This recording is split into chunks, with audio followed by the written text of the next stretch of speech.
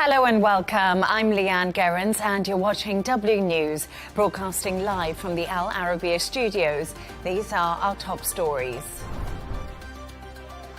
Protesters shut down roads across Israel, demanding a deal to free hostages as global pressure grows over the war in Gaza.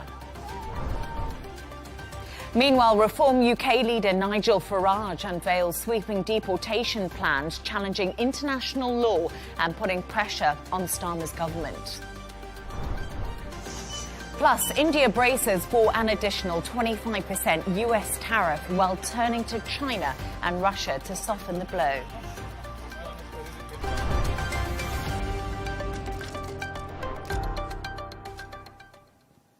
Now, protests have erupted across Israel today, with demonstrators blocking major roads and rallying outside ministers' homes, demanding a deal to free hostages held in Gaza.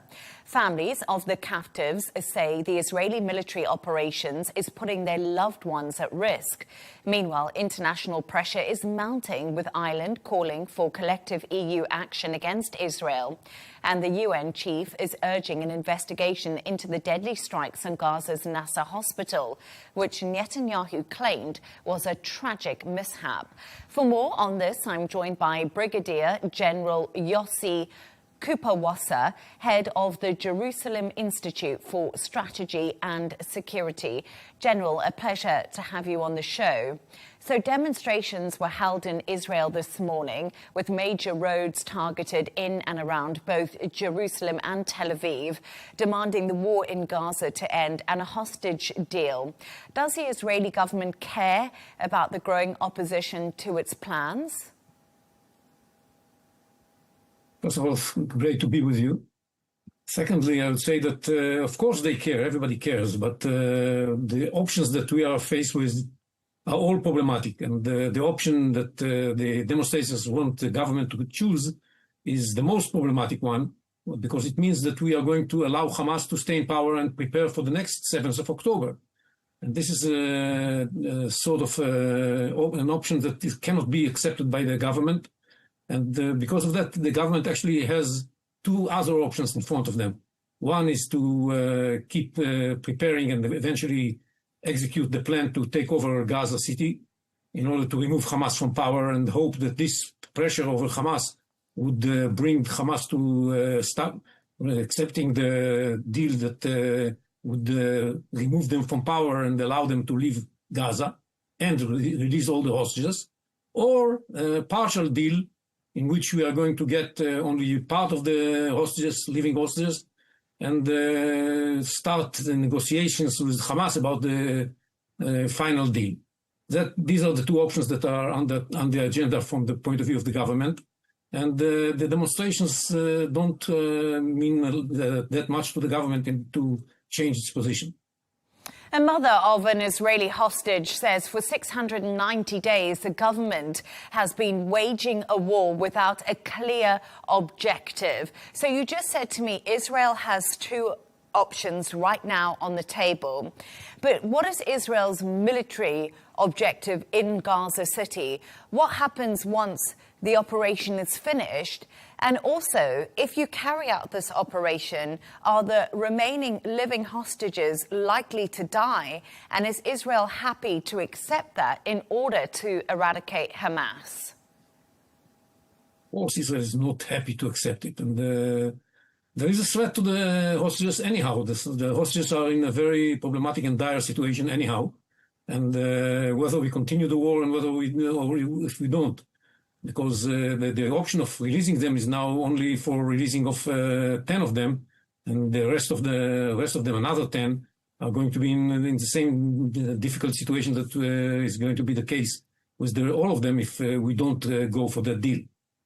The military goal is very clear: to remove Hamas from power and to make sure that the hostages are released in the context of a deal that would be done in order to allow Hamas to rescue themselves and move to another country and do it safely while releasing all the hostages. That's the deal that Israel is ready to make, because Israel understands that leaving Hamas in power in Gaza after what they did on 7th of October is is totally unacceptable.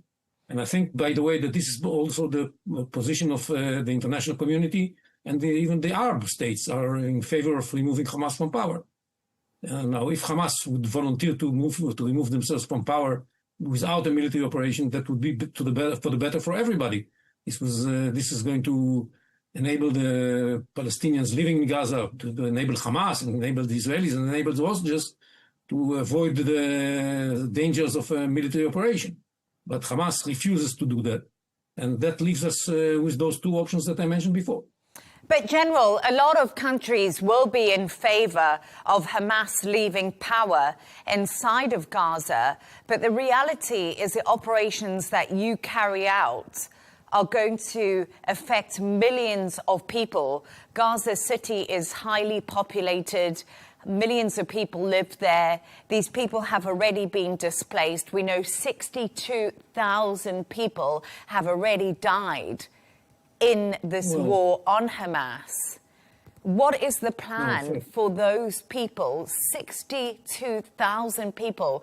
And the UN and other world bodies said there's a famine now in Gaza City. Is Israel concerned about the lives of those people? First of all, those numbers are questionable. I would say that these are Hamas numbers, and they include a lot of terrorists that were killed as well. This is not all civilians. Most of them or many of them are terrorists. I don't know if most, but definitely many of them are terrorists that were killed during the war. And same with famine. There are problems in Gaza, of course, but there's no famine. And you can look at the situation. It's of course not any. I wouldn't recommend anybody to be in Gaza right now, but there's no famine over there. And regarding the plans for the population, of course, what we plan to do is to make sure that the civilians in Gaza are away from out of harm's way.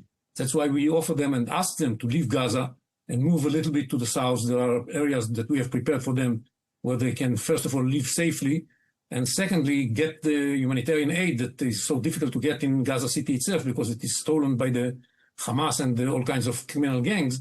We offer them the opportunity to get the humanitarian aid safely in the areas that we have prepared. And many of them are living now the Gaza City area and moved to this safer area that we have prepared south of Gaza City. And we hope that more of them will. That's why we don't start the operation. We wait for the civilians to leave. We want to make sure that only Hamas terrorists are left in the Gaza City itself, so that we shall be able to launch a war that will convince them to give up and release the hostages and move outside of Gaza. That's the plan. And, we are in the midst of this effort to convince them to leave.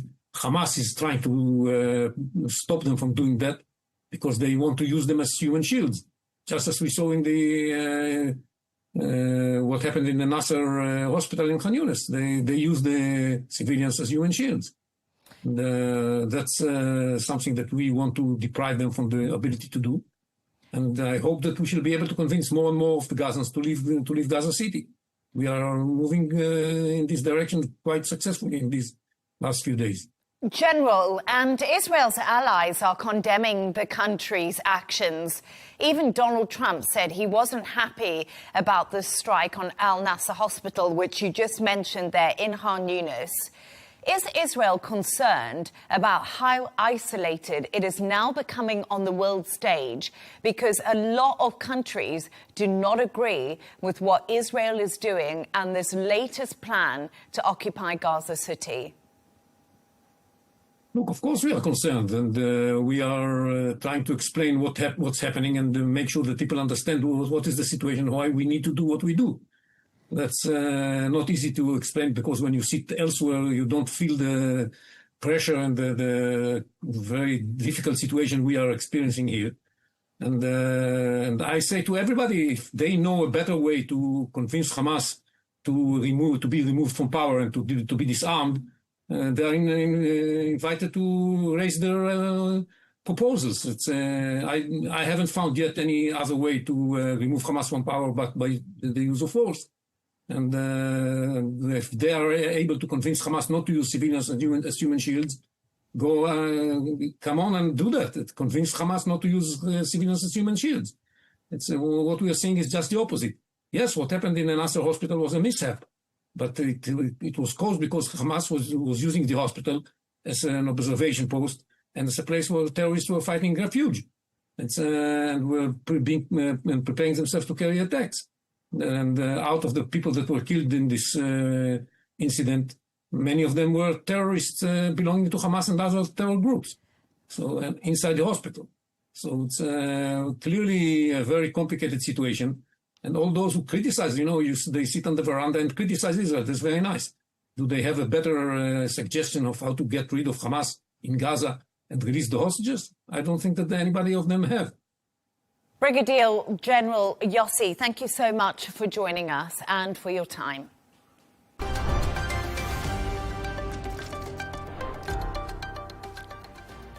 Let's take a look at some of the other stories making the headlines today. A manhunt is underway in Australia after a shooting left 2 police officers dead. The officers were part of a team of 10 who were carrying out a search warrant in Victoria State when the shooting occurred. Authorities say the suspect is heavily armed and considered extremely dangerous. Australia has expelled Iran's ambassador and is accusing Tehran of being behind anti-Semitic attacks in Sydney and also Melbourne. Prime Minister Albanese called the acts dangerous aggression, while Iran denied the claims and warned of retaliation. And US President Donald Trump says he will remove Federal Reserve Governor Lisa Cook, claiming she made false statements on mortgage documents. Cook has fired back at Trump, refusing to resign, saying Trump has no authority to file her.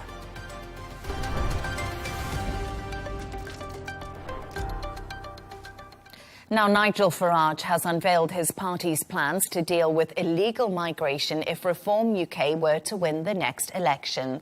He claims men, women and children will be deported if they enter the country unlawfully.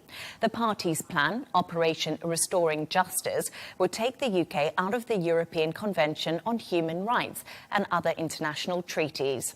The Reform UK leader says detention centres will also be built on military sites to speed up removal. Take a listen to some of his speech from earlier today. And unless we start deporting people, I predicted this would turn into, and yes, I use the word, invasion. But 180,000 people later, what other word could possibly describe what has been going on? It is an invasion, as these young men illegally break into our country. The mood in the country around this issue is a mix between total despair and rising anger. And I would say this, that without action, without somehow the contract between the government and the people being renewed, without some trust coming back, then I fear deeply that anger will grow. In fact, I think there is now, as a result of this, a genuine threat to public order. For more on this, I'm joined from London by Deputy Leader of Reform UK, Richard Tice. Richard, good evening to you, and thank you so much for taking the time to join the show this evening. So Good evening. So big promises made today by Farage, 600,000 people deported in 5 years, offering him £2,500 for doing so, at the cost of £10 billion over that time frame. Richard, is this actually achievable, and where is the money going to be coming from? Well, we know that this sort of policy works because it's a variant of what is working rather nicely in the United States of America. And actually, over a 5-year period, we will save billions of pounds because whilst the cost of doing this is 10 billion, actually 7 or 8 billion at least is being spent every year dealing with the illegal migrant crisis. It is a crisis in the United Kingdom. And by leaving the European Convention on Human Rights, by scrapping our own Human Rights Act and derogating from other international treaties, so that what we do, we've got to stop the human rights lawyers who at the moment have been frustrating all attempts to remove people who are in the country illegally. And the definition of a sovereign independent nation is one that has strong borders, that knows who's coming in and who's going out. And at the moment, in the United Kingdom, frankly, we've got no idea. And we've got probably, give or take, we don't really know, 1 million people in the United Kingdom illegally, working, suppressing British wages, consuming our housing and our public services, and regrettably, in some cases, carrying out criminal activity. And this is an emergency, and it requires extraordinary emergency powers to deal with it. And the reason we're leading in all the national polls is the British people trust Nigel Farage and Reform UK to get this difficult job done. Absolutely. But to make deportations easier, as you just said to me, Richard, Reform is promising to leave the European Convention of Human Rights. Now, the Lib Dem leader says by doing this, Farage is following his hero, Vladimir Putin, and Winston Churchill would be turning in his grave. Does he have a point here at all? Ludicrous statements by an irrelevant politician in the United Kingdom.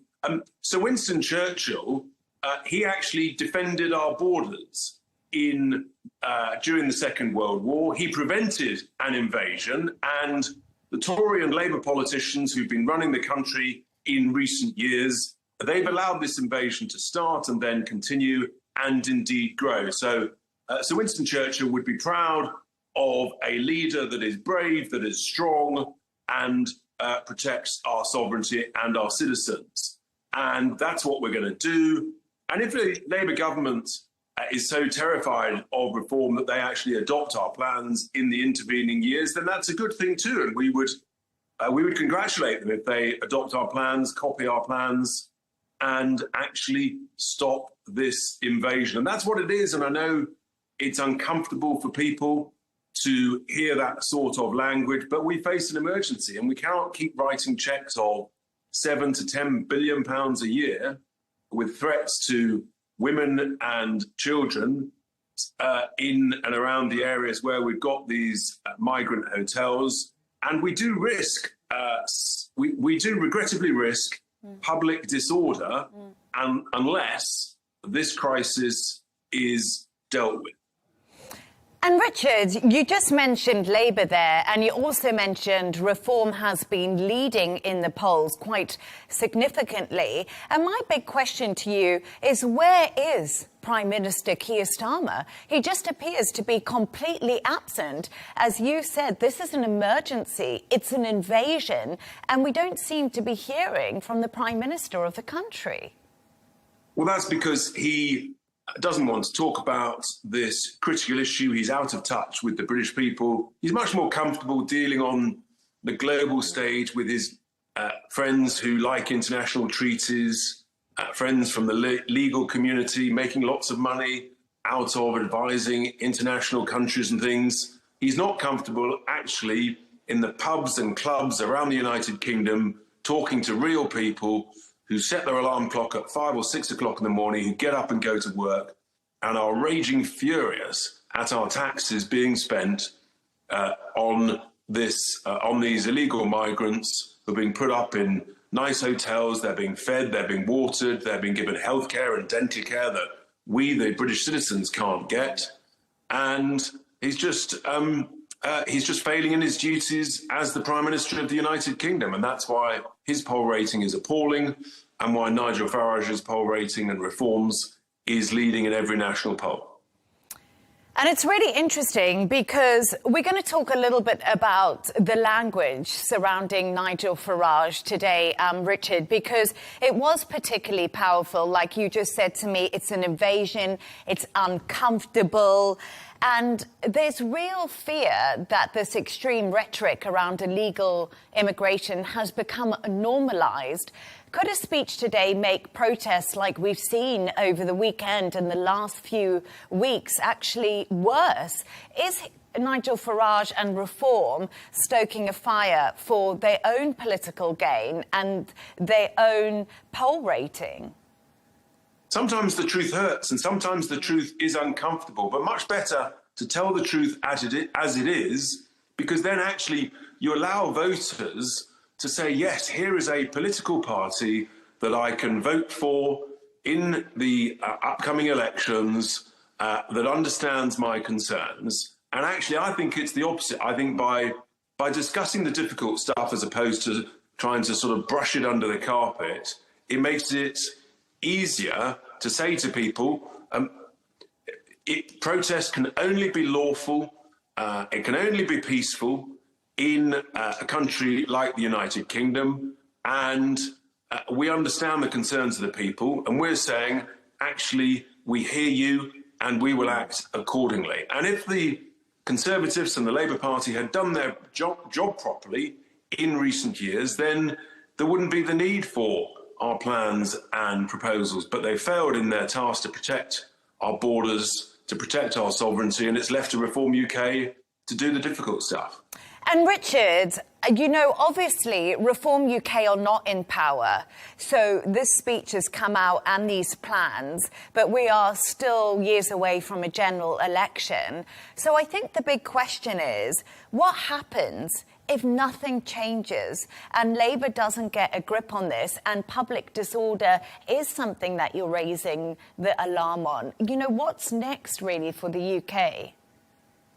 Well, we've got elections next May, what we call local council elections. We've got elections in Wales and Scotland. So that is the next outlet where we're saying to voters, if you want change, you've got to vote for it. If you want reform, you've got to vote reform. And so do that. Let us run more councils. Let us run Wales and Scotland. And then we can prove the point that we can run things, we can get stuff done, we can save money on wasteful government spending and wasteful council spending, and in a sense prove ourselves. And there's nothing better than the proof in the pudding. We all come from the world of business. We understand how to get things done, to make things happen.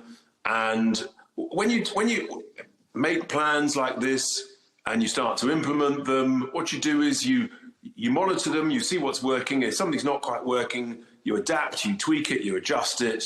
What you don't try and do is cover stuff up, and that's what politicians have done in this country for too long, and we're going to change that.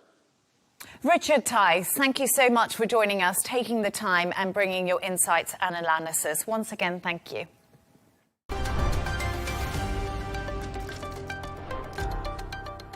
India faces a looming 25% US tariff set to hit tomorrow as trade tensions with Washington escalate. Markets do seem to be unfazed, but New Delhi is turning to China and Russia to help soften the blow. India is also fast-tracking domestic reforms to strengthen its economy ahead of the impact. For more on this, I'm joined by Derek Grossman, Professor of International Relations at the University of Southern California. Derek, thank you so much for joining me. So India is bracing now for an additional 25% tariff on shipments to the US. Why is the Trump administration increasing trade pressure on India? And why hasn't India made a deal?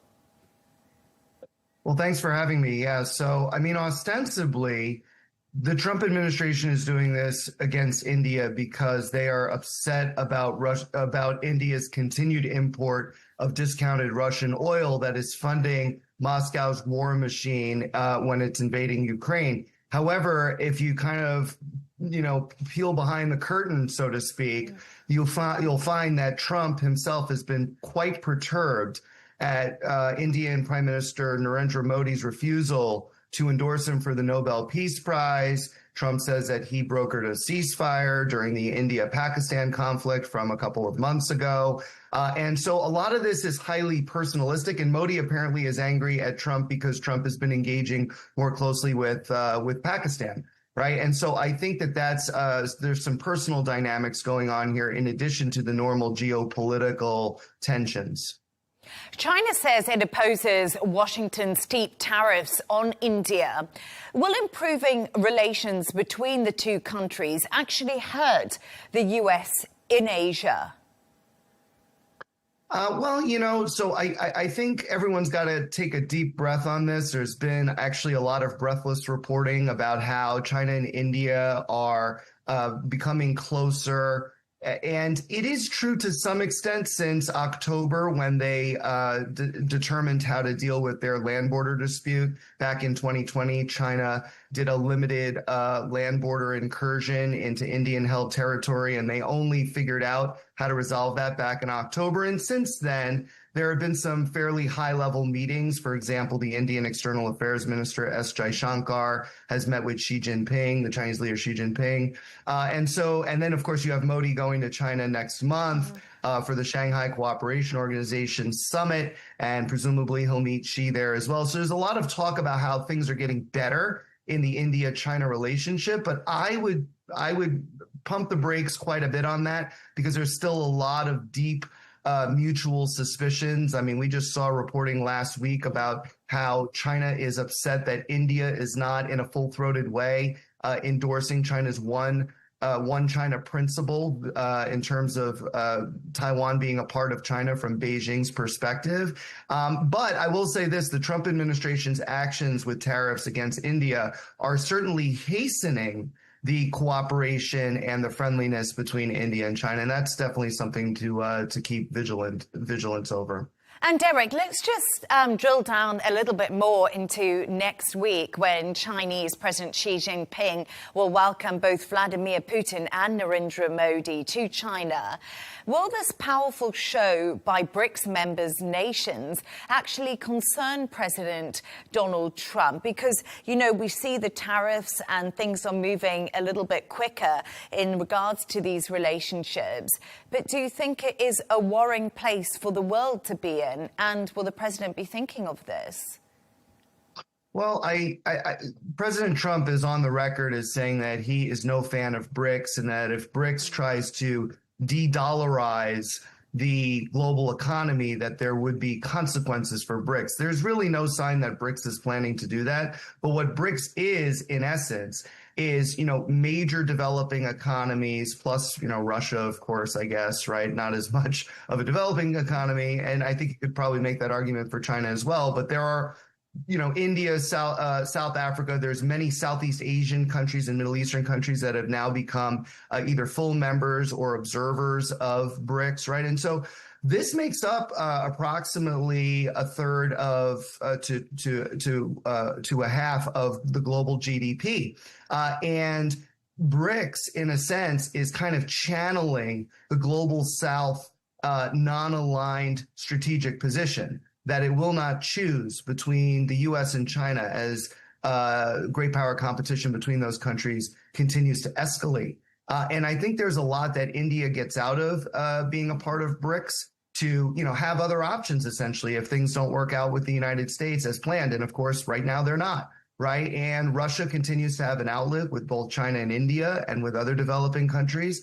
So there's a lot of reasons why BRICS is probably going to continue apace. And, you know, if you had asked just a couple years ago, what's the deal with BRICS, most people would have said, there doesn't seem to be much energy in it. Maybe it's actually falling apart quietly. But now, with the Trump administration in power in the United States, it seems much more likely that the BRICS is going to continue to put its arms around each other to deal with the negative impact of Trump's tariffs and anything else that may come from the United States. Yeah, brilliant analysis. Very true. I think a lot of us did think BRICS had lost a lot of energy. But just finally, Derek, before I let you go, India has tested a nuclear-capable missile ahead of Narendra Modi's visit to China. My big question here is New Delhi signaling before the highest-level talks with China? Should we be concerned that they both nuclear countries?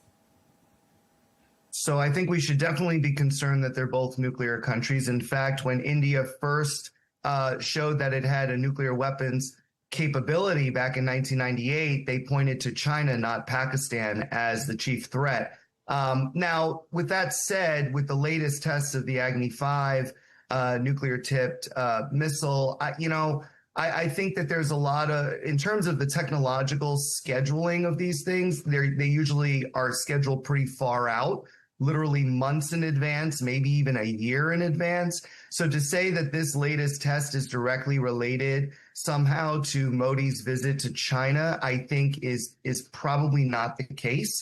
But I think that the timing maybe coincidentally helps because it demonstrates to China that India's deterrence capabilities are growing, and that even though the two countries are beginning to put aside their differences on the land border and try to get back to cooperation as normal as it had been prior to 2020, that India still has options if things were to go in a negative direction once again. I mentioned Taiwan earlier, but there are other reasons to believe that India is worried about what China is doing, namely within its own region, dealing with countries like Maldives, Sri Lanka, Bangladesh, and of course dealing with Pakistan, right? And India has felt increasingly encircled by China's presence within its own region. And so that's something to keep in mind going forward. Derek Grossman, it was absolutely brilliant to have your insights. Thank you for all of your analysis and the time you took to talk to us. Once again, thanks. Thanks for having me. Now, Donald Trump has threatened tariffs and export restrictions on countries targeting US tech giants like Google and Apple. The warning puts pressure on the UK and EU countries, including France, Italy and Spain, while Canada has already scrapped its digital services tax. Trump also singled out China over rare earth magnets, raising tensions amid a fragile US-China trade truce. So I'd just like to say, for more on this, I'm joined from Delaware by former Trump state campaign chair, Rob Artlett. Rob, thank you so much for joining us. So before we get into tariffs, right now we're hearing about President Donald Trump apparently sacking the Fed governor, Lisa Cook. She's refusing to step down. What is happening here? Has Lisa Cook now left the Fed? Yeah, it's a great question, and always a pleasure to be with you and your audience. And look, the bottom line is that President Trump is focused on doing what he can to empower the consumer here in America. And if that means lowering interest rates and doing various things economically to empower the affordability for the American people, that's what he wants to do.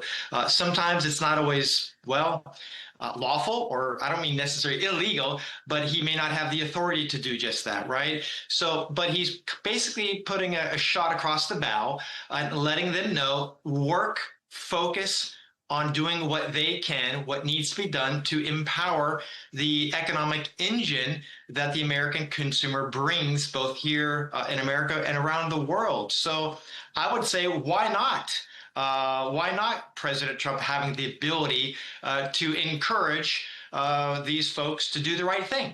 And in his mind, yes, there is some separation from a legal viewpoint, but I say he's got the bully pulpit, as it is said. He's got a really big, powerful microphone, and he's letting everybody know here in America and around the world that he is going to continue to focus on, quote unquote, making America great again and making the American consumer affordable again. So I welcome these conversations because at the end of the day, it's going to empower the American consumer. And I think that's where his best interest is, and that's where his heart lies, in my opinion. Okay, Rob, but you didn't answer my question. Has he fired Lisa Cook, and will she leave the Fed? And is he even able to do this? What is the exact... We're hearing all different reports, but has Lisa Cook left the Fed, yes or no? The answer to that is no. As of this reporting, as of this moment, I'm not aware of that. As a matter of fact, it is stated that she is not going to step down. Does he have the authority to fire her? We shall see. There is certainly a lot of opinions as it relates to that. But I think really what he's after is just a solution to bring down the inflation, continue to bring it down, make America consumer things more affordable, interest rates, housing, everything across the board, just more affordable for the consumer. And I think that's where his focus is. So we shall see. There's a lot of opinions whether he has the authority to do so or not. But if she's not going to step down, can he fire her? And if he does fire her, will she leave? We shall see. Stay tuned, right? Yes, indeed. I will, of course, be staying tuned, Rob. But CNBC is speculating that the Fed Chair Jerome Powell could actually lose his job for not getting rid of Cook. We know Trump has accused Powell of not cutting rates fast enough. He calls him Mr. Too Late. We know that there's no love lost between these two men. Is this a likely scenario? Could we see Jerome Powell gone? It's possible, but again, does President Trump have the authority to do that? So there's always varying opinions, as you know, both political and legal. But I think that, again, President Trump he's frustrated, and I think he's frustrated because in my mind, he really doesn't have the authority, even though he's trying to convey the authority. So, around the world, many other economic countries have reduced their interest rates, and America is behind the curve on that. And he's very frustrated why the Fed is not doing just that, lowering the interest rates, making mortgages, making consumer borrowing more affordable for the consumer to spend more. And I think that's what President Trump wants by doing so. So again, there's varying opinions on it. And I think it's always fun and always very fascinating to see the legal fight and the political fights here in America as far as what's going to happen and how it's going to happen. And also, when is it going to happen? Yeah, absolutely. But let's talk a little bit about tariffs, because I find it interesting that Donald Trump is thinking about the American people and wanting to bring prices down. And this is his big issue with the Fed, not cutting interest rates. But a lot of the reason the Fed isn't doing this is because of tariffs and because of the uncertainty in the economy. Despite the data that we've seen from the US economy, this is forward-looking when the Fed looks to cut rates. So that's something we really need to think about. And this is a conversation the central bank is having. So do you not think that Donald Trump's tariffs are somewhat to blame for the reason the Fed isn't cutting? Well, that's the excuse that they're giving. But the reality is, how is it going to really impact, I would say. And tariffs are just that. It's coming from an international or a foreign entity coming into America. But look, the reality is the Feds have the authority to reduce interest rates for the American consumer. And I think, look, they have the authority to raise them as well. So in my mind, let's bring them down. Let's make housing more affordable. On a personal note, my son, who's actually in the military, who's deployed currently, internationally speaking, he just reached out to me just yesterday to say, Dad, I want to buy a home when I get back from my deployment. And so we're having that very conversation for him, as it relates to these interest rates. And, what I also do for a living outside of this, for you and your network and others, I actually am a real estate broker. So I actually live this day by day, week by week, and month by month for my own clients, personal clients. So it matters when you bring down those interest rates. More people have the affordability to purchase a home and live the American dream. So look, the Feds can use any excuse they want, but more Americans, it's very difficult for them to afford a home, both purchasing as well as renting. And the Feds have the authority to adjust these rates and make it more affordable for the consumer. So they should, in my opinion, and if the tariffs create a negative impact, then they can raise the rates, correct? Just as much as they can lower them. So, Rob, it's really good to know that you can talk to me about Donald Trump and you could possibly also sell me a house one day. I absolutely love that knowledge on you. I wasn't aware. Rob Artlett, always brilliant to talk to you. Thank you so much. My pleasure, as always.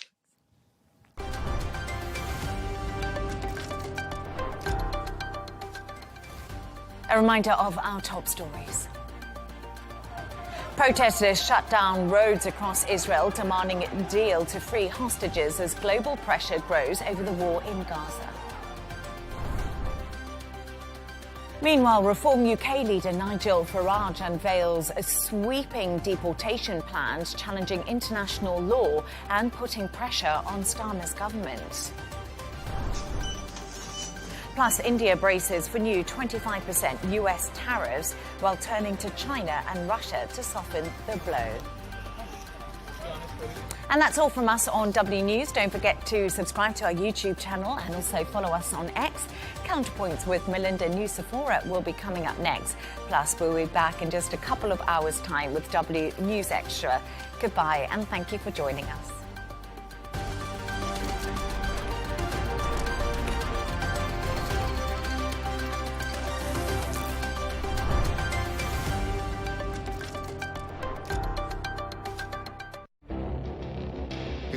like decades are passing by in a matter of weeks.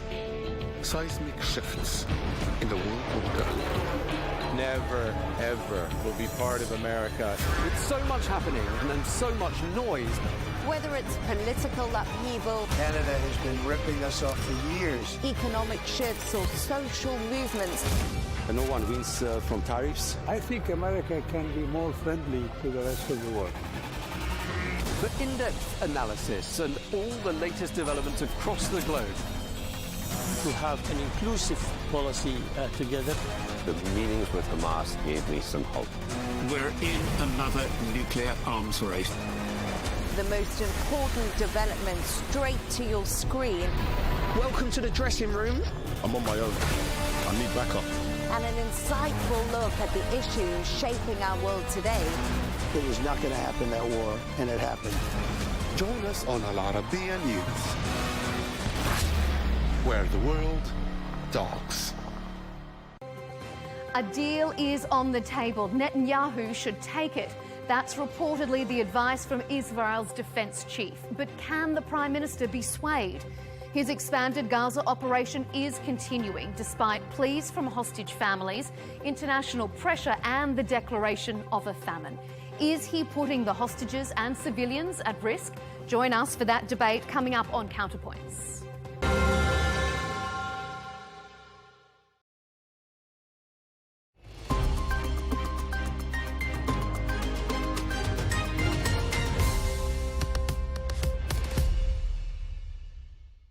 Hello and welcome. I'm Arabiya Alami and this is The Dailies, where we take a look at important news stories, reports, analyses and articles published in newspapers and media outlets across the world. Today's headlines were dominated by President Trump's dismissal of Federal Reserve official Lisa Cook, with many outlets analyzing the implications for the Fed's independence. Another prominent story covered Trump's order directing the National Guard to prepare for a more active role in responding to potential civil unrest across the United States. Meanwhile, major ongoing international issues, including the conflicts in Ukraine and Gaza, continued to command extensive media attention. We'll start with the New York Times, which published a report explaining the legal fight created by President Trump's decision to fire Federal Reserve Governor Lisa Cook. Normally, Congress only allows Fed officials to be removed for cause, meaning serious misconduct. Trump claimed Cook was tied to mortgage fraud, though she has not been charged, and she refuses to step down. The report highlights what legal experts say, that the firing may not meet the legal standards, setting up a possible court case. The piece reviews past rulings, also including a 1935 decision that limited presidential power, but notes that the Supreme Court has recently allowed Trump to remove leaders of other agencies. The report underscores the Fed's special protections, making this case an important test of presidential authority and the independence of financial institutions. The Guardian published an explainer analyzing President Trump's decision to fire Federal Reserve Governor, framing it as part of its ongoing effort to influence the central bank's interest rate policies. Experts warn that removing Fed officials for political reasons threatens the institution's independence, which is crucial for managing inflation and maintaining economic stability. The piece highlights historical examples showing how political pressure on the Fed previously worsened inflation or required painful but necessary measures. The explainer quotes experts who argue that interfering with the Fed could disrupt financial markets, raise borrowing costs, and undermine public confidence in monetary policy. The piece emphasizes the potential legal and economic consequences of Trump's actions. Not surprisingly, The Economist also had something to say about Lisa Cook's dismissal. In its editorial, The Economist contends that Trump's crusade against the Federal Reserve will be self-defeating. The piece explains how President Trump's push for lower interest rates is clashing with the Federal Reserve's independence. Trump has persuaded the Feds to cut rates, even moving against Fed officials like Lisa Cook. Chair Jerome Powell, who steps down next year, has resisted, though his latest tone was softer. Economists worry that political interference could damage the Fed's credibility, making inflation harder to control. And the irony, as the article argues, is that Trump's efforts may backfire, weakening trust in the Fed and keeping borrowing costs high, even as U.S. debt and deficits grow. Moving on to the Washington Times, which reported today on President Trump's new executive order aimed at tackling what he calls a national crime emergency, first declared in Washington, D.C. earlier this month. The report details the executive order, which includes the creation of a specialized D.C. National Guard unit focused on public safety, overseen by Defense Secretary Pete Hegseth. The order also extends to multiple federal agencies, apparently. Department of Housing and Urban Development will investigate housing safety. The Transportation Department will set up transit inspections, and the National Park Service will increase park police staffing.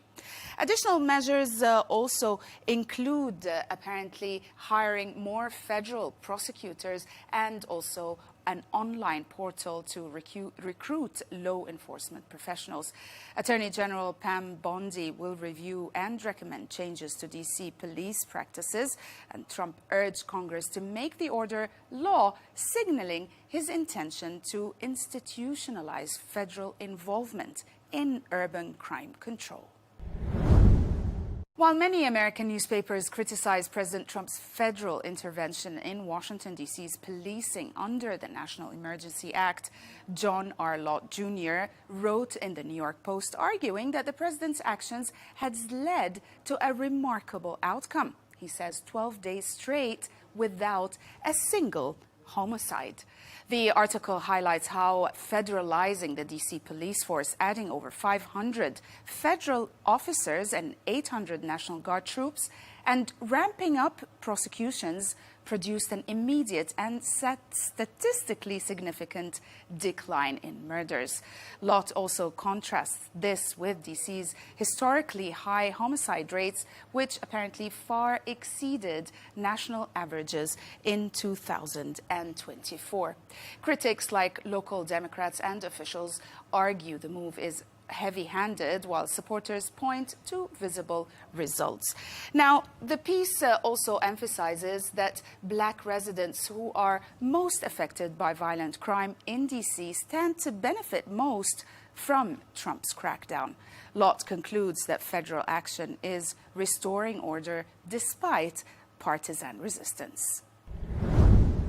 Moving on to the Middle East conflict, Thomas L. Friedman wrote in the New York Times, delivering a stark critique of Israel's ongoing war in Gaza, arguing that it is not only costing Palestinian lives, but also destroying Israel's global standing and dividing Jewish communities worldwide. He highlights the recent strike on Nasser Hospital, which killed civilians and journalists, as a symbol of Prime Minister Benjamin Netanyahu's strategy to prolong the war for political survival. Friedman contends that with Hamas largely weakened, continued strikes on lower-level fighters only worsen civilian suffering. He warns also that Israel risks becoming a pariah state, facing growing hostility abroad, ruptures within the Jewish diaspora, and fractures in U.S. politics. Ultimately, Friedman suggests that the campaign is less about national security and more about Netanyahu's grip on power. On a related subject, the Jerusalem Post examines in its analysis Israel's precarious position in international courts over its actions in Gaza. Despite a rare legal win at the ICC appeals chamber in April 2025, Israel's delays in reporting IDF investigations, controversies over humanitarian aid, and incidents involving killing journalists weakened its case. The ICC continues to pursue arrest warrants for Prime Minister Netanyahu and former Defense Minister Gallant, reflecting the delicate balance between politics and law. The piece highlights that while Israel missed an opportunity to shape the narrative at the ICC, it still has a chance to present a stronger, more transparent defense at the ICJ, which is handling broader allegations, including genocide claims, through January 2026. Gillian K. Melchior tries to explain in her article in the Wall Street Journal why Ukraine refuses to surrender Donetsk despite Russian demands. She argues that Putin's insistence on claiming territory his forces haven't conquered shows weakness and not strength. Donetsk remains vital because of Ukraine's fortress belt, a heavily fortified defense line built over a decade. And history taught the Ukrainians that concessions only fuel further Russian aggression, as seen after the 1994 Budapest Memorandum and broken ceasefire promises. Also, polls show nearly 80% of Ukrainians reject territorial compromise, fearing it would invite genocide and more invasions. The article also highlights concerns about Western pressure for concessions, also doubts about Europe's military commitment and the strategic danger of losing Donetsk. Melchior concludes that for Ukraine, holding Donetsk is about survival, not negotiation.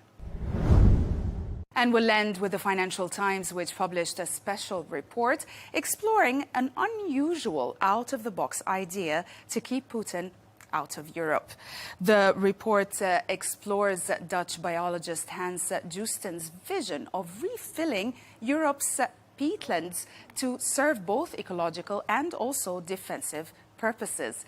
Justen argues that re-wetted bogs can act as natural barriers against military invasions, citing historical examples from Prussia and Ukraine, while simultaneously reducing carbon emissions and supporting biodiversity. The piece highlights tensions between environmental goals and national security planning, noting mixed reactions across Germany, Poland, and also Estonia. Justen advocates a balanced approach, leveraging wetlands to slow potential aggressors like Russia, mitigate climate change, and also provide economic and ecological benefits, while addressing local concerns over land use and livelihoods. That's it for today. Thanks for watching.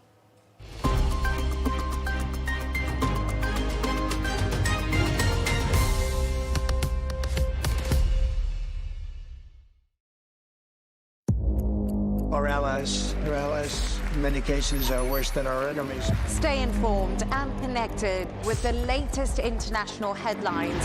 There obviously is a risk. From breaking news to in-depth analysis, it would appear that this war is coming to an end. Who buys this stuff? Investors, pension funds. We deliver the most important developments straight to your screen. Iran always wanted to deal with militia.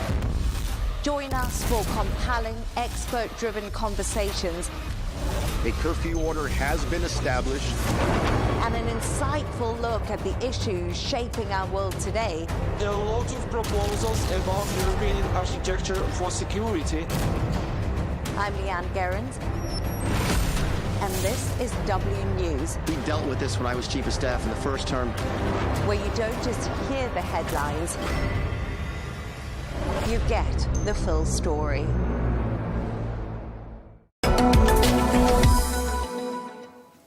Well, we are delighted to be joined now by Thomas Flohr, who is the founder and chairman of VistaJet. He joins us from Milan. Thank you very much indeed for joining us, Mr. Flohr. Very exciting news for VistaJet. What does this mean for your company?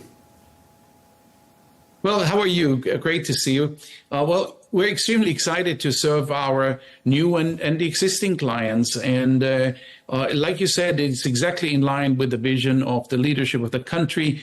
Obviously, with our global fleet, we have the infrastructure, we have the operations in place to immediately start serving. We actually already had our first flights in the country. And, on the back of the first half of 2025, we saw a 32% increase in our program members in the kingdom year over year. And that's kind of like highlighting the drive and demand for both domestic and the global flying that is coming from the country. And when you say your program in Saudi Arabia, what does that mean? People who've bought into a sort of a subscription, a membership, how does it work? That's exactly right. So typically, we're making it very, very simple for our clients. Rather than having to buy an airplane or a fraction of an airplane, they just buy the hours they need. It's a 3-year subscription, and they buy as many hours on whichever airplane serves them best, and they can use them anywhere in the world, whether it's being in the kingdom or in America or in Asia or in Europe. It's a global, simple membership. Very short contract, and it allows having access to our fleet of approximately 250 aircraft, no matter where and within shortest notice. So what does your arrival in the Saudi domestic market mean for Saudi Arabia? Well, it really brings the quality of operation that Vista has established since now more than 20 years on every continent around the world. And we can now offer exactly the same operational and service quality that we do anywhere else in the world. And so, as I mentioned earlier, it is our international clients that can now continue to use Vista within the country. And it's, of course, our very loyal and long-term Saudi client base that we have that can now use us within the country. And obviously, we're very excited to welcome a whole lot of new clients, being it large corporations or ultra-high net worth individuals, family offices that can join the Vista program. I imagine you're pretty streamlined, but nevertheless, you're going to have some sort of a presence on the ground, I'm assuming. I mean, will you be hiring during the course of the next few months? Of course, we in anticipation, we have been hiring. Our leader from a Salesforce point of view is actually Saudi since many years, so we have an advantage right there. And we're an attractive place to work for. So we'll continue to add to our Salesforce, continue to add to our operational infrastructure as the demand will be growing for our local operations. Let's talk a bit about your future Saudi operation. I mean, what do you expect are going to be the main routes? Well, I think it's definitely between the main cities in Saudi, but also, there are some smaller airfields and smaller areas where, either investors or business people need to get to very, very efficiently, maybe only stay for 24 hours and fly straight back to Riyadh or Jeddah. It's exactly that what we're serving within the country, making it so much more palatable and easy to use private jets within the country, and most importantly, in a very efficient way. Tell us a bit about what it's been like getting set up in Saudi Arabia. What have been your main sort of takeaways? Well, it has been an incredibly pleasant experience to work with the Gaga and the leadership in this process. It's a normal process that we have to go through. There is a lot of diligence. There is a lot of detailed understanding exactly how we operate. And that has been done in an extremely transparent way. And obviously, we're extremely pleased to have been awarded the license to fly within the country and now serve the country with our fleet, the famous silver with a red stripe fleet, and its impeccable service standards that we offer already everywhere else in the world. Yeah, the very first foreign private jet operator to be given that award, that privilege. I want to ask you, I mean, you've touched upon this a little bit already, but who do you see as being sort of the typical VistaJet client? I mean, do you think the profile of the typical VistaJet client in Saudi Arabia will be any different from anywhere else in the world? Not really. I mean, we have 15 years of experience flying into Saudi from an international aspect, and we have a very significant customer base of Saudi companies and Saudi family offices or ultra-high net worth individuals that have chosen the Vista subscription over buying an airplane. And I think it's on the back of that 15 years experience that also impressed the authorities that we already have, and that we're now expanding into these local flying opportunities. So I expect very much the same type of client between corporations that don't need to put an aircraft on a balance sheet. Think about it. When you buy one airplane, it's very often, I always say, it's difficult to decide which one you fly, and you buy let's say a mid-range airplane. It takes you nonstop to Europe, but if you need to go to Asia or to America, you can't do it nonstop. You need to stop somewhere. But then again, if you buy an ultra long range, let's say Global 7500, our leading product, you get nonstop to America or to Tokyo, but do you really need to fly from Riyadh to Jeddah on a 7500? The answer is no. And that's exactly the Vista advantage, where you choose the airplane right for your trip. And, Challenger 350 is perfectly fine for a shorter hop, and the ultra long range can be covered. So if you subscribe to our Vista program, you dedicate for a specific flight the airplane which is best for you. And that's incredibly efficient, and also from a cost point of view, much less expensive than owning a full aircraft. And you have the subscription 365 days a year. We all know aircraft are not available 365 days a year. Maybe they're available 310 days.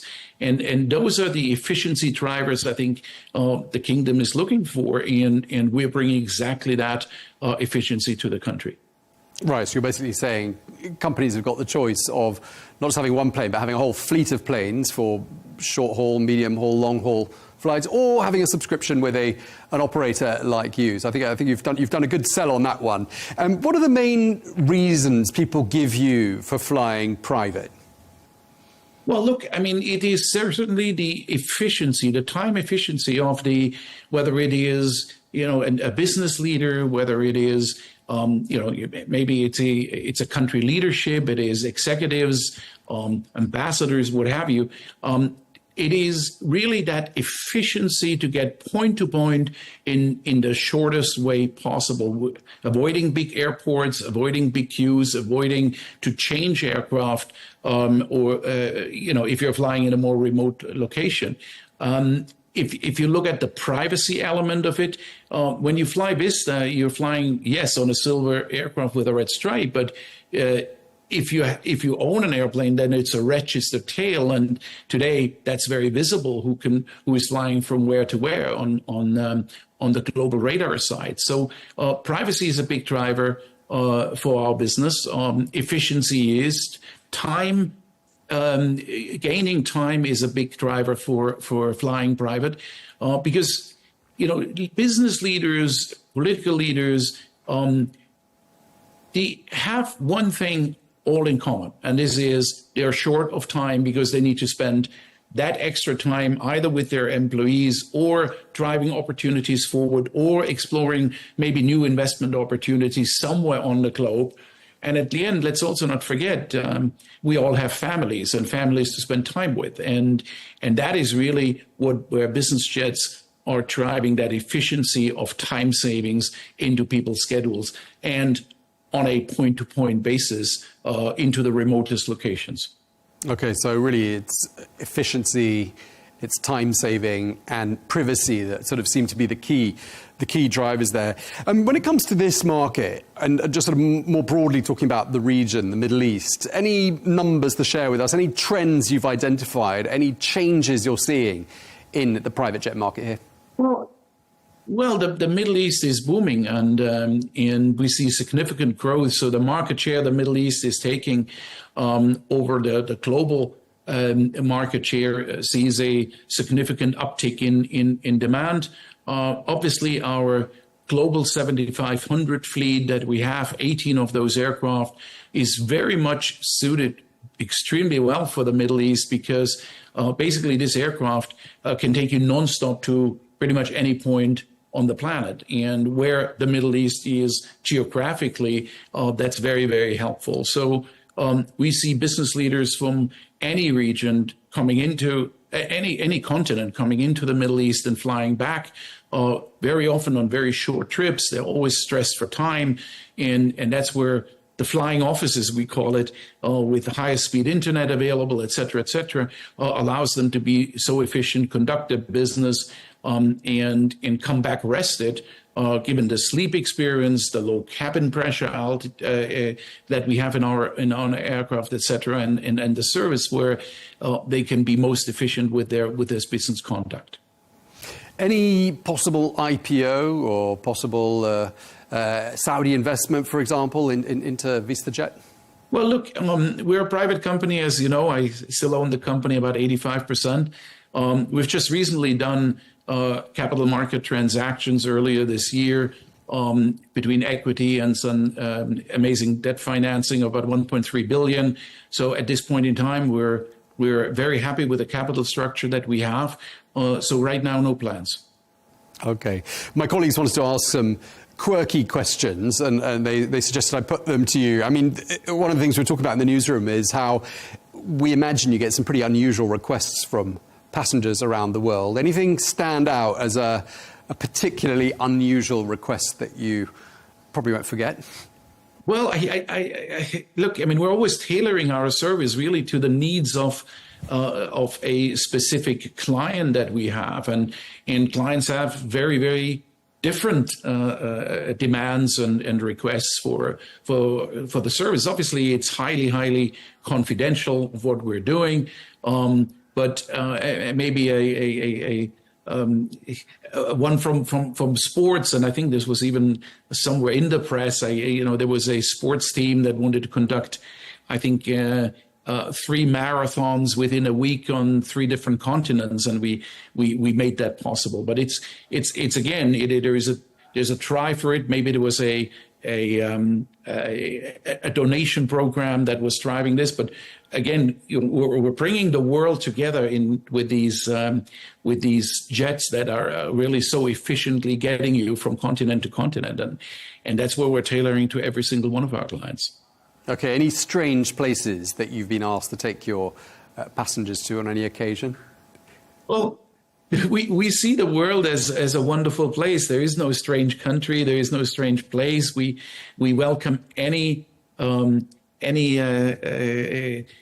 base in around the world and from their background, and that's why maybe that's the original Swiss element that we bring to the table as being neutral. And we're flying to 196 countries per year. So for us, there are no strange places. There are maybe sometimes challenging places to fly to.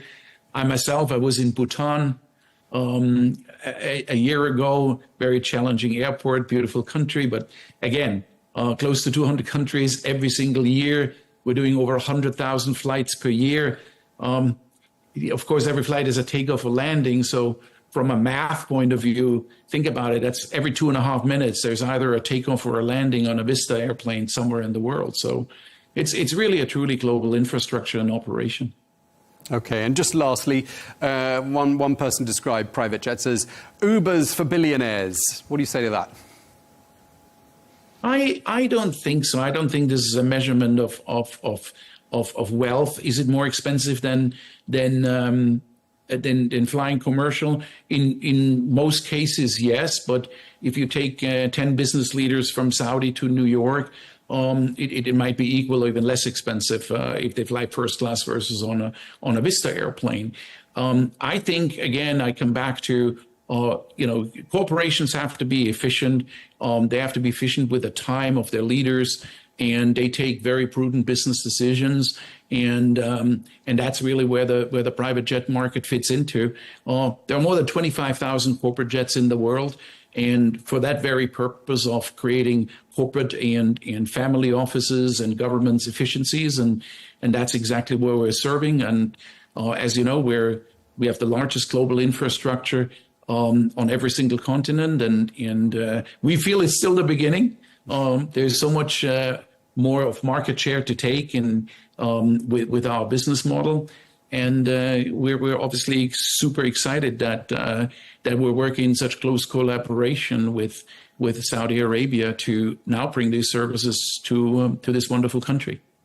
Okay, well, many congratulations again for being the first private jet operator to be allowed to fly point-to-point domestically within Saudi Arabia. Thank you very much indeed for your time. Thomas Flohr, the founder and chairman of VistaJet.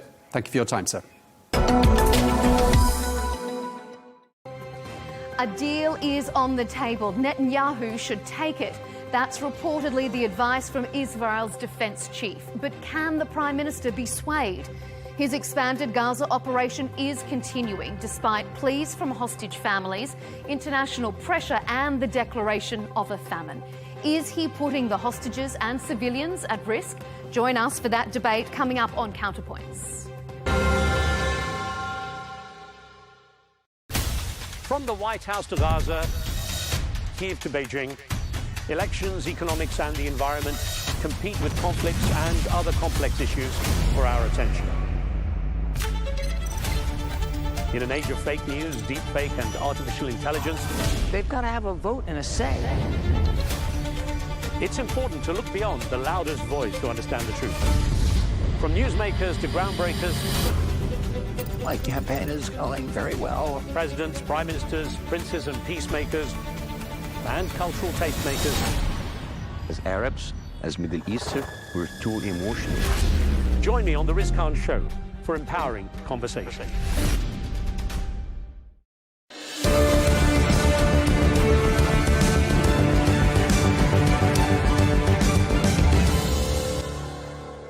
Hello and welcome. I'm Riz Khan. The Trump name is a loaded one and carries with it both positive and negative traits, depending on your view of the current US president.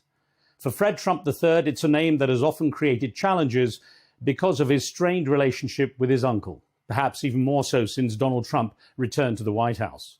Fred is a passionate advocate for people with disabilities, as his younger son, William, now in his mid-20s, has serious communication and physical challenges. In his book published in 2024, All in the Family, The Trumps and How We Got This Way, Fred said that Donald Trump, in his first presidential term, had told him to let his son William die and move to Florida. Despite the rift, Fred Trump is still keen for his uncle to support his advocacy for disabled people. Although, as he told me, he believes Donald Trump's second term as president is a dangerous one. Fred, it's good to speak to you. It's been almost a year since we last spoke. And at that time, Donald Trump was campaigning. We discussed a lot about what would happen if he got into the White House again. Now, what did you make of what seemed to be, for a lot of people saying, is a decisive victory? Yeah, I don't think it was decisive in terms of the numbers. For sure, it was a very slim majority that he won, which he did. But we've never seen anybody like him who will take a razor-thin majority and turn it into what he's turned it into. And you have to give him credit for that. I mean, I said it in my book all along. He is relentless, and he is going to do many of the things I said. You know, he is full charged, full of energy. And does he make mistakes? In my opinion, yes. He'll never admit that. But he's doing stuff that no other president does. Now, you either agree with it or not, but he's in your face every single day. In your opinion, what defines this presidency of Donald Trump compared with his first term? A couple of things. He surrounded himself with what you may call legitimate cabinet members and folks that were around him. Yes, we've all used the word, guardrails. I was with him often at the beginning of his first term, and you could tell he was not happy with it. He comes from the hard-charging New York City real estate world, and now all of a sudden there are people telling him that there are rules that have to be followed. Second term, all bets are off. No guardrails, no rules. He will take advantage of anything he can. And again, as a Democrat, and I am a Democrat, I've always, since I was able to vote, have voted Democrat. There's a little envy in me, and I have a little Twitter account that has, a few thousand people. And I'm just constantly saying, and it's hard to say, but Democrats have to stop being so principled. They have to learn how to fight like he does. And just selfishly, I was kind of disappointed that the Harris campaign didn't use me a little more, because I grew up in the same neighborhood Donald did. I'm from Queens, and we know how to fight. So and that to use a word that Donald uses almost every day, that campaign, in my opinion, was a disaster. It should have been a victory for the Democrats.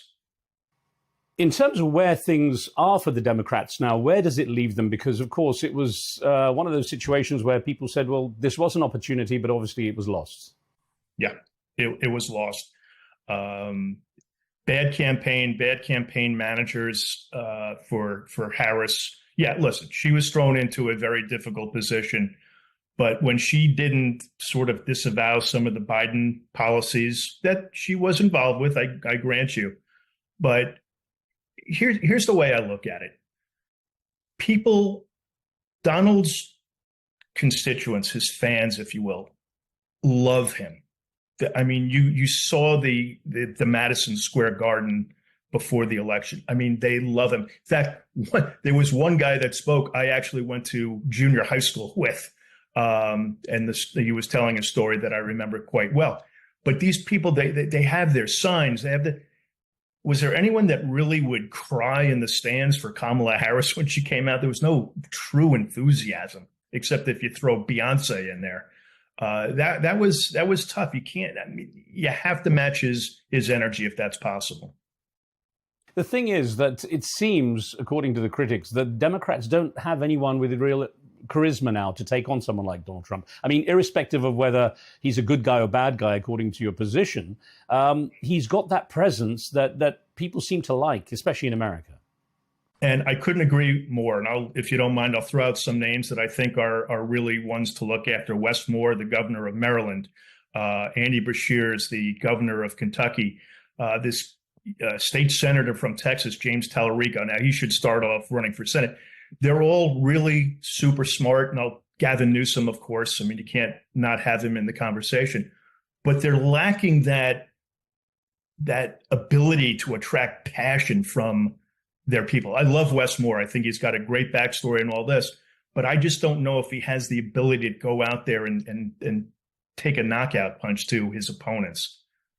We seem to live in a world, though, where, if you like, the strong guy seems to be the hero for a lot of people. We have Benjamin Netanyahu in Israel. He's pretty much doing what he wants. We have Vladimir Putin in Russia doing pretty much what he wants, and Donald Trump in America doing pretty much what he wants. It seems it's a time for these guys who are really strong to just plow their way through. Yeah, there's no doubt about it. And I'm sure that list could be expanded by dozens. I keep saying, and I'm sure you're aware of what's going on with Texas, with the redistricting. And I was, again, on my Twitter feed saying, all right, Democrats, don't just say, oh, if they do it, we're going to do it. Why can't you, instead of being reactive, be proactive? Where's the smart guy in the Democratic leadership that says, hey, I got a great idea. Let's gerrymander 5 seats in California before they even think about it. But it's always, oh, they're doing it. It's terrible. So we're going to do it. We don't want to do it because it's really not the way our principles are. Yeah, I want to win is what I want to do. I want this party to win. Isn't part of the problem, Fred, that politics, the world over actually, but particularly now in America, have become a case of whatever the other side says, we're going to oppose, even if it was originally our idea. It seems to be simply just negating what the other side says rather than coming up with original policies that might actually be bipartisan. I couldn't agree with you more. Unfortunately, certainly in this country, there is very little appetite for bipartisanship. And as you know, my incredible advocacy and passion and wanting to get out there to speak on the rights of the disabled. And I kept saying, it shouldn't be a partisan issue. Disability is going to, in one form or another, it's going to affect every family in this country. Yet there's no consensus on what to do about it. And it's a huge issue. And what I really was disturbed at with the Harris campaign, and again, I had a personalized letter sent directly to her and her chief of staff saying, I'm here.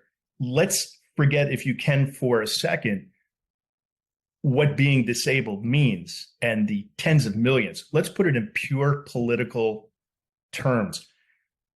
There are 60 million people in America that are afflicted with some sort of disability. That is a huge voting bloc. And believe me, I was involved with many organizations, and all of them are saying, we can't believe that the head of our party right now, Kamala Harris, and the vice presidential candidate, Tim Walz, who has a son who's disabled, I didn't hear them use the word disabled once. So again, if you want to put it in truly political terms, disability is a major voting bloc. Fred, I'm going to circle back round to that in a minute, but let me carry on with what Donald Trump's been doing since he's come into office and how much things have changed since January of this year. Now, a couple of things. First of all, what did you make of his various claims? You know, I'm going to stop wars in a day and so on. Of course, that hasn't happened. What did you make of the kind of broad brush statements he made? Well, if there was anybody out there that believed that, but his MAGA base tends to believe stuff like that. Now we're 6-8 months into it, and we'll see tomorrow if there's any progress. I'm sure he's not thrilled with the fact that he's being played by Putin, as many people are saying. I think he's way too close, and trust me, I'm no expert on the Middle East, but as a layperson, political junkie, I think he's too close to Netanyahu with what's happening right now. I think when you start seeing him tout his stopping the war with Congo or Azerbaijan or that's him trying to make up for the fact that he's not having any success with the two big ones. What about his what seems to be fairly big appetite for the Nobel Peace Prize? Yeah, it's interesting. It really is interesting how that comes up all the time now. I think it's just going back to Barack Obama, who Obama sort of lives rent-free in his brain. Obama, and I disagree with this too, but Obama won the Nobel Peace Prize before he was even president. So I don't know how I think that really drives Donald nuts. And he wants it. There's no doubt. It's a mission for him right now. I've never personally heard him talk about it with me, but it is one of the most forward things in his mind. Yet it seems that many leaders are kind of cozying up to him by nominating him now. It's happened 3 or 4 times where people seem to be wanting to win favor. Why do you think people are so desperate to keep Donald Trump happy? Because he can make them very sad. If you get on his bad side, it could cost you. So I think we see it every time, except for maybe Zelensky. Everybody who goes into the White House, tries to curry favor with him in one way or another. For a lot of people, he seems to be wielding power that seems to be way beyond what most people would have expected the US president to have, that there would be more checks and balances. Yeah, I think those rules are gone for now. And I said early on when my book came out last year that, people don't care as much about the Constitution as they used to.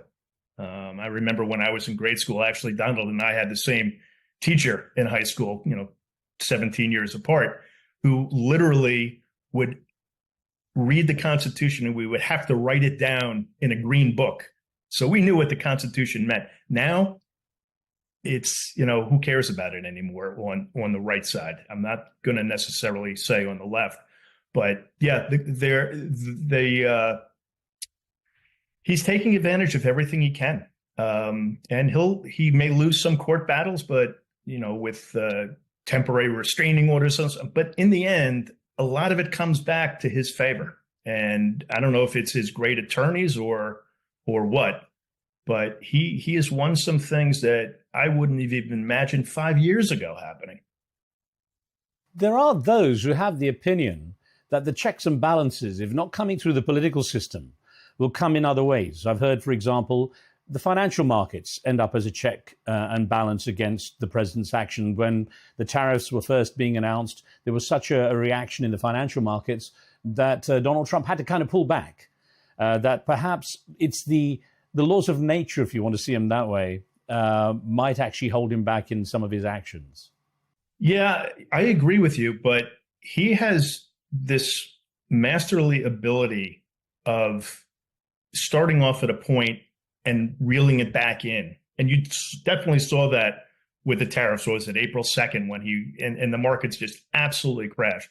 And I cautioned the Democrats saying, A, don't wish for inflation to come, because that's just bad for the American people. But he'll find a way, as I said, to reel it back where what he said is not really what he means.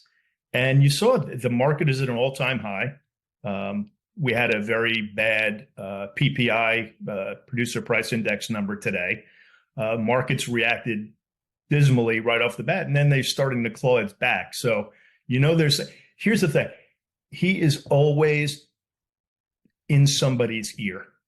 Okay, he'll dial up Goldman Sachs the other day. He'll dial up some other companies. He'll dial up somebody in the government saying, you better write this now, okay? And don't say it was a bad PPI number. It was Biden's number. It was a bad, statistic. He will always find a way to win, to make him look good. And it's a genius. Do they listen? Do you think everyone listens?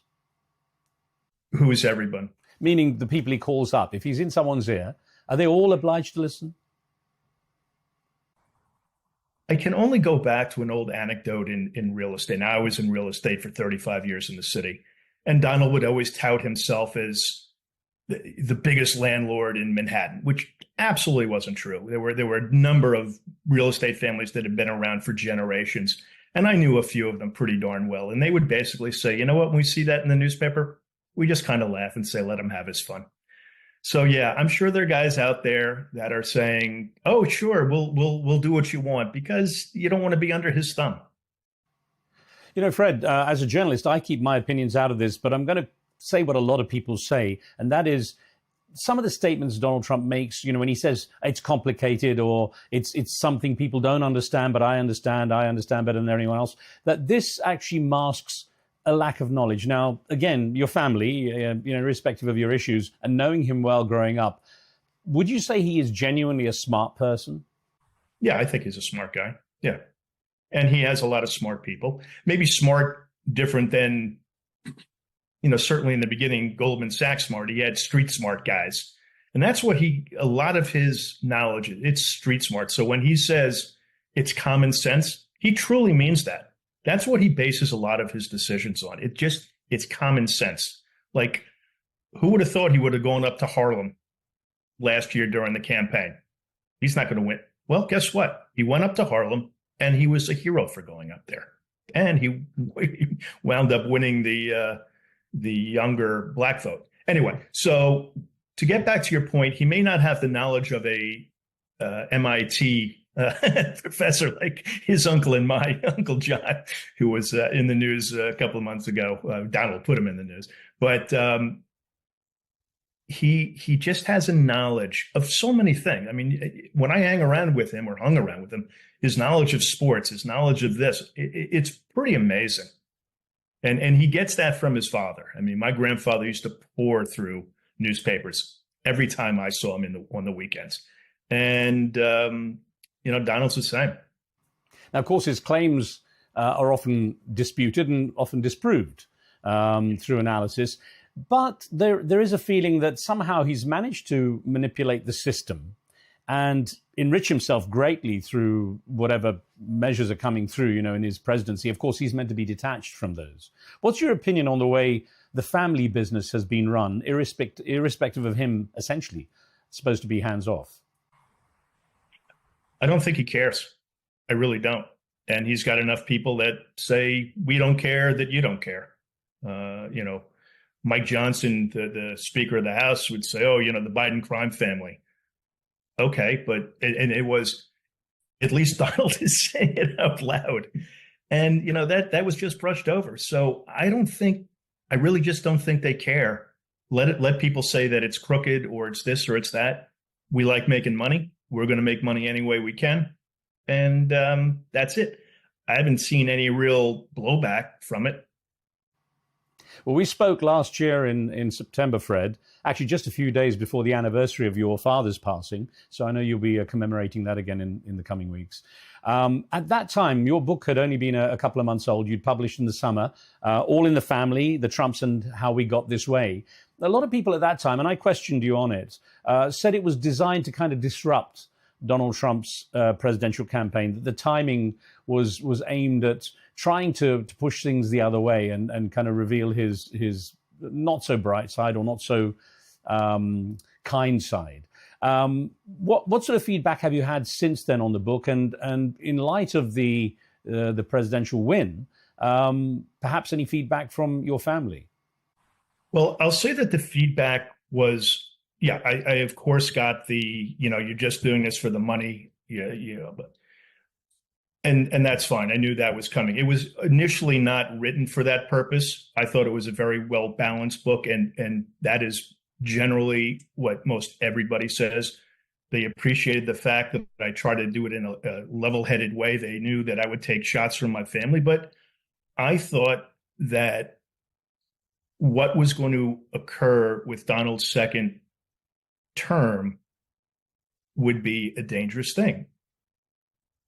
And I turned out to be pretty right in most everything I said. Now, do I regret some of the things I said? I've been back and forth with one of my cousins, and we used to have a good relationship. It's very tense. I would like to get back in touch with Donald when the assassination attempt came. I wrote him something after the election. I congratulated him and said, look, I'm not congratulating you on your policies. I'm just congratulating you because you're my uncle. I hope to somehow get back to have some type of relationship with him. I said very clearly, I was actually in D.C. being interviewed by a few UK outfits. And I said, what I really wish he had done was say, okay, pal, I know how important disability issues are for you. So why don't you come down and let's figure out something to do? That never happened. And that was troubling. But again, yes, there were some things that people misconstrued that I regret saying about him. So I'm sorry for that. But I disagree with nearly everything that's happening right now. It's uncomfortable personally for me. My family, my direct family, has been adversely affected by it, but that's the way it goes. I'm not whining about it. It's just the way it is. Now, you did say, Fred, the book was written to basically honor your father and his memory as well, and also to explain your passion, your advocacy for people with disabilities. And I was going to ask you first, and it was something I should have asked at the top, I guess, of the show, is how is William doing? Thank you for asking. William's doing well. He lives in a group home in a town right next to one my wife and I live in. Let me just tell you, this country is so ill-equipped to take care of people who need assistance like this. And it's not just what's going to occur with cuts to Medicaid, because that's coming and that's going to be devastating. It's also the immigration issue, where nearly every caregiver I know is not born in this country. And I mean, they're all here legitimately, but those who are on temporary protective status, we all have heard stories of ICE going after them. Now, these are people I've gotten to know. And when that Haitian thing happened last summer in Springfield, Ohio, I spoke out about it. I said, wait a second. Many of William's aides are Haitian, and you come and do that job, okay? It is a tough, grinding job every single day. And they have to take care of their family. And they probably have another job because they're only getting paid $18, $19, $20 an hour. It's sick in this country that we can't figure it out. And I got to know a great old friend of mine, worked with Ingenuity at Pepsi for decades, and I had the opportunity to speak with her. And she goes, "Fred, it's great what you're doing." And because my book was was out in India, she goes, "You got to tell that story because it's rampant in India. It's rampant in Australia. Every country that I have had the opportunity to speak to, disability issues, and I don't get it. You know, we're all going to be affected with it. I mean, I'm probably 10, 15 years away from needing home health care or something like that. We all are. We're all getting it. I just had a good friend who's had his third child, and she's going to be in the hospital for 2 months. And what effect will that have on the rest of her life? And who will be there to help? It's an issue that's just got to be dealt with. It's actually interesting that in the Middle East, in general, there's been kind of a move to see people with disabilities not as being disabled, but having determination. So the term often used is people with determination. 100%. I mean, I've always said that about William. He's the most courageous person. Imagine being in a wheelchair, not being able to speak, not being able to bathe yourself or brush your teeth or tell people that you're hurting. Imagine the courage it takes to have somebody you don't know come in and start taking care of you. But yes, the absolute determination of these people, it's so humbling. It is a very small word to what it really is. I give everyone who lives with a disability, no matter what it is, this country looks down on those people, and they shouldn't. They should, and you make a great point. They should look to them with respect. Well, we touched on last time how the story had come out, how your uncle Donald Trump had essentially quietly said to you, you know, why he doesn't know who you are. William doesn't know who you are. Why don't you just leave him to die and move to Florida? That stuck with me, of course, and that's been quoted quite widely. Yeah. Yeah, no, he said it. And I wish he hadn't. I don't know if he wishes he hadn't said it. And that's just, that's just the way it goes. I've tried to make the case that, there's the lack of empathy. And empathy is what this country really needs a little more of. Well, the reason I'd waited on this topic until now, Fred, is also because when we spoke last time, you talked about how many immigrants, you mentioned again now, how many immigrants are involved in the care services. And in the case of William, too, you said many of the people who have helped him are also from immigrant backgrounds as well, not born in the USA. And I'm wondering, since we last spoke, has there been any indication from what you know that any of those people have been affected? That obviously they're probably a bit wary now with the whole ICE agent situation. Yeah, obviously I can't get into any specifics, but sure, yes, I've heard of situations, not just for the caregivers, but for their family members. So yes, it is out there. I was going to say, are you sensing a general tension among the immigrant community where you are? Sure. And by the way, it's not easy to have the last name Trump when this is all happening. It's not that easy. Yeah, I was going to ask you about that. Of course, it will always be something you carry. You had actually said earlier on in our conversation how you were disappointed the Democrats hadn't used you in the campaigning prior to the election. That would have been partly, obviously, or largely perhaps because of your Trump name. But then there's also that potential liability, isn't there? The liability in terms of? Well, meaning that, again, bringing a Trump on the other side, it becomes more again about the Trump name and perhaps would be counterproductive. Yeah, I thought I had a great story to tell, but they thought otherwise. I also went into local races. There was a woman who was a representative from the town I went to school in, Bethlehem, Pennsylvania. And I remember sending her a signed copy of the book before the election, way before. And I got in touch. I said, why don't you have me here? My dad went to Lehigh. I went to Lehigh. And my son went to Lehigh. I know these people. Why don't you have me come down and at least talk? And they wanted no part. So, yeah, maybe they're smarter than I am. Maybe mine was more of an emotional thing. But there is possibly the risk of retribution because there is a feeling that if you cross Donald Trump, that there's going to be some kind of outcome. Yeah. No, I mean, I've had other than, people that I come in contact with, every now and then who will. There's no black and white. They either love him or they hate him.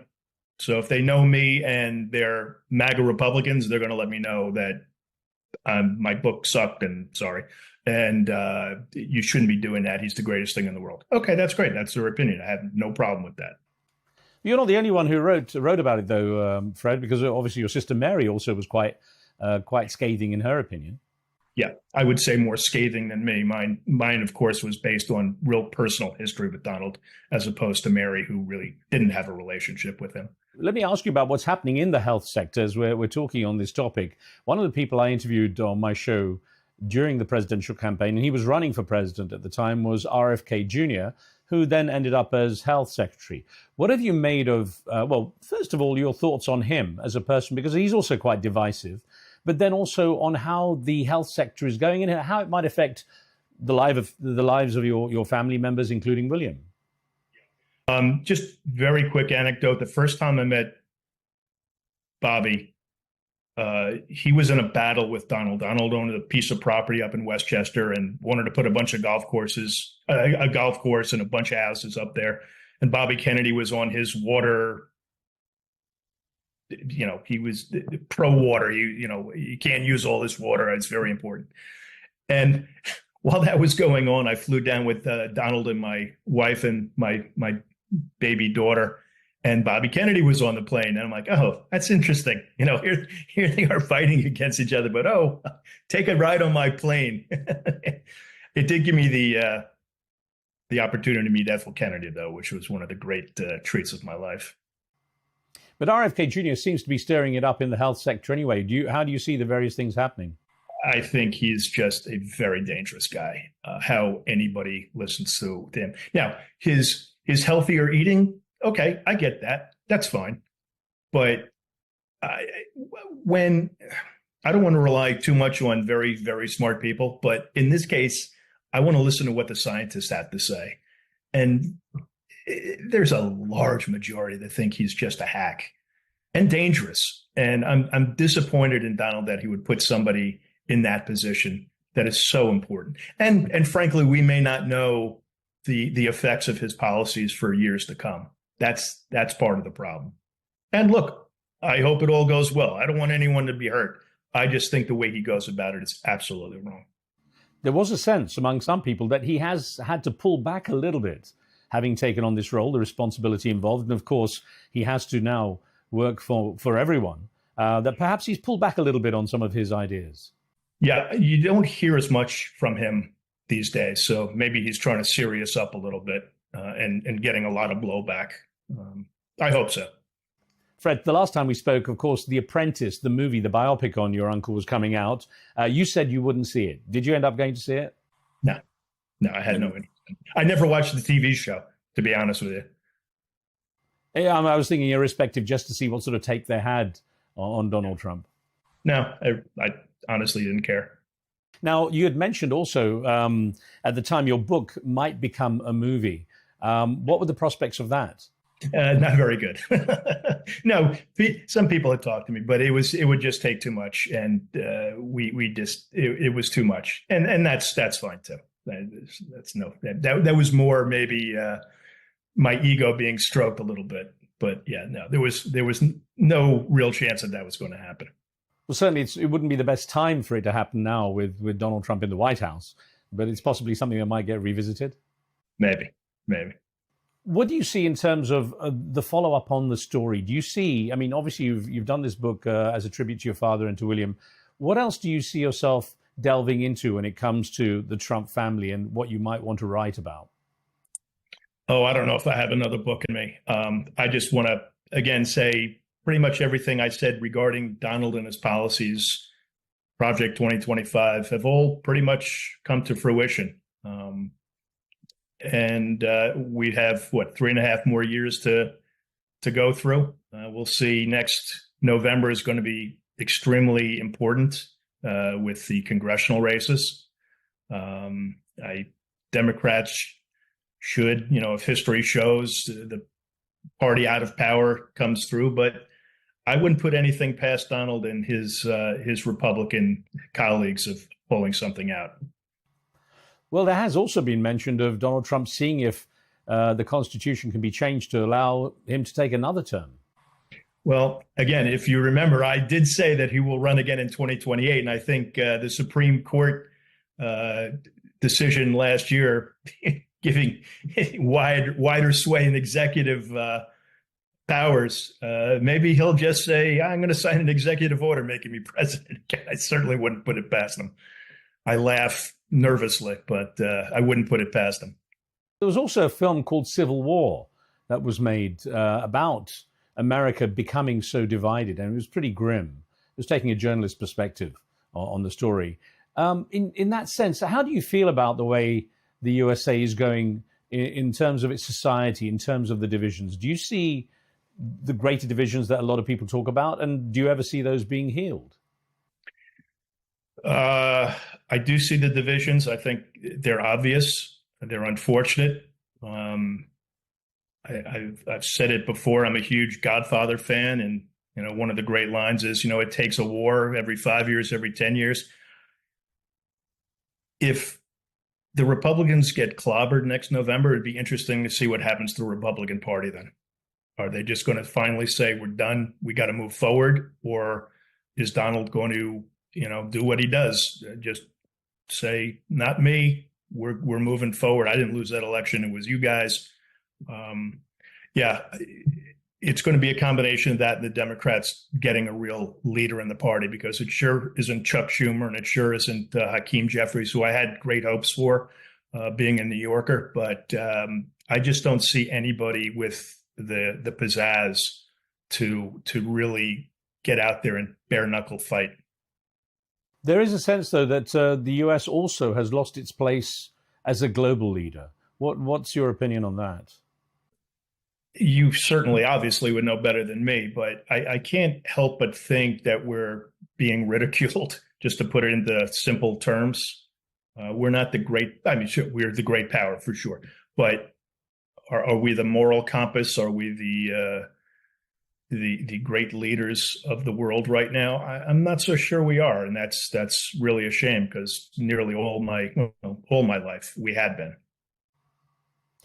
Well, as we wrap up, Fred, I was going to say, when we spoke last time, you'd said how your son William loved the song "Road to Joy" by Peter Gabriel. I did drop him an email. I never got to hear back. He's a very busy guy, but perhaps we can revisit that, and maybe you'll have a chance to connect there as well. Fred, always a pleasure to speak with you. Thank you for making the time. Riz, thank you so much. Take care. Well, Fred Trump III there discussing the second term of his uncle, US President Donald Trump.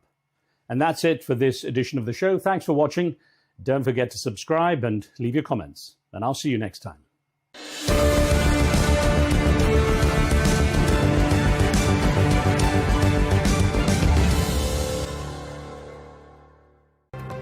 A deal is on the table. Netanyahu should take it. That's reportedly the advice from Israel's defense chief.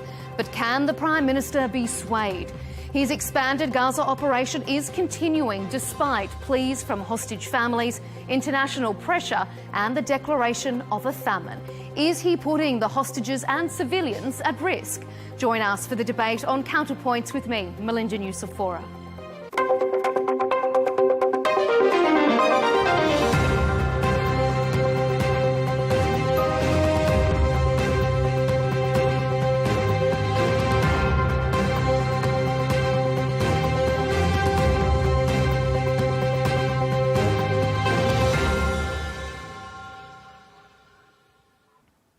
A recent airstrike on the Nasser hospital in Khan Yunis has significantly increased domestic and international pressure on Israel. 20 people were killed, including 5 journalists who were at the hospital reporting on an earlier attack. It comes just 2 weeks after 6 journalists were killed near a hospital in Gaza City.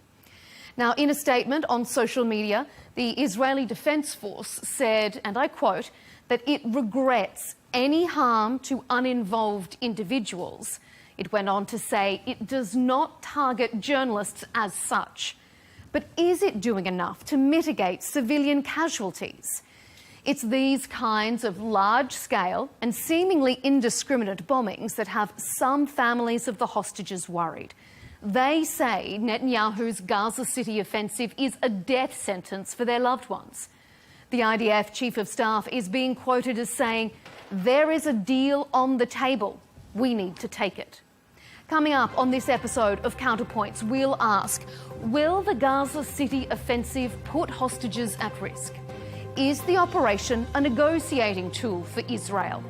And is Israel doing enough to prevent civilian deaths? Stay with us. Before we get into this episode's debate, we have a special interview to bring you. Joining Counterpoints is Ruby Chen. His son, Itai Chen, is an Israeli US-German citizen. The IDF soldier was taken hostage by Hamas on October 7. He's one of 50 captives still being held in Gaza. Mr. Chen, your willingness to discuss such a sensitive topic is greatly appreciated here on Al Arabiya English. Thanks for being with us. Thanks for having me. First of all, let's start with you and your family. How is everyone, and how are you dealing with these intense emotions that have now gone on for 22 months? Yeah, we're not in good shape. When this started, we thought we were in a sprint to try to get our kid back home, but we did not know that it was not a sprint, but actually a marathon. And even today, any marathon that you participate in, you know how to pace yourself to get to the finish line. Here, we do not know where that finish line is, and therefore it is even more difficult to process and to understand what is the next best action for us to do today, the next hour, the next minute. It must be unbearably painful, and you've spoken in the past in reference to earlier phased hostage release deals about feeling as if your son Itai had been forgotten. Do you think the initial hostage deals were a mistake? Well, I think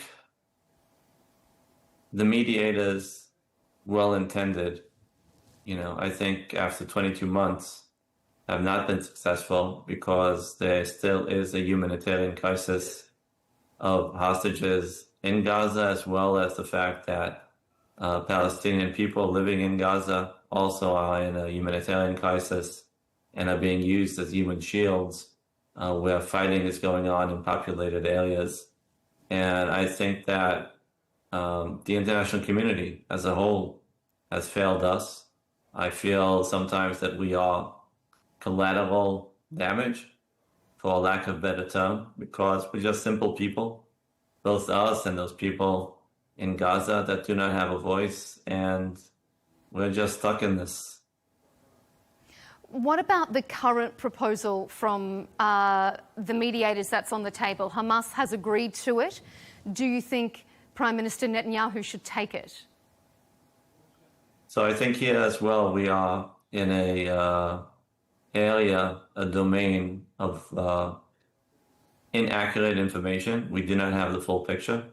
I could share with you that I have urged the Qataris to go public and be able to convey exactly what Hamas said yes to, what were their conditions, and let it be known to the international community what Hamas is willing to accept, and why at the moment it seems that we are on the verge of another vicious cycle of fighting, and where is that international intervention to prevent from that happening?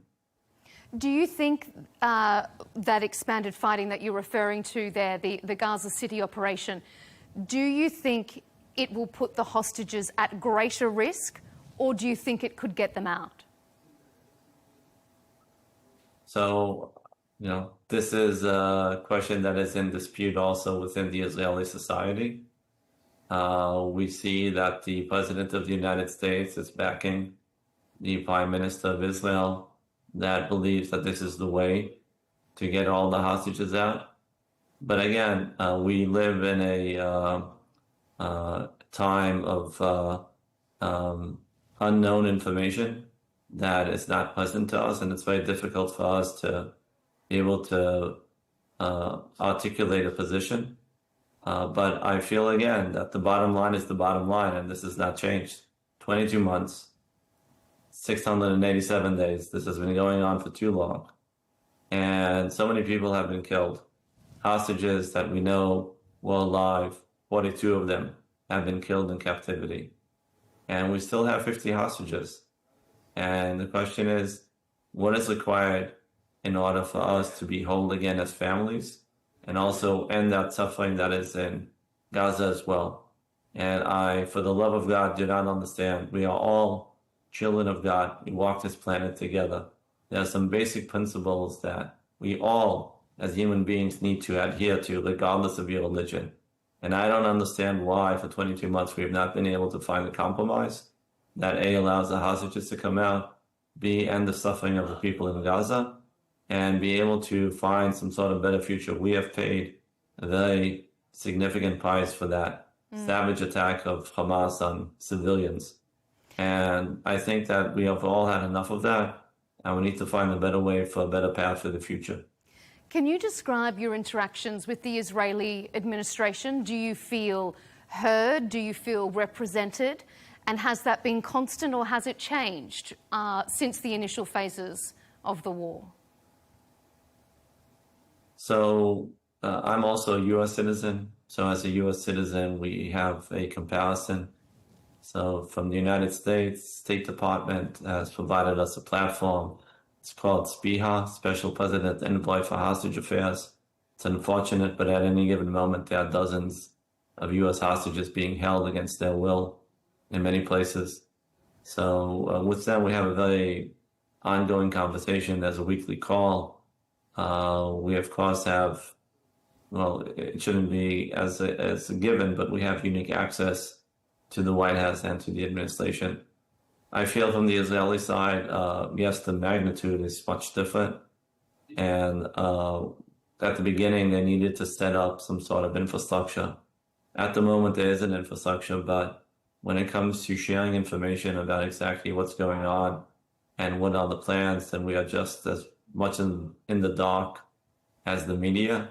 Well, we do not get accurate information. And as you've been asking me, it's very difficult to form an opinion when it's based on only partial information. We only know the bottom line, and that is that my son has been missing for 687 days.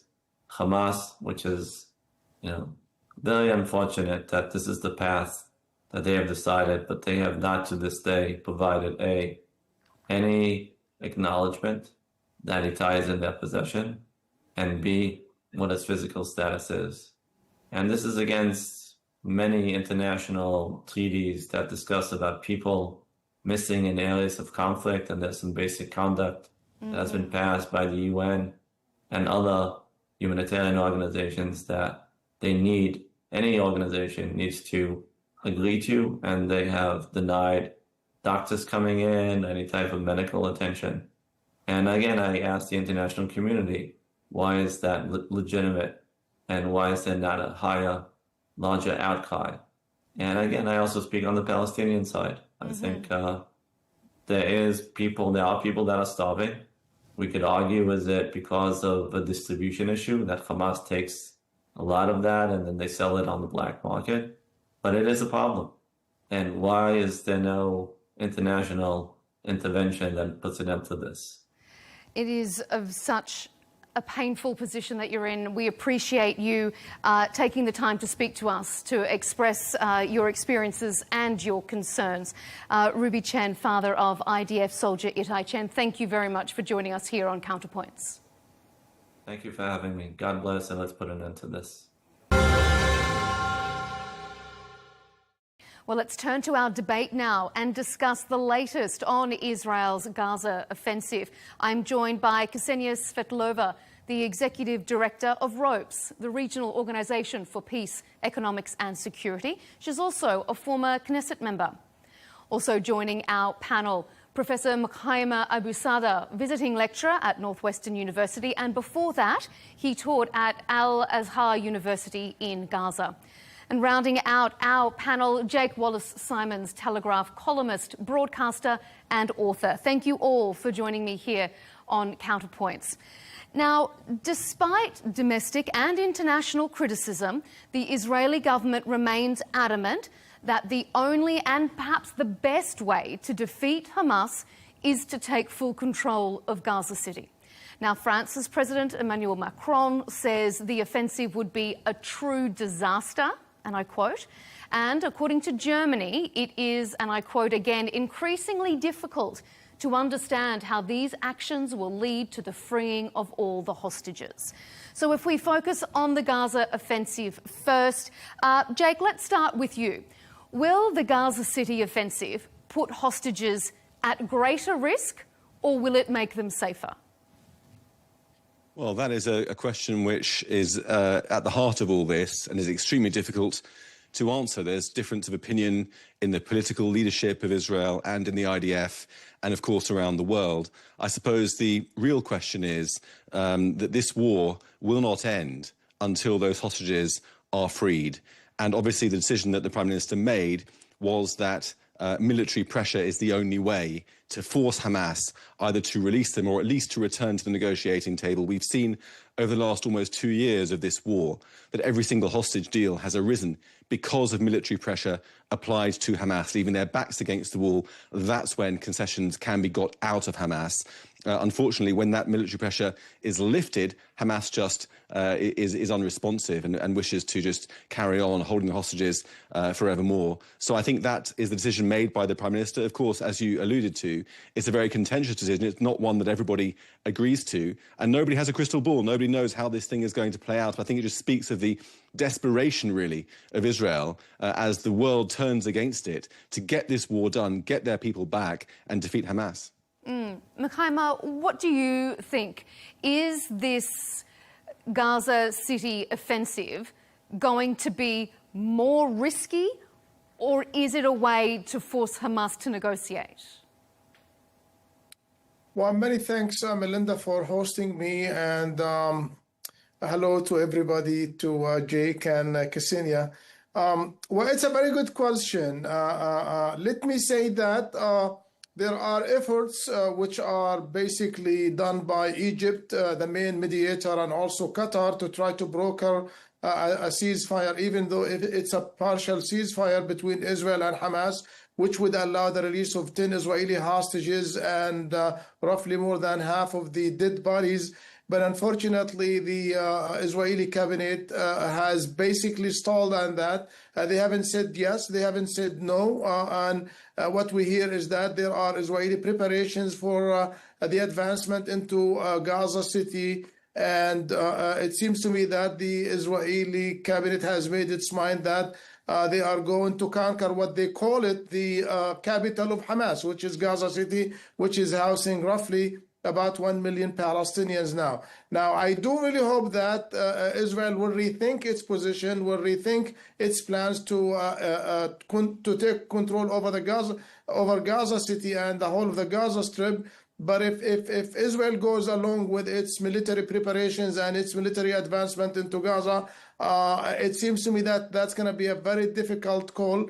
Looking at what has happened over the past 22 months since October 7th of 2023, there were incidents in which the Israeli army came closer to rescue those Israeli hostages, and I think there were clear instructions to the guards, the Hamas guards who are guarding those Israeli hostages, to kill them. Unfortunately, there was an incident, or more than one incident, in which some of these Israeli hostages were killed by their guards, and there were many incidents in which some of those Israeli hostages were killed by the Israeli army. There was an incident in Shuja'iyya in which 3 Israeli hostages were shot and killed by the Israeli army, even though they were raising a white flag. There were also other incidents in which some of those hostages were killed inside the tunnel. So the life of those Israeli hostages will be definitely in danger if Israel advances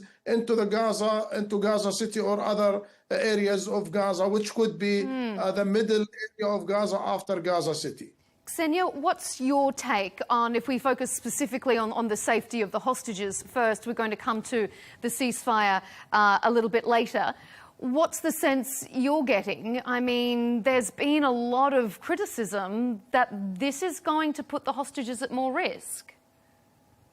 Well, Melinda, for tomorrow, Tuesday, in Israel, a day of disruption is scheduled. And this move is being led actually by the families of the hostages. The families of the hostages are fearful for their lives, of their loved ones. They believe that Netanyahu's government is not about to release during the takeover the Gaza city, but it actually has a different idea in mind and different goal in mind, which is completing the control over the Gaza city, perhaps for the sake of creating, I don't know, settlements in northern Gaza in order to appease the right-wing ministers. So as just my friend Hammer just said now, a chilling example of the execution of the hostages by Hamas when they felt that the IDF forces were near them. Well, we just marked a one-year anniversary of the murder of the 6 hostages. And, you know, I still remember very much their names being included time and again in a possible deal where they could be released. Well, not a perfect deal, but a partial deal is now on the table. It was confirmed by President Trump, who indicated that Hamas is ready to free 10 hostages immediately. We can save 10 lives, or we can sacrifice 10 lives. So this is a question, I think, that, you know, that's the most important question, I think, not only for me, for many, many Israelis. This is the essence of this war. The hostages need to go back.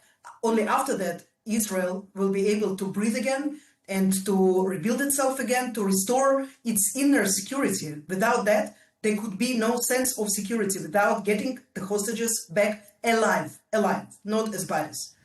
Jake, what do you make on... The one thing I pick up from what Ksenia was saying there is this idea that even though the Israeli government says it is going to take control, but it doesn't want to govern Gaza City. It doesn't want to annex the region. This is purely to root out Hamas from its tunnels. Can you see a concern from some people that maybe that's just all words and this occupation could go further? Is that a concern? I can certainly see that there are those concerns, particularly amongst on the left and in the international community. I mean, look, there are people who've been saying that Netanyahu has been wanting to resettle Gaza even from before the war. There are people who characterise him as one of the far-right ministers in his government. But in truth, he doesn't share those views, as far as I can see. He does have those far-right ministers in his government, which is unfortunate, and I certainly hold no sympathies for them. But it seems to me that they don't have the final say over the operations of his government. Now, look, this is just a subjective judgment call. People who hate Netanyahu, think he's corrupt, think he's wrong, think he's a warmonger, will say that this is just a disingenuous attempt to occupy Gaza and take control of it, you know, settlement by stealth. People who have more time for him, who can see the predicament that he's in, trying to lead a war-torn and beleaguered country to victory over a ruthless enemy that began this war, have more time for him. Personally, I tend to give him the benefit of the doubt. Again, I have no candle for those far-right ministers, but I think that it will be quite a big accusation to say that he is prolonging this awful war with the blood of tens of thousands of people on his hands, effectively, just for his own political survival and at the beck and call of those far-right ministers. I don't feel that is correct. I think he is doing his best to get the hostages freed and to end this war by defeating Hamas. But again, it's a judgment call, and this is a very tragic and painful situation for all concerned. Mukhaima, what do you think of that? Is he prolonging the war for his own political survival, or does he have a long-term strategy in mind? Well, Melinda, as I stated earlier, there is a ceasefire proposal which was put forward by the American presidential envoy Steve Witkoff a few months ago. And this deal was, so to speak, redefined by Egypt lately, and Hamas accepted that deal about a week ago. Now, I totally disagree with Jake that Netanyahu is not basically using the hostages for prolonging the war and also for his own political survival. If the Israeli opposition, leaders of the Israeli opposition like Yair Lapid, Benny Gantz, Avigdor Lieberman, and also the families of the Israeli hostages are all saying that there is a deal, this deal can be implemented, even though, as I mentioned earlier, this is a partial deal, which can become an end game or a comprehensive deal. But it seems to me that Netanyahu, who is being under pressure by some of the right-wing ministers in his own cabinet, like Smotrich, the Minister of Finance, and also Itamar Ben-Gvir, Minister of National Security,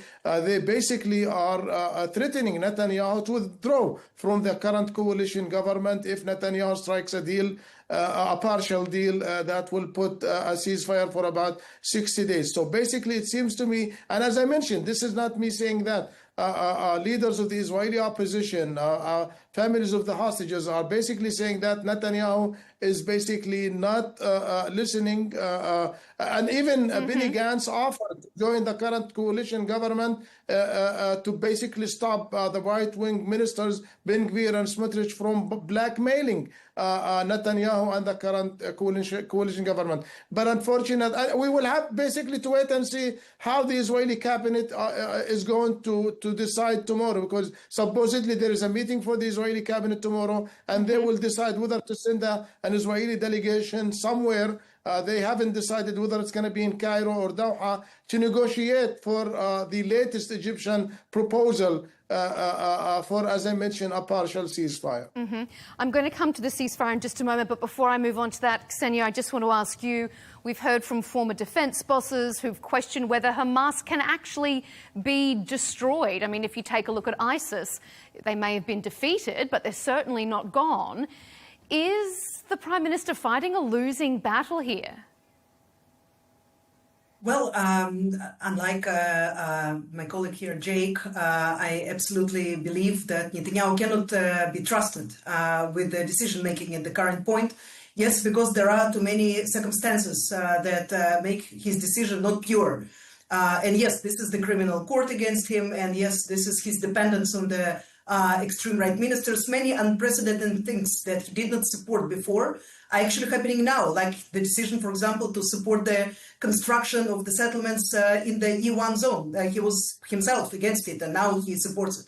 So the situation changes, and this is very fluid. So I think that the very elusive promise that he made in the beginning of the war to eradicate Hamas fully, what does it actually mean? Because if the war will continue, well, you know, the last Hamas terrorist will be born tomorrow, the day after tomorrow, because they will recruit more and more and more. And they will hold the guerrilla fighting. And yes, they will be weaker than will still exist.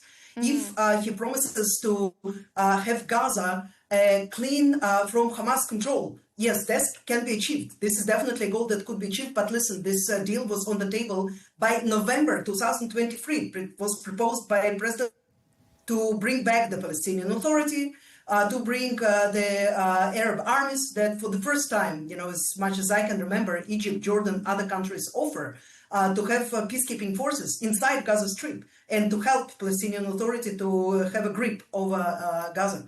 So this is a goal that actually can be achieved. But since, again, you know, we have this impossible situation in which Netanyahu cannot have any kind of partnership with the Palestinian Authority. He is waging a war against them for the last 10 years. I was in Knesset when he started this campaign against Abu Mazen personally. Before that, it was okay, but since 2015, he became a persona non grata and then a terrorist.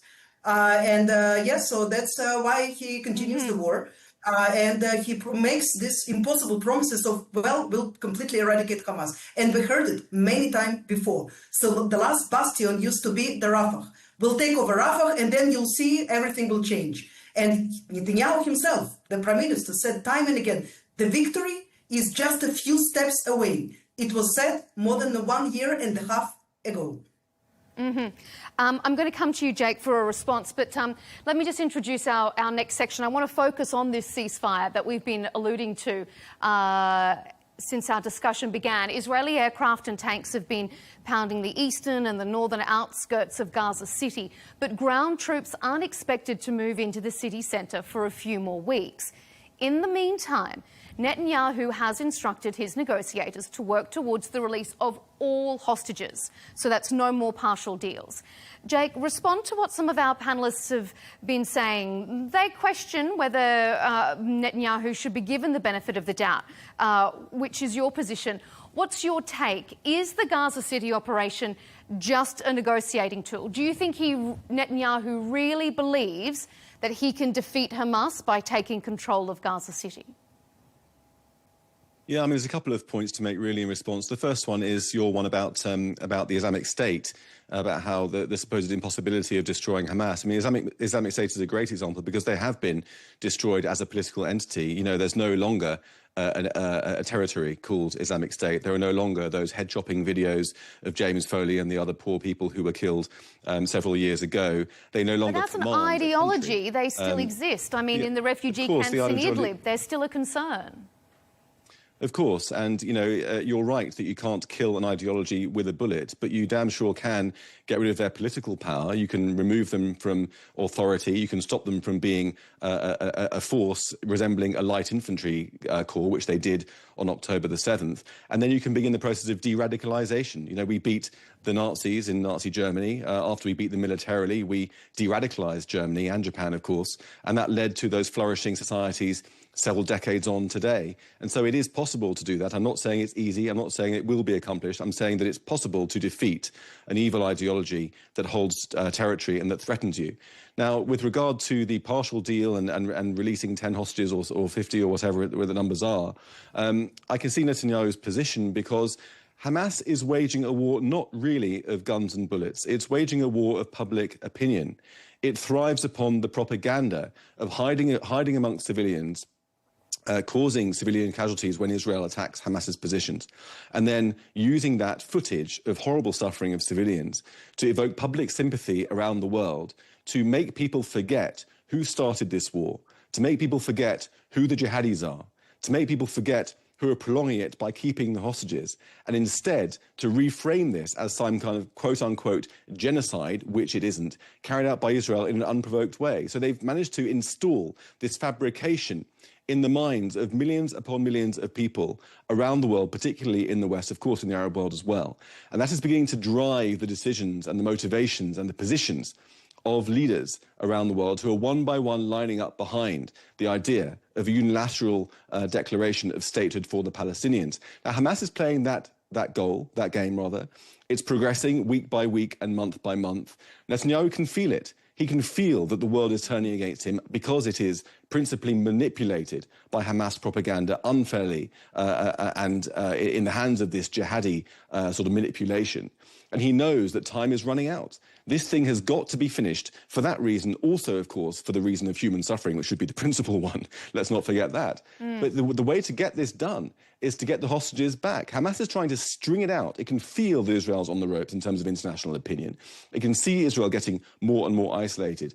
In terms of the shooting war, Israel is winning. But in terms of the international opinion war, Hamas is winning. And this thing needs to be done. We cannot allow Hamas to string this out further with the blood of the hostages as some kind of price. It's got to be done. And Netanyahu has taken this decision, which again is contentious, but this is the one that he's taken. And I do hope and pray that it works. Makaima, what do you make to some of those points Jake has just expressed? Well, let me set the record straight here and just mention a few points here. Jake, while this conflict did not start on October 7 of 2023, this conflict has been going on for decades now as a result of Israel occupying Palestinian land, West Bank, Gaza, and East Jerusalem on June. It withdrew from Gaza in 2005. 1967. And the Palestinians have been basically struggling for their political rights over the past 5-6 decades. Now, this is the longest modern occupation in modern history. That there is an Israeli occupation over more than 5 million Palestinians who live in the West Bank, Gaza, and East Jerusalem. And look, even at what has been happening lately, an international conference was basically sponsored by France and the Kingdom of Saudi Arabia in New York to advance the two-state solution, and the only two countries who are against that basically is Israel and the U.S. And now it seems to me that with continued Israeli settlement expansion in the West Bank and East Jerusalem, and with the settlement plans for E1, that will definitely put the two-state solution behind our backs if Israel continues with that. So, and that's one thing. The other thing, I mean, look, Gaza is a very small territory which is inhabited with more than 2 million people. And I think when you look at the numbers, and that was very much said by the British newspaper Independent on relying on Israeli media outlets, and I think up until May of this year, 2025, they basically documented the death of 52,000 Palestinians.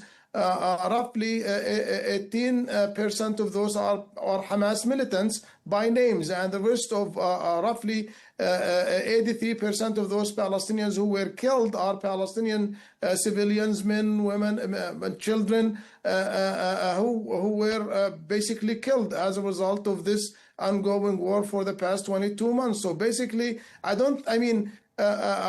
don't really know exactly what's happening, and I do really ask that the Israeli government allow international media to go into the Gaza Strip and see what's happening. I mean, I just want to ask you, Mukhaima, you talk about the suffering there. This is effectively, the deal that's on the table is effectively the same deal that Israel agreed to back in July. So Hamas could have ended all of this suffering for its own people so much sooner, couldn't it? I mean, they shoulder some of the blame here. Well, Melinda, this is a very good question. I'm not here trying to defend Hamas. I definitely agree with you. Had Hamas accepted this deal back in July, we would not be in this position again. We would probably, a ceasefire was agreed in late July of this year. But unfortunately, Hamas is trying to maximize its gains, not knowing that what's going to happen. But it seems to me that the pressure which was put on Hamas lately by the Egyptians, the Qataris, and also by other Palestinian factions made Hamas accept the deal that was on the table on July. Now, again, I'm not saying that Hamas is innocent here. They basically to be blamed for a number of things. First of all, the attack on Israel on October 7, 2023, killing of Israeli civilians, women and children, and that is not acceptable to the Palestinians. That is against international law, and I think that the record is straight forward here. Okay, I'm just going to move us on. I just need to keep an eye on. I just need to keep an eye on the time. So, Ksenia, let me bring you in here. What do you make of both of those positions? I mean, especially Jake's assertion that this could very well be what needs to happen to get Hamas to agree to a deal, that Netanyahu can only play with the cards that he's been dealt. Well, I can just tell you that for the last 22 months, the demonstrations that are being held in Israel, the slogan that is being used constantly is to release them all, end the war, and release all of them. So the Israeli society that by far supports the ending of the war and release of the hostages by 75 to 80% consistently for the almost 2 years, it demands not a partial deal, but actually the whole deal. It was Netanyahu, though, who for many, many months, he rejected the partial deal. He rejected the full deal. He said, well, I do not want to end the war. We cannot end the war. There were rumors that the war should last for another year, perhaps a year and a half. There were this kind of estimations just a few months ago that, it should last another year.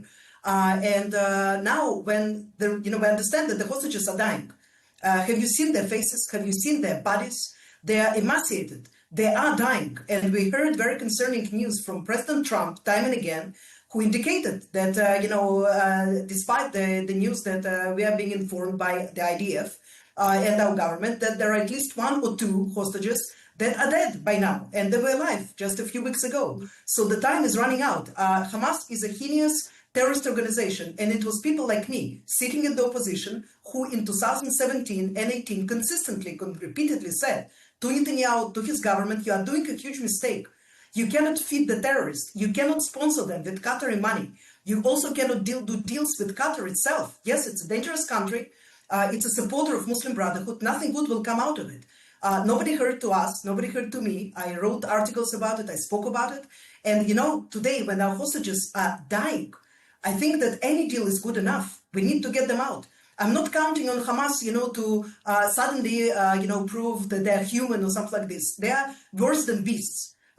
When we saw the crimes that they did against their own people, first of all, and I covered Gaza as a correspondent also. I was in Gaza many, many times. I met Mukhaimer there at the time. It was even before the, you know, Hamas came into power.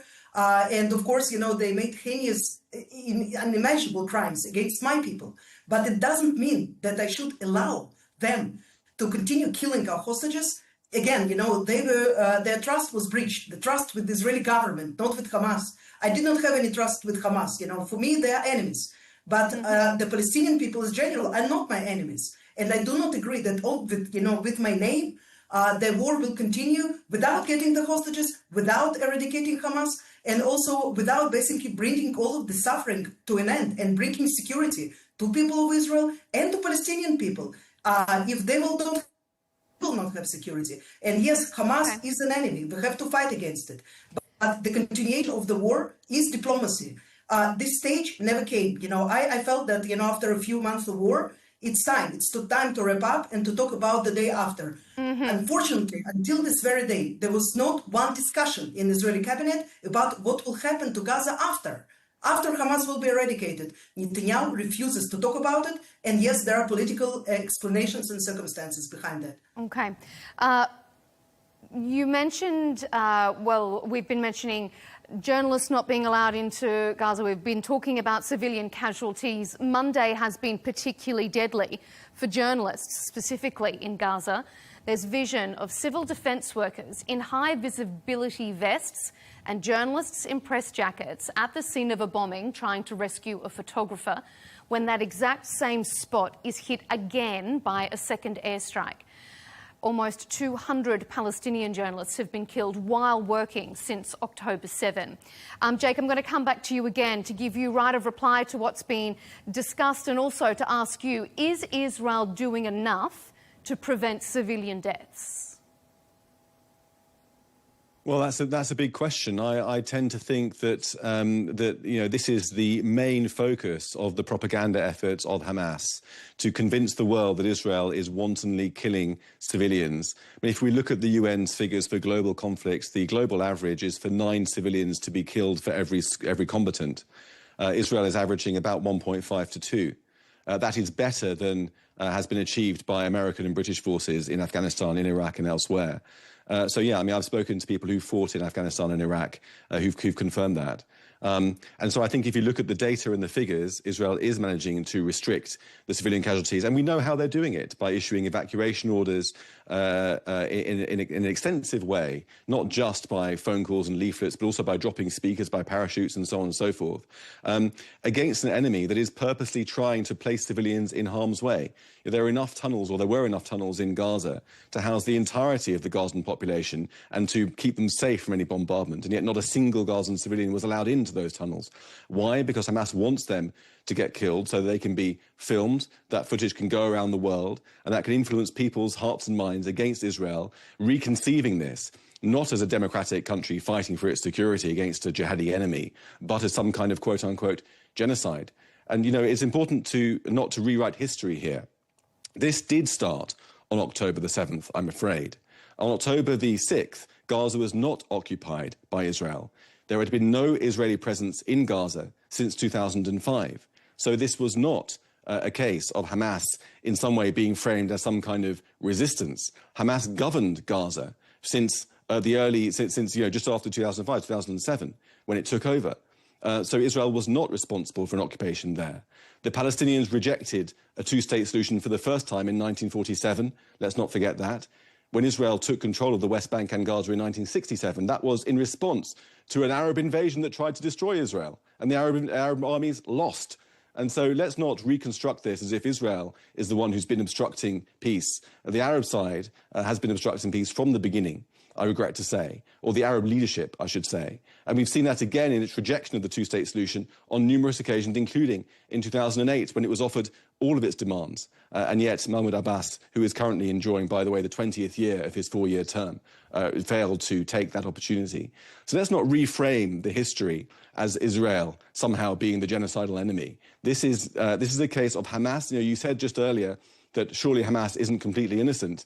I would say that Hamas is completely guilty. Hamas started this war with that awful barbarism, which has been completely universally condemned correctly on October the 7th, and prolongs it by holding the hostages. Why doesn't Hamas release the hostages?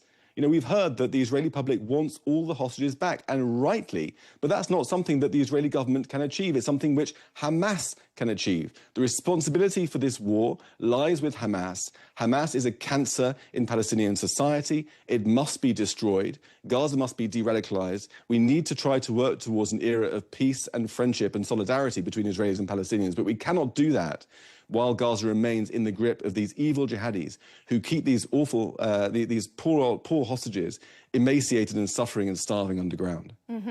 Mukaima, your response to that, to Jake's comments specifically that there was no occupation in Gaza and also that they are doing everything they can to limit the number of civilian deaths. Well, unfortunately, Jake here is talking about Hamas propaganda, but in the meantime, he is basically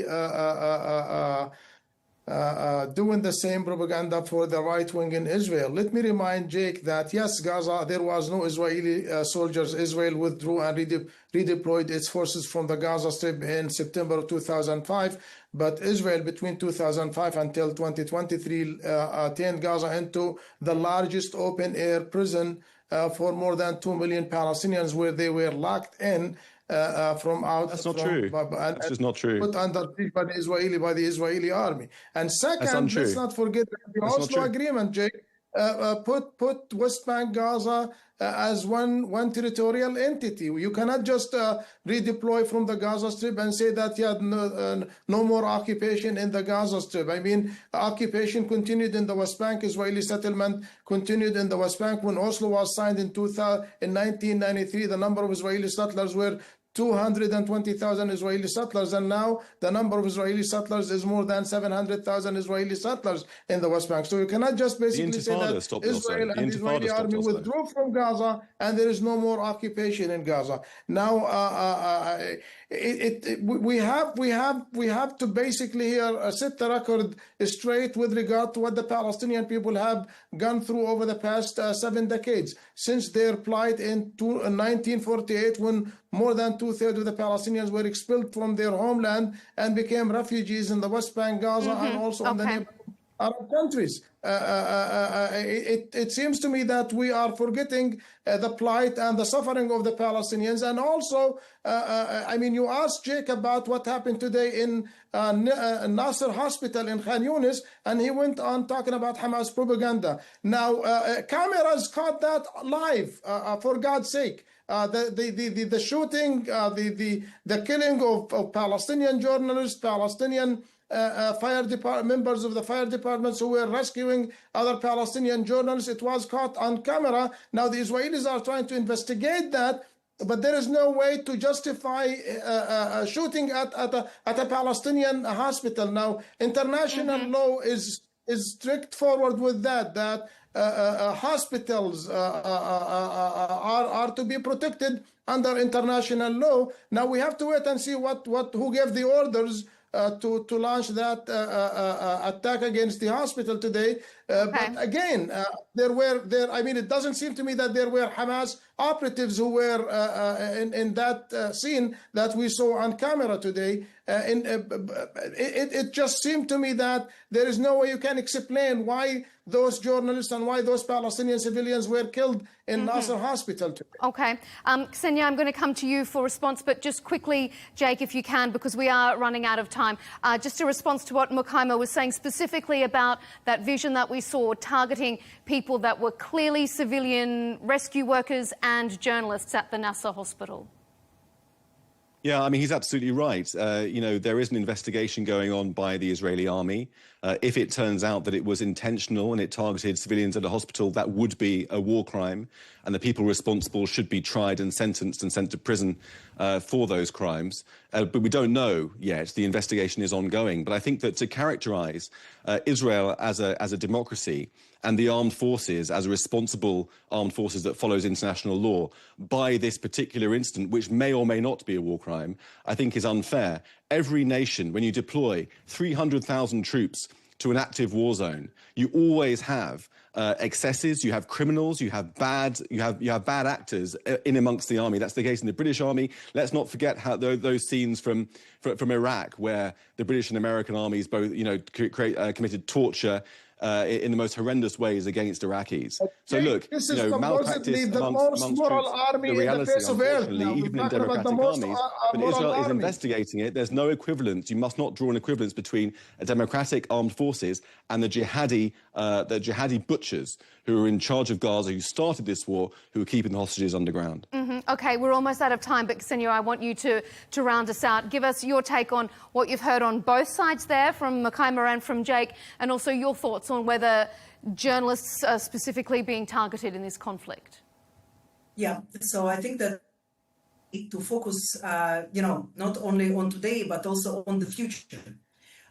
We say that, you know, these kind of things happen, like what happened today in Khan Yunis. And again, the army was very quick, just after 3 hours, to say that, yes, the uninvolved persons to be heard. Usually it does so when it understands that there were no real war targets on the spot. And yes, we are waiting for the formal investigation to be concluded and for results to be published. Although many of these investigations, they end with nothing and the results are never published. You know, this is something that happens as well.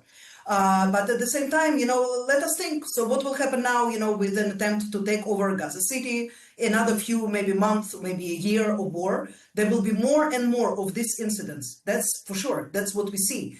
And that's exactly what we warned of after a few months of this war, when a lot of goals were completed, when IDF said, and IDF says repeatedly now for many, many months, we completed all of our military goals. We are going in circles and without an alternative in power in Gaza. When we are talking, Jake, about de-radicalization, who should do this de-radicalization? Certainly not Israel.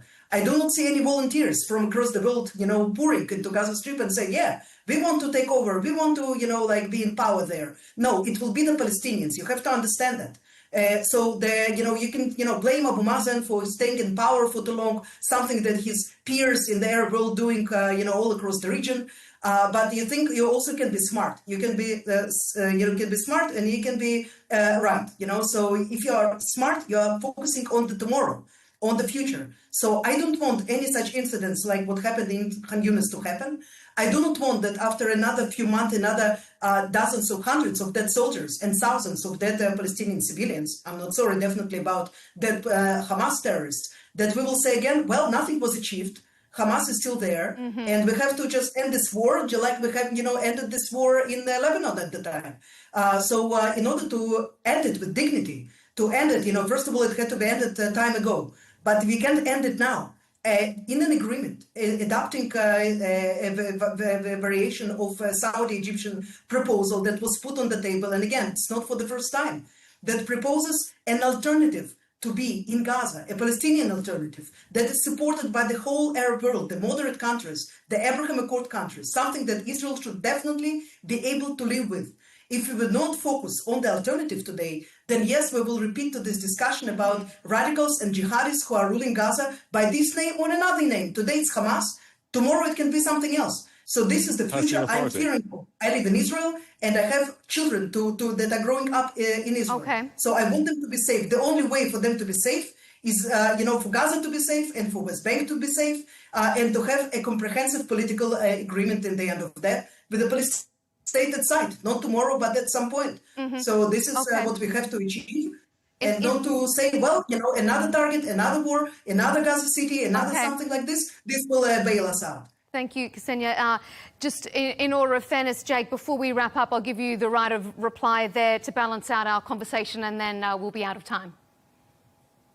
Yeah, I mean, I agree with a lot of what was said. I mean, you're right. You know, the continuation of the war is an awful thing. But look, it can't finish until the hostages are released. There isn't like there's some deal that to release all the hostages. They can die during the attempt to taking. release them. That deal just doesn't exist. And the Palestinian Authority, I mean, you said yourself that Abu Mazen corresponds to leaders around the Arab world and ignoring democracy. You would not have a democratic Palestine. But the worst thing about the Palestinian Authority... But also Egypt and Jordan are not democratic. Jake, look around you. Look around to all of the countries around us. They're not democratic either. So what? Sorry, I believe I was given the moment to respond. The worst thing about the Palestinian Authority is not the fact that it is corrupt and anti-democratic. It's not the fact that it's brutal against its own citizens, by the way, beating them up and even murdering them in custody, as we saw with Nizar Banat a few years ago. The worst thing about it is that it supports terrorism. The Palestinian Authority pays reward money to people convicted of terrorism against Israel. And the idea that it would be a good idea for Israel to seek the Palestinian Authority to be the ruler over Gaza and the West Bank, as an authority which actively supports terror and radicalization, and that would leave Israel more secure, I think is for the birds. Now, look, I agree with you that not enough effort and energy has gone into post-war planning. I think much more energy should have gone into that. But it's very difficult when Hamas retains control over the population. I share your pain. I don't live in Israel. You do. I defer to all of that. And I feel a little bit out of turn speaking to you because you live there and your kids live there and so on and so forth. I've got family there, but I don't live there myself. But nonetheless, it seems from the outside point of view that this war will only come to an end when the hostages are released. That's Hamas's responsibility. All the pressure must be placed on Hamas to achieve that by the international community, not on Israel.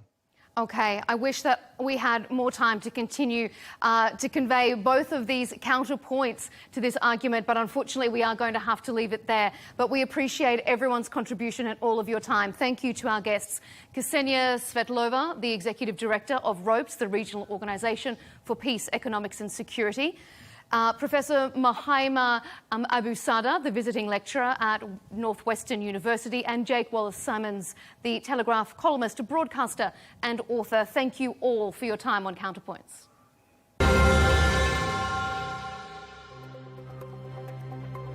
And thank you for watching this episode of Counterpoints. Our appreciation also to Ruby Chen, father of Israeli hostage Itai Chen, who joined us earlier in the show.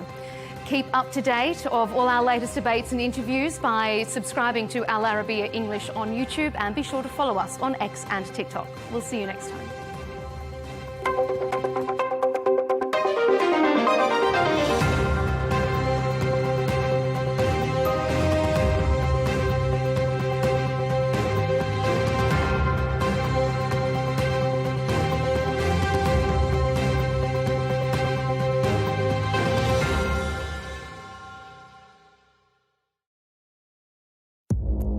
Our allies, in many cases, are worse than our enemies. Stay informed and connected with the latest international headlines. There obviously is a risk. From breaking news to in-depth analysis, it would appear that this war is coming to an end. Who buys this stuff?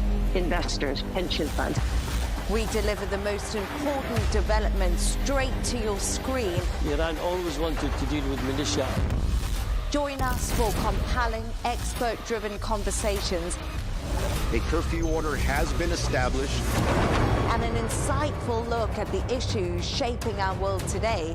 There are lots of proposals about European architecture for security. I'm Leigh Ann Gerrans, and this is W News. We dealt with this when I was Chief of Staff in the first term. Where you don't just hear the headlines, you get the full story. It feels like decades are passing by in a matter of weeks. Seismic shifts in the world order. Never, ever will be part of America. With so much happening and so much noise. Whether it's political upheaval, Canada has been ripping us off for years. Economic shifts or social movements. And no one wins from tariffs. I think America can be more friendly to the rest of the world. For in-depth analysis and all the latest developments across the globe. to have an inclusive policy together. The meetings with Hamas gave me some hope. We're in another nuclear arms race. The most important development straight to your screen. Welcome to the dressing room. I'm on my own. I need backup. And an insightful look at the issues shaping our world today. It was not going to happen, that war, and it happened. Join us on Arabiya News, where the world talks. Our allies, in many cases, are worse than our enemies. Stay informed and connected with the latest international headlines. There obviously is a risk. From breaking news to in-depth analysis, It would appear that this war is coming to an end. Who buys this stuff? Investors, pension funds.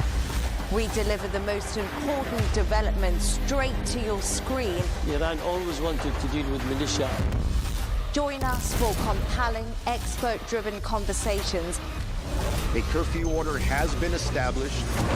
And an insightful look at the issues shaping our world today. There are lots of proposals about European architecture for security. I'm Leigh Ann Gerrans, and this is W News. We dealt with this when I was Chief of Staff in the first term. Where you don't just hear the headlines, you get the full story.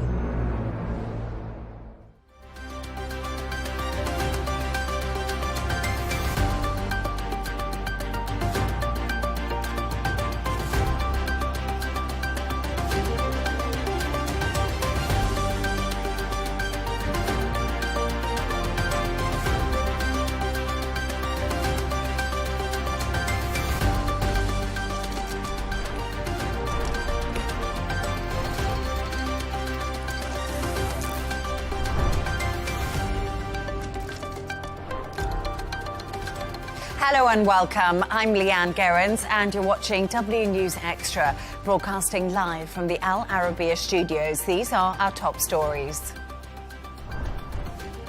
Protesters shut down roads across Israel, demanding a deal to free hostages as global pressure grows over the war in Gaza.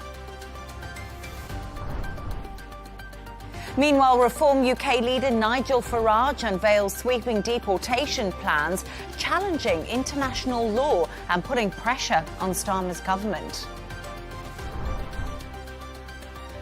And Trump has threatened tariffs and export restrictions on countries targeting US tech giants like both Google and Apple.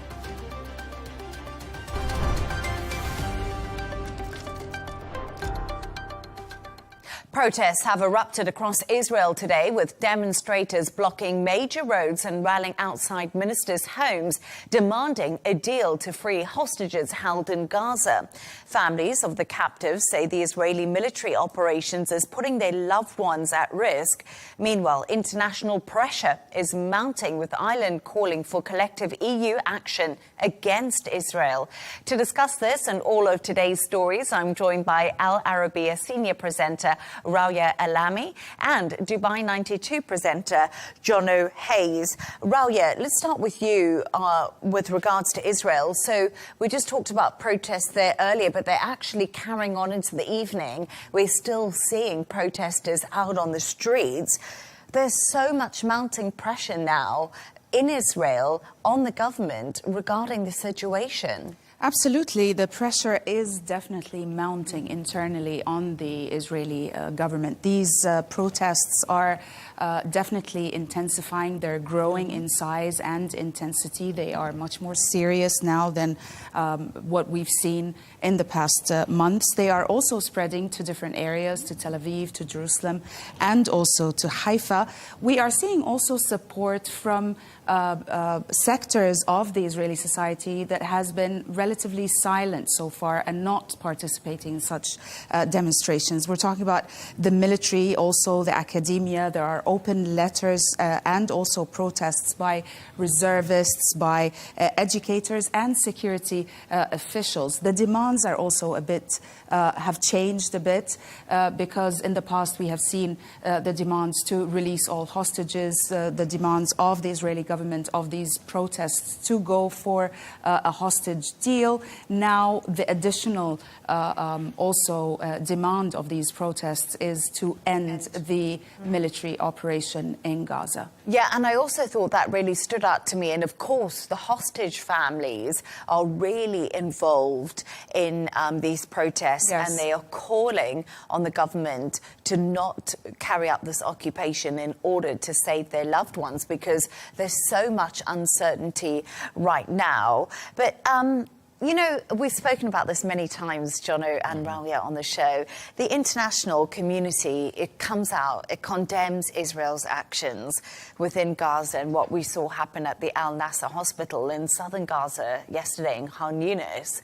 But I just wonder if collective EU action is just once again not going to amount to anything. Unfortunately, the issue is that it's not going to be collective EU action. And this seems to be the hard stance that happens all the time. Today we've seen Ireland's Taoiseach Foreign Affairs Minister, who's effectively the second in command to the Taoiseach of the Prime Minister, Simon Harris, say that Ireland is calling on the EU to collectively get together and to have it's obviously, this is unprecedented, he's not said this before, that EU collective action could have a huge, powerful difference, and it really could make a difference, an impactful difference in Israel. The issue is there will always be a stumbling block, and we won't have a united EU who will come out and say Israel's actions need to be condemned. And as long as that happens, you have certain factions. We have Spain, we have Ireland that are saying, we have Canada, that are saying, right, we need to have some decisive action here. And we just won't achieve that. There will be the stumbling blocks, like Hungary, like Germany, who will refuse to condemn Israel's actions. And therefore, it's not a united EU front. It's more one or two countries within the bloc, or several countries within the bloc, which really doesn't pack the same clout. And we've seen Netanyahu's government again and again really be relatively unfazed by smaller countries saying, we're going to have our own separate trade agreement whereby we don't trade with Israel. That's worth them in the millions, 3 to 5 million if you look at Spain or Ireland's exports towards Israel. It really is a tiny, tiny blip, and it makes no difference. Without the collective voice of the EU, or even one better, the US, of course, which is the big stumbling block, effectively we're just going around in circles. And I think it's wonderful. It's a wonderful step in the right direction for Ireland and for Canada and for Spain to say that this is what we need. But it really is, unfortunately, words that are not going to have a lot of action and won't be heard. I think the weight in Europe, it lies with Germany. So as long as Germany is not willing to condemn Israel's actions in Gaza, it's going to be very hard to see a European united action against Israel. Yet I think the voices like the Irish voice are very important, because at least in the long term they shape a European debate about sanctions, about accountability, about international law as well, and that's why I think it is quite important, even though it doesn't carry a lot of sort of immediate effect right now. But it's also the country standing up, I guess, for what they believe in, and they'll be known for that in the future when history makes up its mind on exactly what's happened, because we normally wait for the history books, don't we, to tell us. But I also think it's quite interesting. We talk about Germany, and Germany says it's not going to recognise a Palestinian state, you know, unlike other European countries that have come out and said they are willing to do that at the United Nations meeting in September, which is, of course, coming up. But they were also waiting for this initial inquiry from the IDF, Germany, and we have lines from that initial inquiry and into the Al Nasser hospital yesterday, which saw 2 strikes on the hospital. It killed journalists and it killed 20 people. And, of course, Netanyahu came up quickly, said it was a mishap. But now Israel claims troops saw Hamas camera before deadly strike on the hospital, and they thought Hamas was setting up a camera to spy on IDF soldiers, and this is why that strike happened. So, Ralia, once again, we're in that situation. What is the truth? Where do we stand right now? I mean, when you talk about IDF investigations, I think there are lots of questions about credibility here, and we're not talking about just this investigation. We're talking about investigations that the IDF have announced for years now.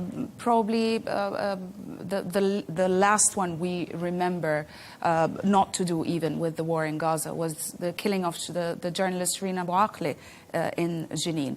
Now, what is the credibility of these investigations? What happens? What are the findings? Who is held accountable?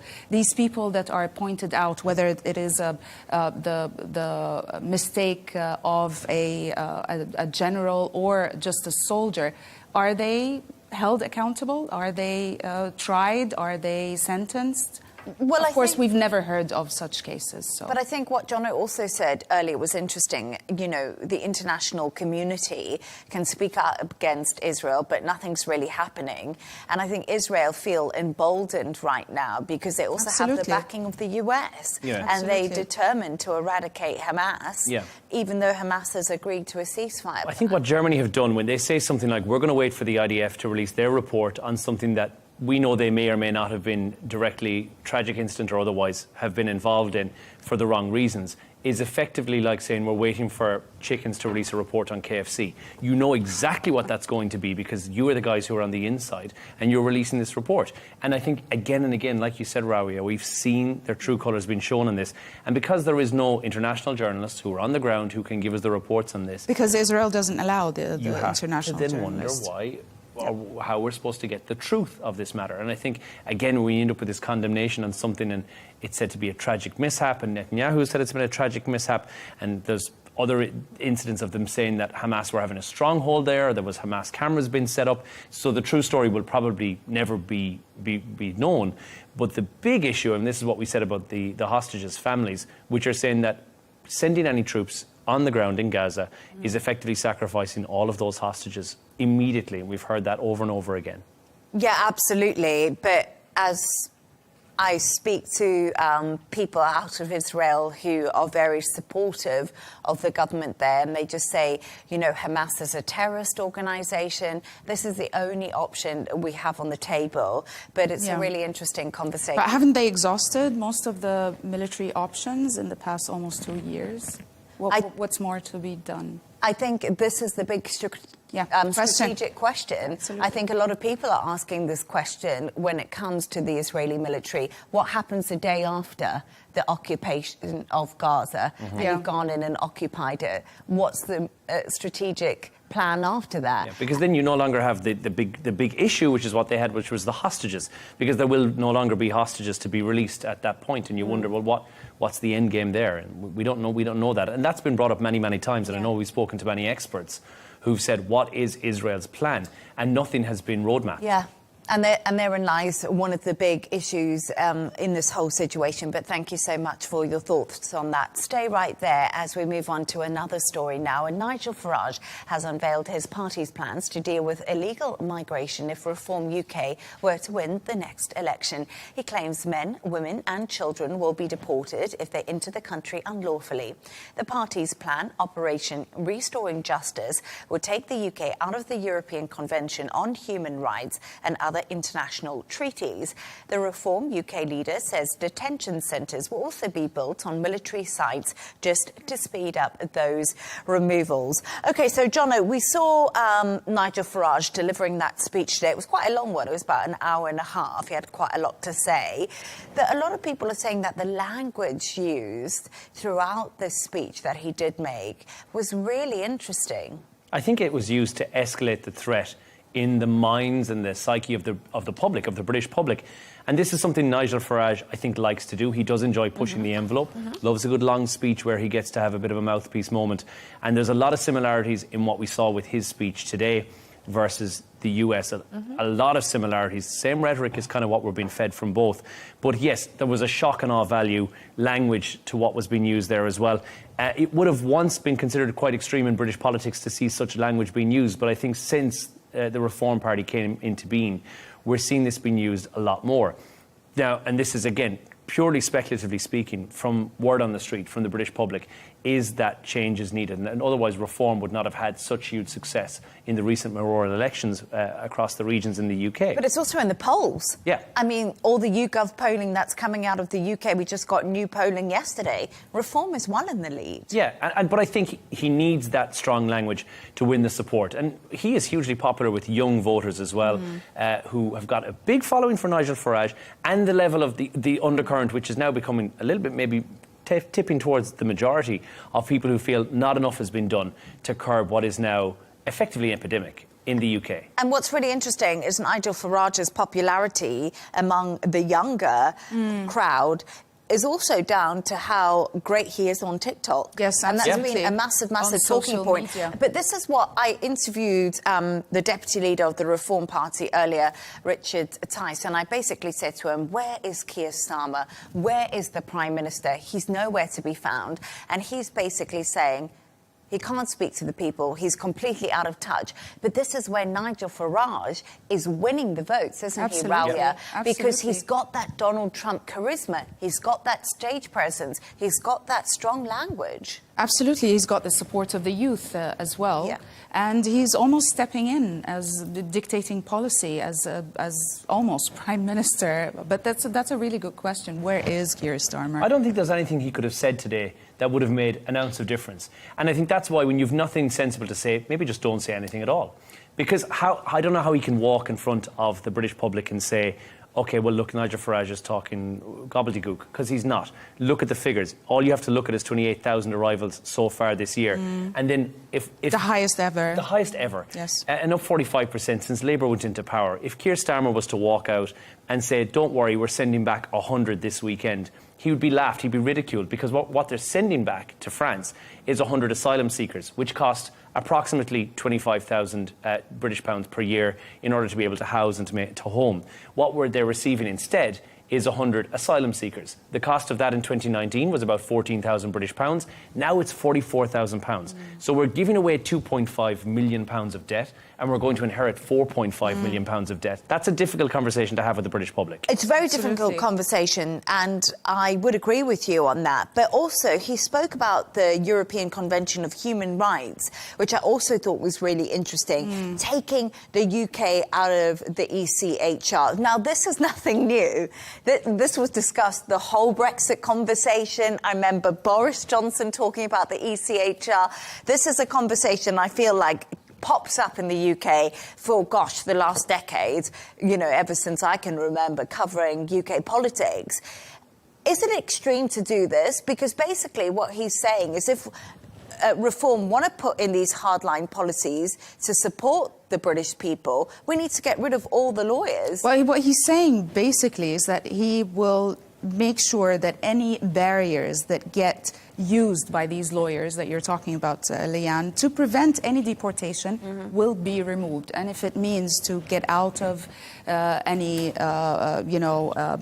treaties, basically change the law, that would be, that's what he's saying, but practically. Actually, I spoke, as I mentioned, to the Deputy Leader of Reform UK, Richard Tice. I asked him what he had to say to the Lib Dem leader who said Farage is following Putin by promising to leave the European Convention of Human Rights. Take a listen to his reply. Ludicrous statements by an irrelevant politician in the United Kingdom. Sir Winston Churchill, he actually defended our borders during the Second World War. He prevented an invasion. Sir Winston Churchill would be proud of a leader that is brave, that is strong, and protects our sovereignty and our citizens. And that's what we're going to do. And if the Labour government is so terrified of reform that they actually adopt our plans in the intervening years, then that's a good thing too. And we would congratulate them if they adopt our plans, copy our plans, and actually stop this invasion. And that's what it is. And I know it's uncomfortable for people to hear that sort of language, but we face an emergency. There we are. It's an emergency invasion. He just basically said the Lib Dem leader is irrelevant, which maybe many people do agree with. But I don't know what you thought about what he had to say there about... Well, I think, 2029 may not seem like the longest time away, but there's a lot to be done in that time, and I really don't think Keir Starmer is going to have an impact on it. The solution of what we're hearing here, and the mention of the Nightingale Hospital, or the Nightingale kind of an idea where you'd have a centre, is very similar to what we've seen in the US. So I think that is the kind of idea that they're going for, but not new. And I think we've also heard as well from the Conservative Shadow Home Secretary, from Chris Philip, who said that this is very similar to what we've come up with. So this idea has been touted before, but Nigel Farage, everything he says it with more punch. And I think, much to what Raria said, he's got the young voters, he's got people riled up, and the UK is in this, it's on the precipice of something here, and I think he's kind of tapping into that. But I don't know if they can afford to lose another Prime Minister. I don't know if that's something that's on the cards. I think it's possible. And I mean, 1 year into his, term, let's put Keir Starmer into context, got an absolute massive landslide in that election, and now he's facing this. That would just be an epic fall from grace. Absolutely. Not as epic as not as epic as some previous prime ministers. Theresa May, I can see you thinking. Theresa May in her 11 days. But the thing is, I mean, as you said, Nigel Farage has actually aligned himself with a global trend, which is, most countries, the right is rising. Anti-immigration sentiment is rising very high. And therefore, he is aligning himself to at least, the policy that the young people who are not getting enough jobs, not getting the benefits that they used to, their parents used to get because of the rise in immigration, will definitely vote for again, and I think it is a case of, we've seen in the US what happens when you open something like Alligator Alcatraz or Cornhusker or Clink as well, that you may encounter some of the issues that you're trying to think, well, how do you get past that? Being part of the European Commission on Human Rights means that it might be difficult to do that without so much legal red tape. Then Nigel Farage is just foresighting that, thinking, you know what, we need this to go before we can make this happen. And I think a lot of the reason is because we remember the Conservative leader, Kemi Badenoch, also came out today and basically said Nigel Farage has just copied our homework. He's just ripped off what the Conservatives planned to do, and that was with the Rwanda scheme. But the Rwanda scheme, I don't know if you remember, but there were aeroplanes with migrants ready to deport them to Rwanda, and they wouldn't let them off the runway because of this legal red tape in place. But if you looked at the figures during that Rwanda scheme time, they actually dropped the people crossing over the channel. So basically Nigel Farage is saying, yes, we are kind of copying this. We're going to make it a little bit more our language, but also get rid of that red tape.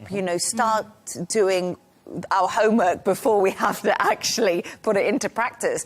Because listen, there's no general election until 2029. This is all if so, maybe, could happen. That's honest truth here. Right now, Labour's in power, and they're pushing their one-in, one-out scheme. Absolutely. Absolutely. But now, I mean, there's even more parallels to the US, as you mentioned as well, Jono, because there was mention of possibly putting these migrants, because we are talking about a plan that includes deporting roughly about 500,000 people over 5 years.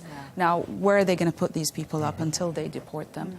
There is talk about Nightingale centers, like the ones that were set up, very, very fast outside hospitals and in parking lots during COVID, that maybe they would set up something similar. But also, another parallel is drawn here with Trump's alligator Alcatraz that he assembled, basically, or he set up in Florida, in the middle of Florida's swampland, yet it basically faced a lot of legal hurdles and pushback, and it was recently also ordered to be dismantled. The talk about the Nightingale centers might not actually work. It's just speculative so far. The government has not basically announced anything official about it, and there's a huge chance it would not work. Not in the UK. Not in the UK. You had an opinion about this. Well, no, because I believe that I think there is a call from people who want something radical. And I think this is the level of radical that the UK will cling on to. And if Nigel Farage, and if he was successful in moving away from the Human Rights Commission, then I think you can look at something like this being possible without the red tape.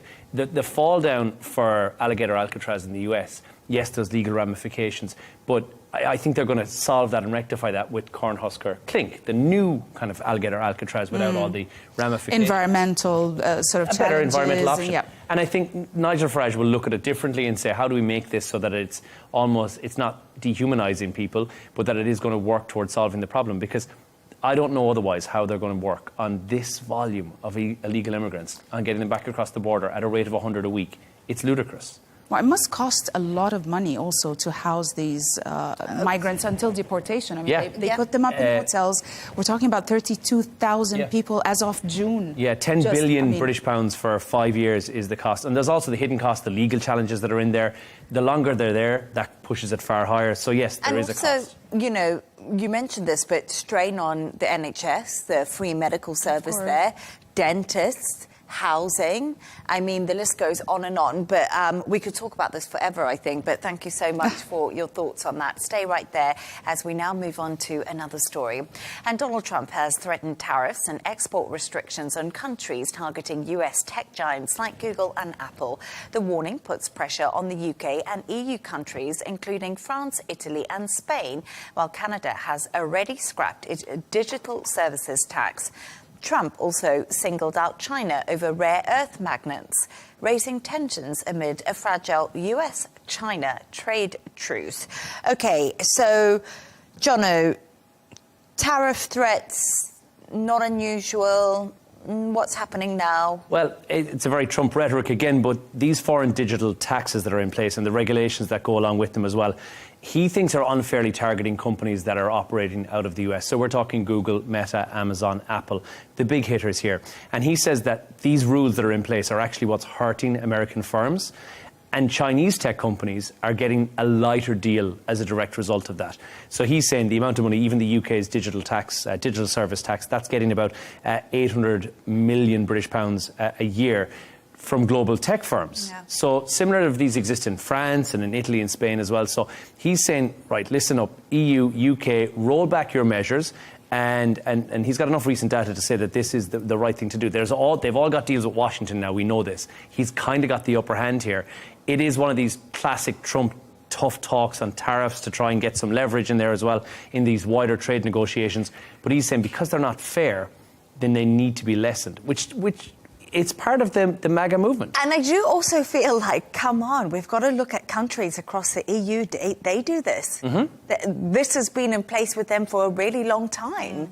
It's America that isn't doing it. So the argument to this would be like, well, why isn't America doing it already? There is an argument in that. And I think Donald Trump will be playing on that argument. Mm-hmm. But I also feel like tariffs no longer makes us feel scared anymore. There's something more. The word tariff, do you remember it used to fill the whole global markets and everything with like massive concern. Now all of a sudden we're like tariffs and we're like, oh. Old news. And now what? But actually there has been a development, some breaking news. Fed Governor Lisa Cook will sue Donald Trump to keep her job. Lawyers are saying this. So basically Cook is to seek judicial, I guess, some notice on that, a judicial decision to continue her role in the Fed, and that's according to a Fed statement that we are just getting out now. Okay. That's what we mean when we say more. More. This has been one interesting moment. I must say something. The Federal Reserve, 100% independent from... You know, we know that, and it's been like that, and the reason is so it can't be influenced. Now Donald Trump is saying that he is going to fire the Fed Governor Lisa Cook, and it's all over mortgage fraud, which the Republican Party is claiming is the reason. I mean, the big conversation doesn't even have the power to do this. I mean, Rawia, the questions are there will be a legal pushback, as we saw, because, you know, the person concerned, Lisa Cook, Governor Lisa Cook, is actually seeking a judicial decision to stay in her job and to reverse her dismissal by President Trump. Now, whether it was legal or not for him to try and remove her, well, apparently, while the president can appoint governors of the Federal Reserve, removing them is much, much harder. And you need to... The only reason the president has the right to remove these governors is because, or due to cause, and that is misconduct or negligence. Yes. And it's supposed to be misconduct or negligence that happened during office. Now, the mortgage fraud that Trump is referring to apparently happened in 2021, and it was or apparently it was a double, that she's, if I remember correctly, the details of it was that she declared two main residents at the same time in two different locations. But apparently that was public knowledge, and it was known to the Congress when she was sworn in 2022. Yeah. And therefore, it is easily, I think, legally challengeable in court, and probably Lisa Cook will be able to reverse that decision. And I think it's really interesting, right, because before you could even be a Fed governor, you go through a lot of scrutiny to make sure that you are the right person for the job. And it's such a fascinating situation because obviously, let's be honest about it, Donald Trump and the Fed chair, Jerome Powell, they've been at odds with each other. Jerome Powell will not slash interest rates. Lisa Cook is, of course, on the board who makes interest rate decisions. She isn't slashing interest rates. She sided with Powell. So now the conspiracy theory is... Powell has softened his tone, though, recently, Powell. But even though there are speculations that he might be next after Lisa to be targeted you have to by wonder. Trump. Anytime you hear these stories, you always wonder. You wonder what they've just done to the administration, or specifically to Donald Trump, in order for them to be on the firing line for this one. And I think this is very much a case of looking back and trying to find something almost private investigator level of looking back at somebody's history to find something that they've done in order to justify why their head will be on the chopping block. And that's, I think, unfortunately for Lisa Cook, exactly what we're seeing happen here. And I think it could have been something as simple as a spelling mistake at this stage on her mortgage approval would have landed her in some hot water. And I think that's... And we've seen this before. This is not the first time we've seen Trump and the administration. No, he's done this 3 times before. And mortgage fraud, he's accused Adam Schiff, Senator Adam Schiff, of a similar mortgage fraud before. But you know what? With Donald Trump, the show will go on. So right now, we might not know the answers to Lisa Cook. But I tell you something, I mean, it's not the end of the episode. It's definitely not the end, but it's a major escalation in this war against the central bank, and its independence is really at stake if it goes through. No, and stay right there as we move on to another story now. And season 2 of the Duchess of Sussex's TV show With Love Meghan has been released on Netflix today. The series was filmed at a house in Montecito and features celebrities like Chrissy Teigen and John Legend, whilst also giving us a glimpse of what her family life is actually like. But the Duke of Sussex and their children, Archie and Lilibet, do not actually feature in the show. Oh, Rawiya, what's your verdict on all of this? Are you surprised, first of all, that she even got another Netflix series because it was so panned, wasn't it? Like it was just I haven't seen season 1 and I haven't seen season 2, to be honest with you. But anyways, I mean, I'm not surprised at all. I mean, we're talking about Netflix. I think it is dedicated, or at least it's produced for the American audience. Generally, any audience is extremely curious about royals. Generally, American audience is extremely interested and fond, at least historically, and interested and curious about the British royals specifically. A lot of drama surrounded Harry and Meghan in the past few years, books, scandals, you know. Therefore, yes, definitely. Why wouldn't it be? It's a great show. It's great TV. Even the critics... From a producer point of view, because people are going to watch it. Even if they hate it, they will watch it, I think. Well, we must make an admission.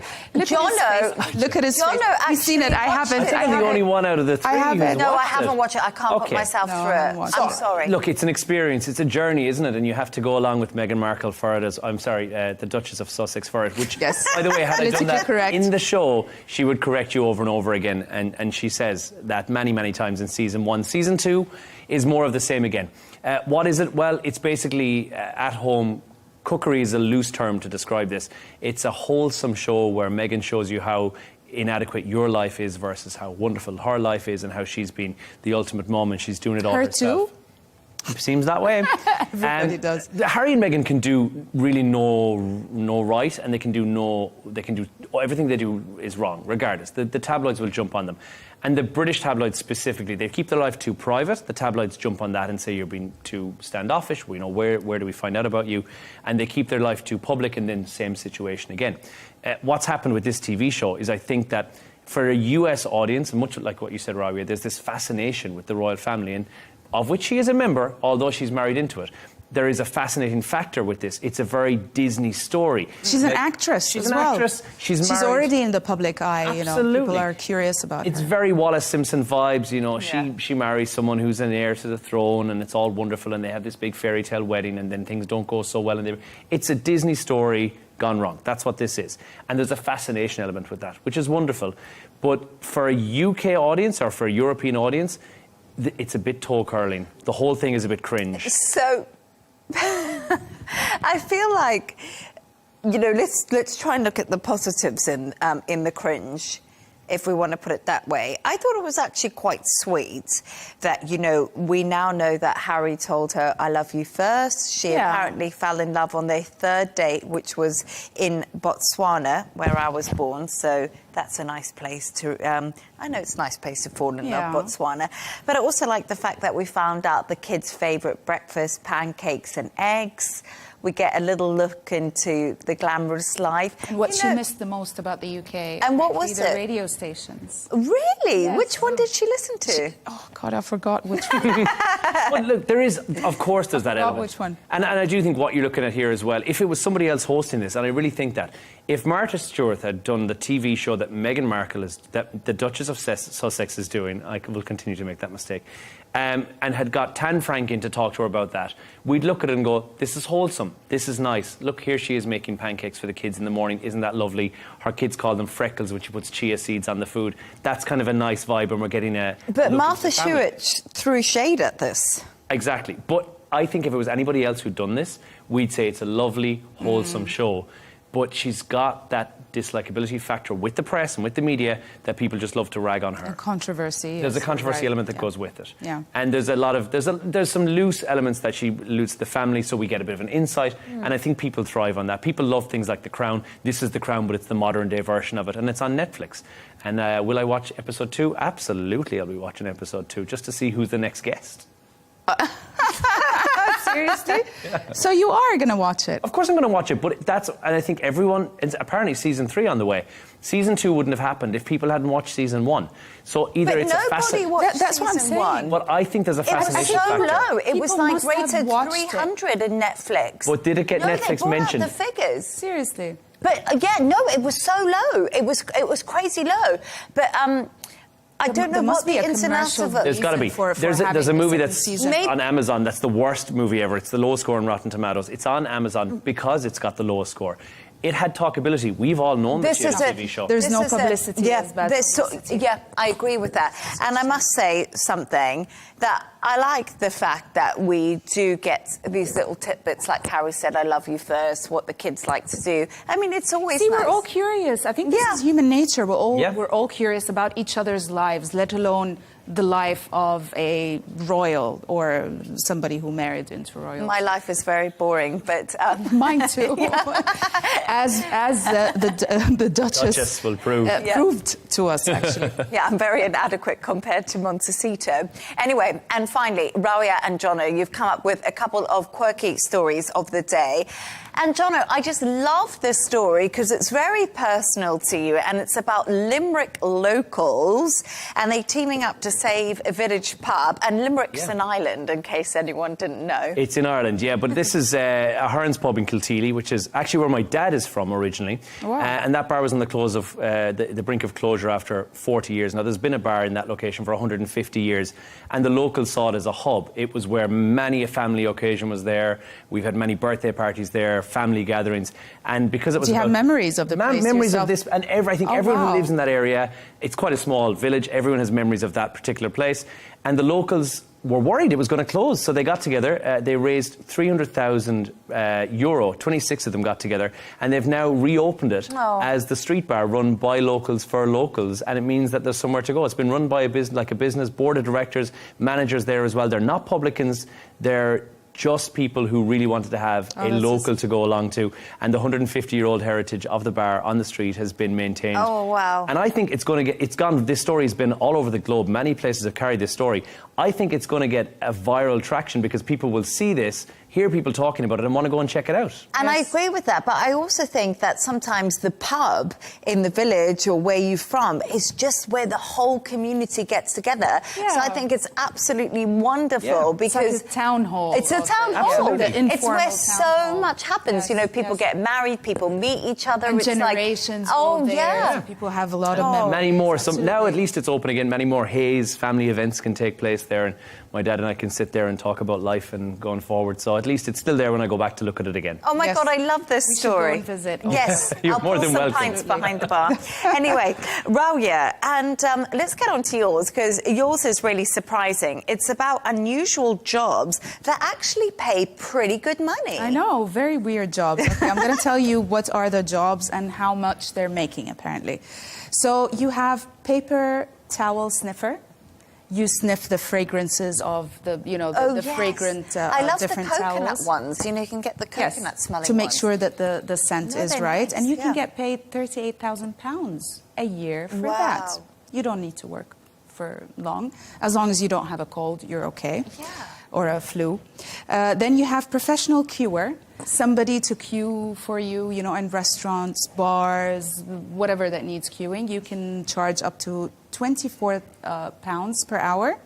You have professional cuddler, basically. You can give cuddling therapy for £70 an hour. That's quite good. And then you have pet food taster. It's very weird. But you can make £50,000. It's crazy. Tasting food, pet food for I don't know what purpose. I mean, but, But there's one more left. Tell us. I'll tell you about it. It's a secret hotel sleeper. You go and try. You test hotels. You know, that would be nice. They would pay you £200 per night. My God, that's amazing. That's, Jono, what would yours be? Well, no, I've always wanted to do this, and I've registered so many times and nobody gets back. I want to do the secret shopping. Like, I want to be the mystery shopper who goes in. And so nobody's ever called me back. So instead, and I hope if this gets out, then everyone's going to do it. But I take a small notebook with me to restaurants I haven't been to before or establishments I want to get good service in. And I'll pop it on the table beside me. And while I'm there, I'll bring out my pen and then just kind of leave it there. And I'll casually write notes, which are normally just doodles, throughout my experience. That's so sneaky. It's sneaky, Seriously. but is the service good? Yes, it is. Do you but get I don't anything get paid money for it. complimentary? Do you get anything complimentary? No, and of course I would never take it if I did. But I do think it's such a. I think these little quirky jobs are just fabulous, and you never really think of them. And then when they're outlined, it's actually a really good idea because no one. I hate standing in a queue, and if there was a massive sale of a big book or, a concert or whatever, I would hire a private. I would hire someone to do that for me. To keep your spot in the queue for a bathroom at a festival or something. That's one of those things where you could be gone to go and get your hot dog, pop back, somebody's still in the queue. Absolutely. That's surely worth $28, definitely. Oh my gosh, absolutely priceless. But thank you so much for those stories. It was great to have them. And that's all from us on W News Extra. Thanks to our guests, Al Arabiya senior presenter Rauya Alami and Dubai 92 presenter Jono Hayes. And don't forget to subscribe to our YouTube channel and, of course, follow us on X. G&T with Tom Burges Watson will be coming up next. Goodbye and thank you for joining us.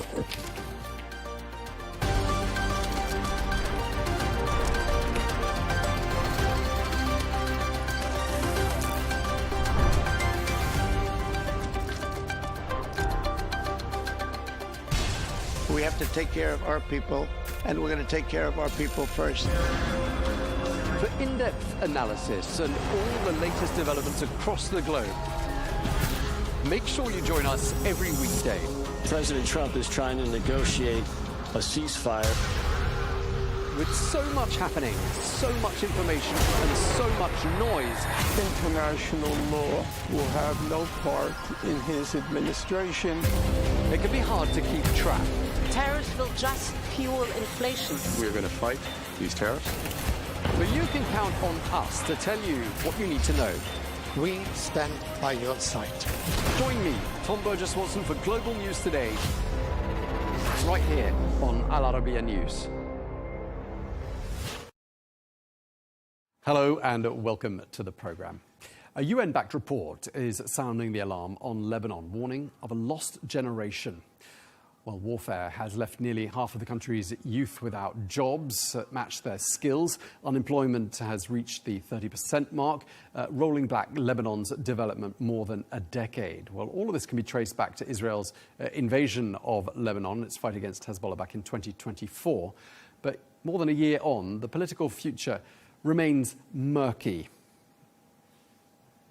Well, earlier on today, a US delegation, including top envoys Thomas Barak and Morgan Ortagus, met with the Lebanese leaders at the Babda Palace in Beirut. Washington is pushing a plan to disarm Hezbollah by the end of August, but the group is flatly rejecting those calls, even warning of civil unrest. So what does all of this mean for the future of Lebanon? Well, let's get more now. We can cross to Beirut and speak to Hanin Al-Sayed, who is Lebanon's Minister of Social Affairs. Thank you very much indeed for taking the time to speak to us, Minister. Lebanon has had a tumultuous decade. A lot has happened. There was the financial turmoil. There's been the Syrian refugee crisis. We just had the 5-year anniversary of the port explosion earlier on this month. Then there was Israel's military operations in Lebanon. Does it feel now like Lebanon has turned the corner and is rising from the ashes? Thank you, Tom. Yes, indeed. I believe Lebanon is rising from the ashes, as you put it, starting with the election of a new president earlier this year, then, of course, a new prime minister, a cabinet formation, which actually took place at almost record unprecedented speed, a cabinet which is very coherent. Both the president and the prime minister's speeches were historic. And as you know, of course, also this cabinet took some historic decisions a few weeks ago.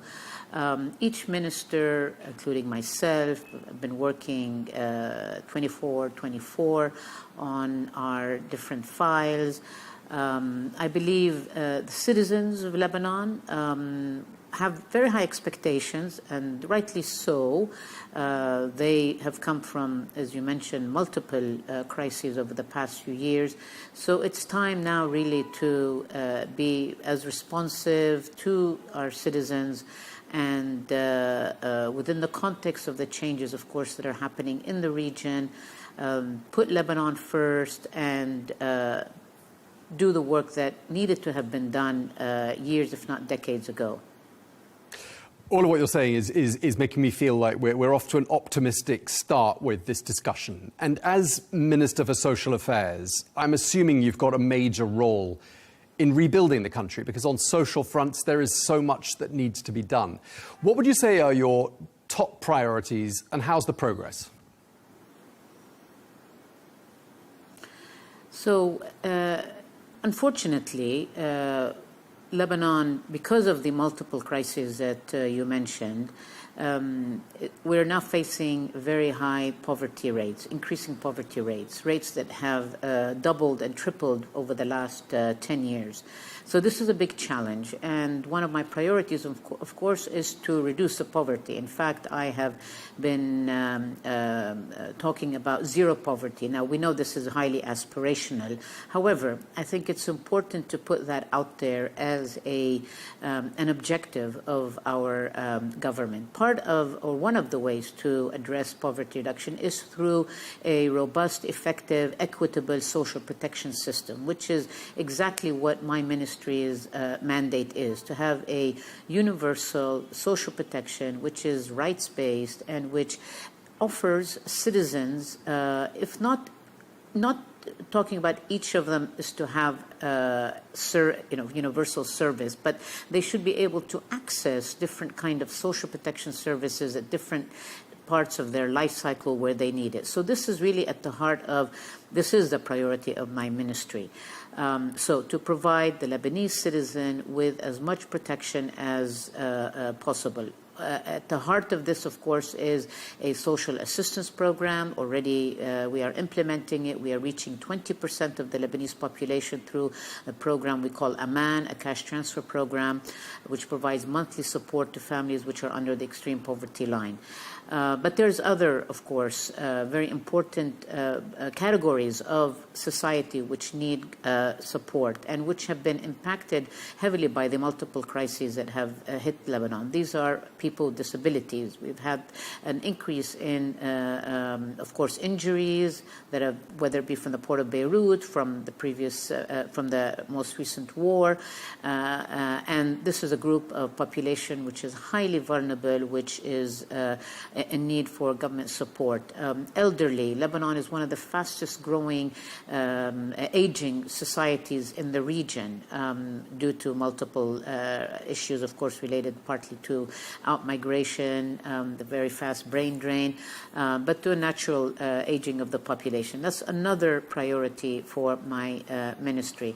Of course, at the same time, there is the very big challenge of the presence of a very large number of displaced Syrians who have been in Lebanon for 14 years and which have, despite international support, which has been generous, but it is decreasing, and this has become very difficult for Lebanon to be able to carry that responsibility and cost, if you will.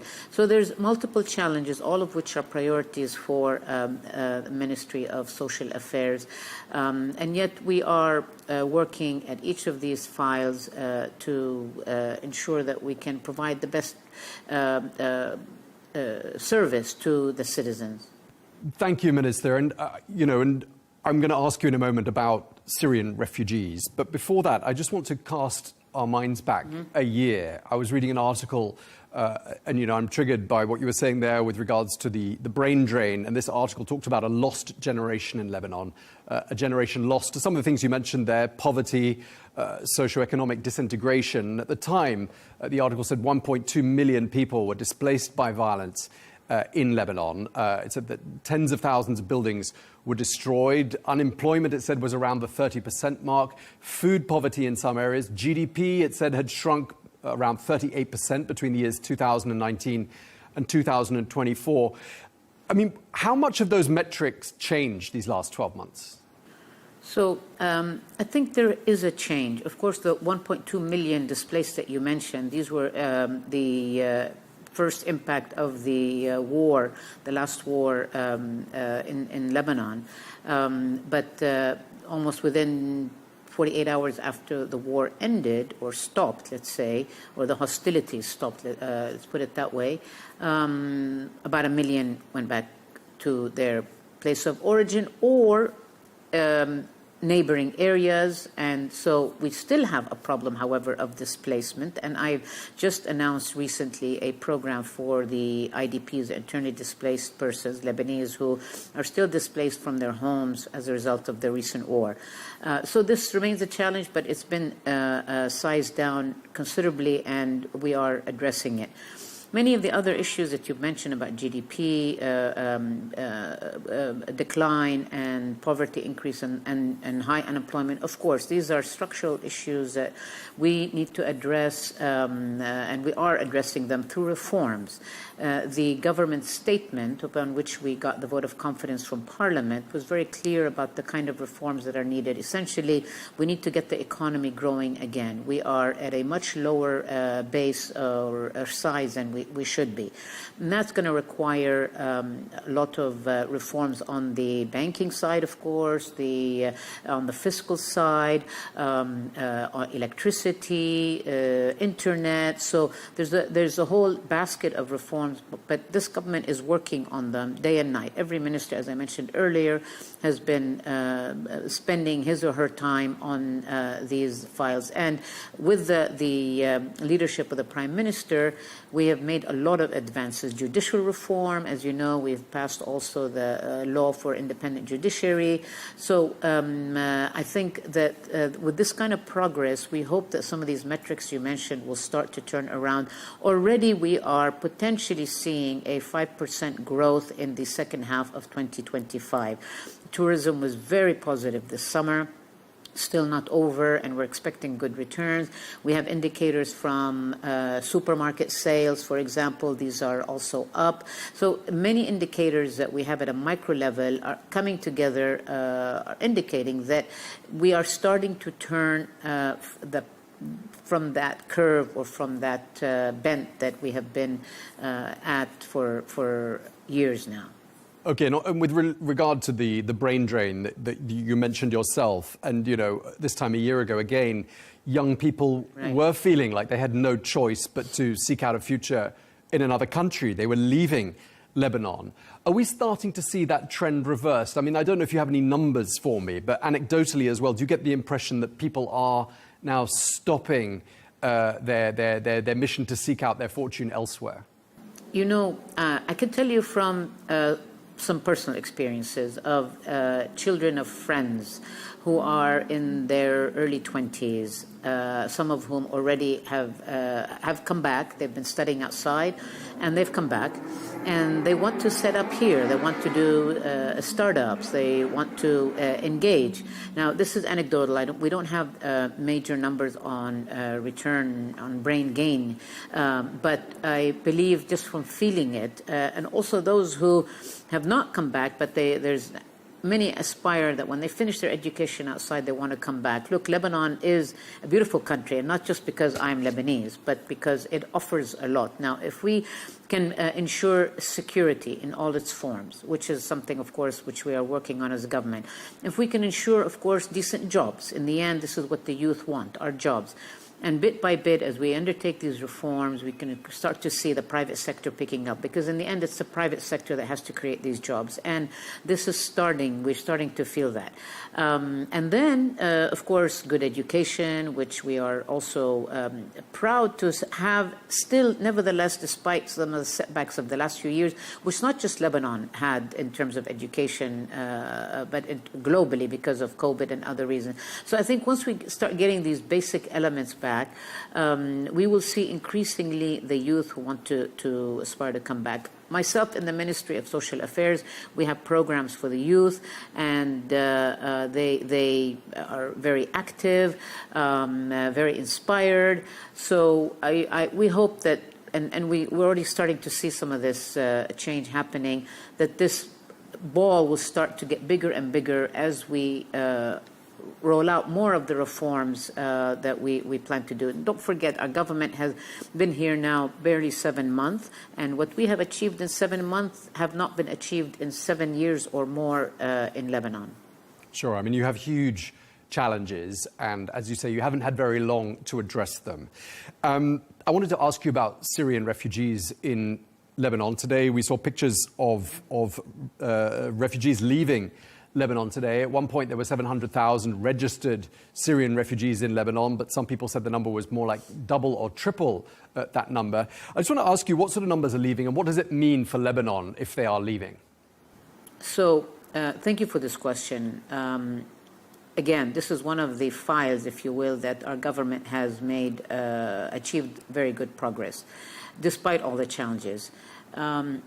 If we take a UNHCR number of 1.5 million, and there's different views, but let's just take the official number of UNHCR of 1.5 million Syrian displaced or refugees, whichever name you want to use, in Lebanon. By UNHCR's numbers, 170,000, roughly, cases have been deactivated from their database, i.e. have returned and have been literally deactivated.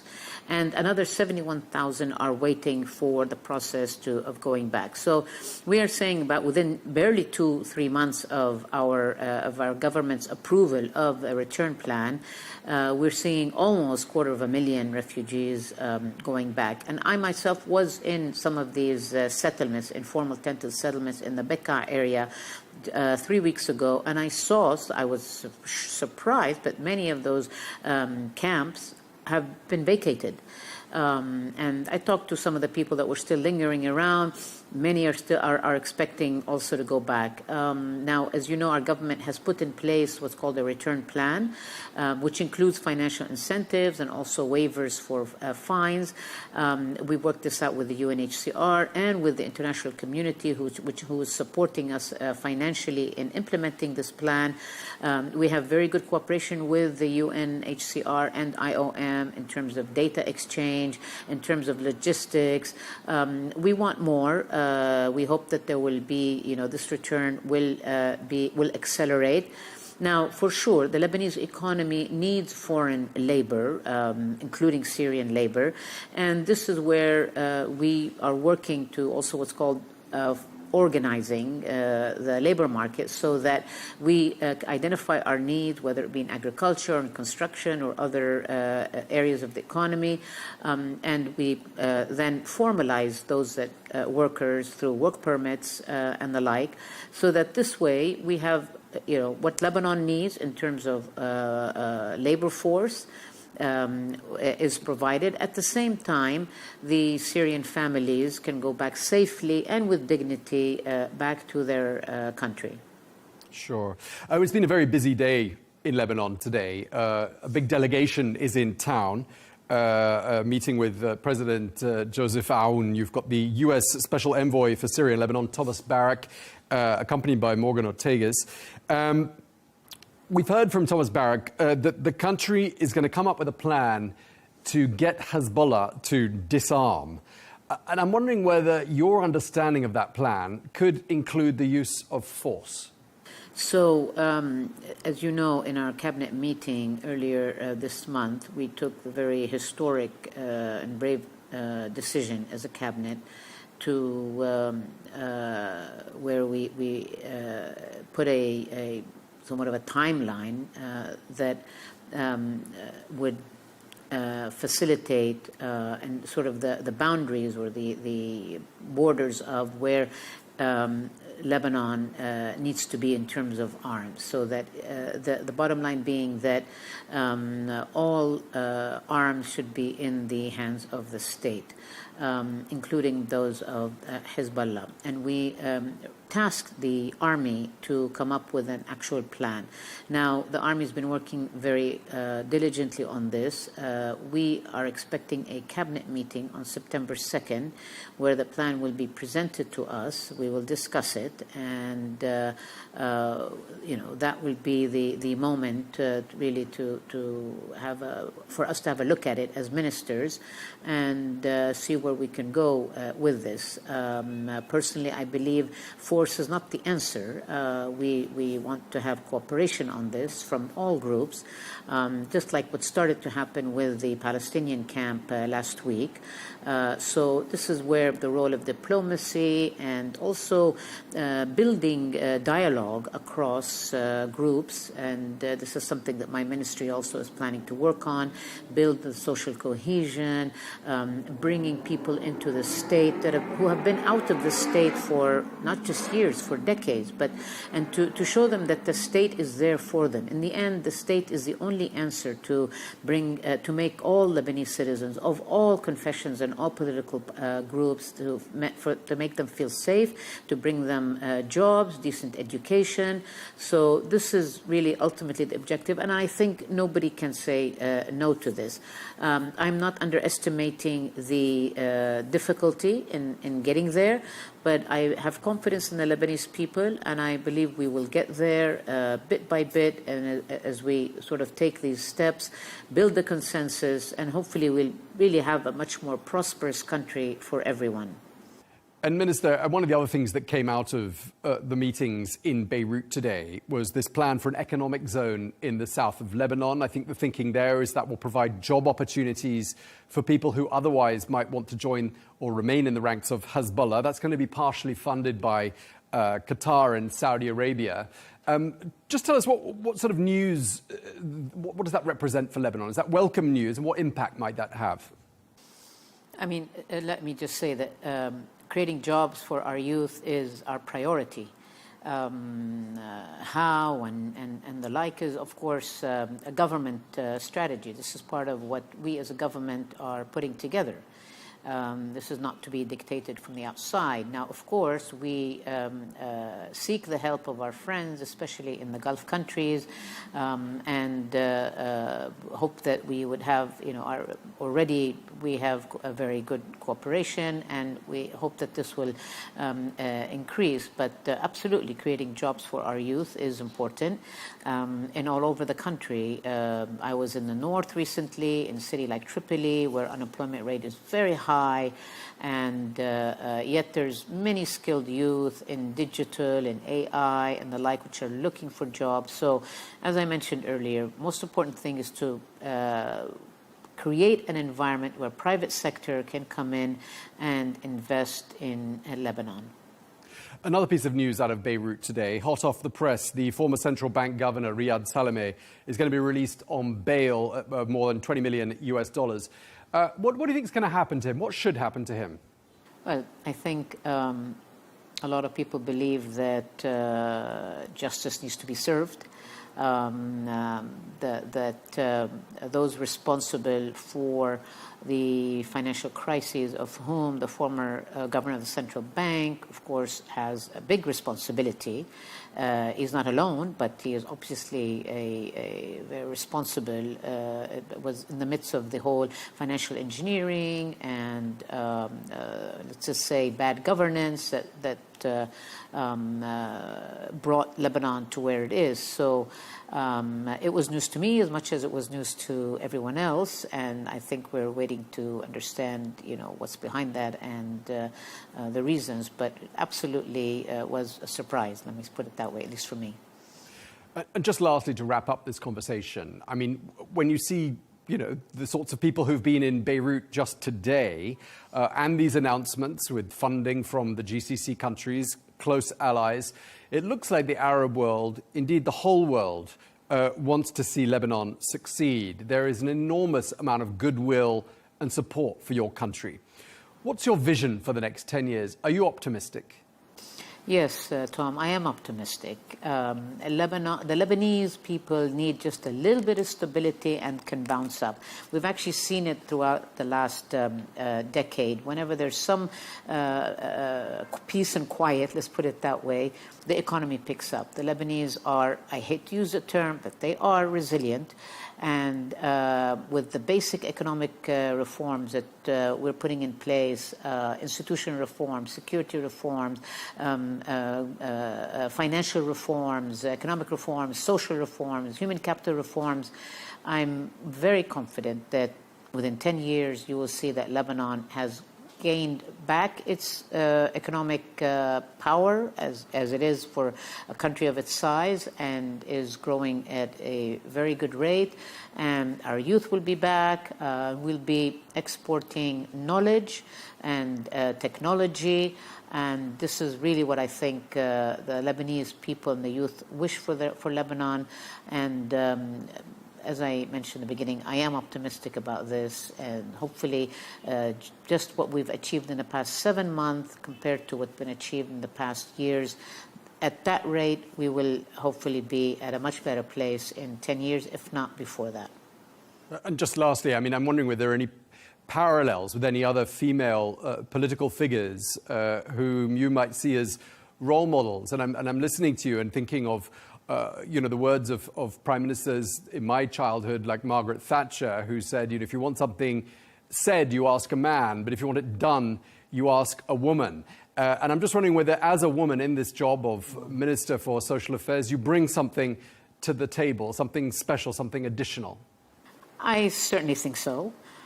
First, specific in the area of social affairs, I do believe it takes a woman to get this job done. With all due respect, of course, of predecessors who have male ministers, but there's a certain maybe passion that we might have for this kind of work. But I do believe that We need, Lebanon is on this path of actually having a better gender balance.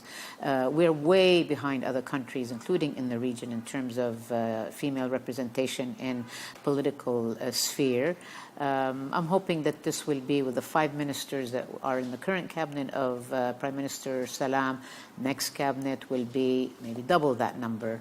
And I do believe female ministers do make a difference. We also become role models for for women and girls in society that you can achieve just as much as any male minister. All right, or arguably even more. Thank you very much indeed. We really appreciate you taking the time to speak to us. You've been very generous with your time. Haneen Al-Sayed, Lebanon's Minister for Social Affairs. Thank you again. Thank you, Tom.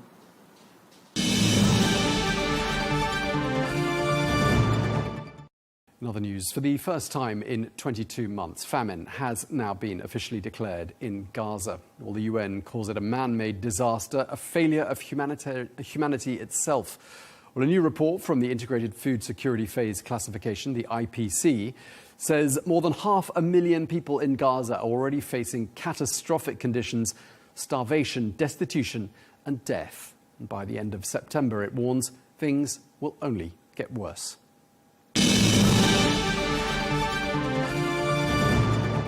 OK, we're going to stay with Gaza and turn to our next guest, who is Humza Yousaf, the former First Minister of Scotland. Thank you very much indeed for being with us once again here on Al Arabiya English. I remember when we talked before, we talked about your in-laws, your parents-in-law, who are now back in Scotland. They were, of course, trapped in Gaza, Elizabeth and Majid al-Nakla. I wanted to ask how they're doing and also how the rest of the family is, because you still have ties, don't you, to Gaza?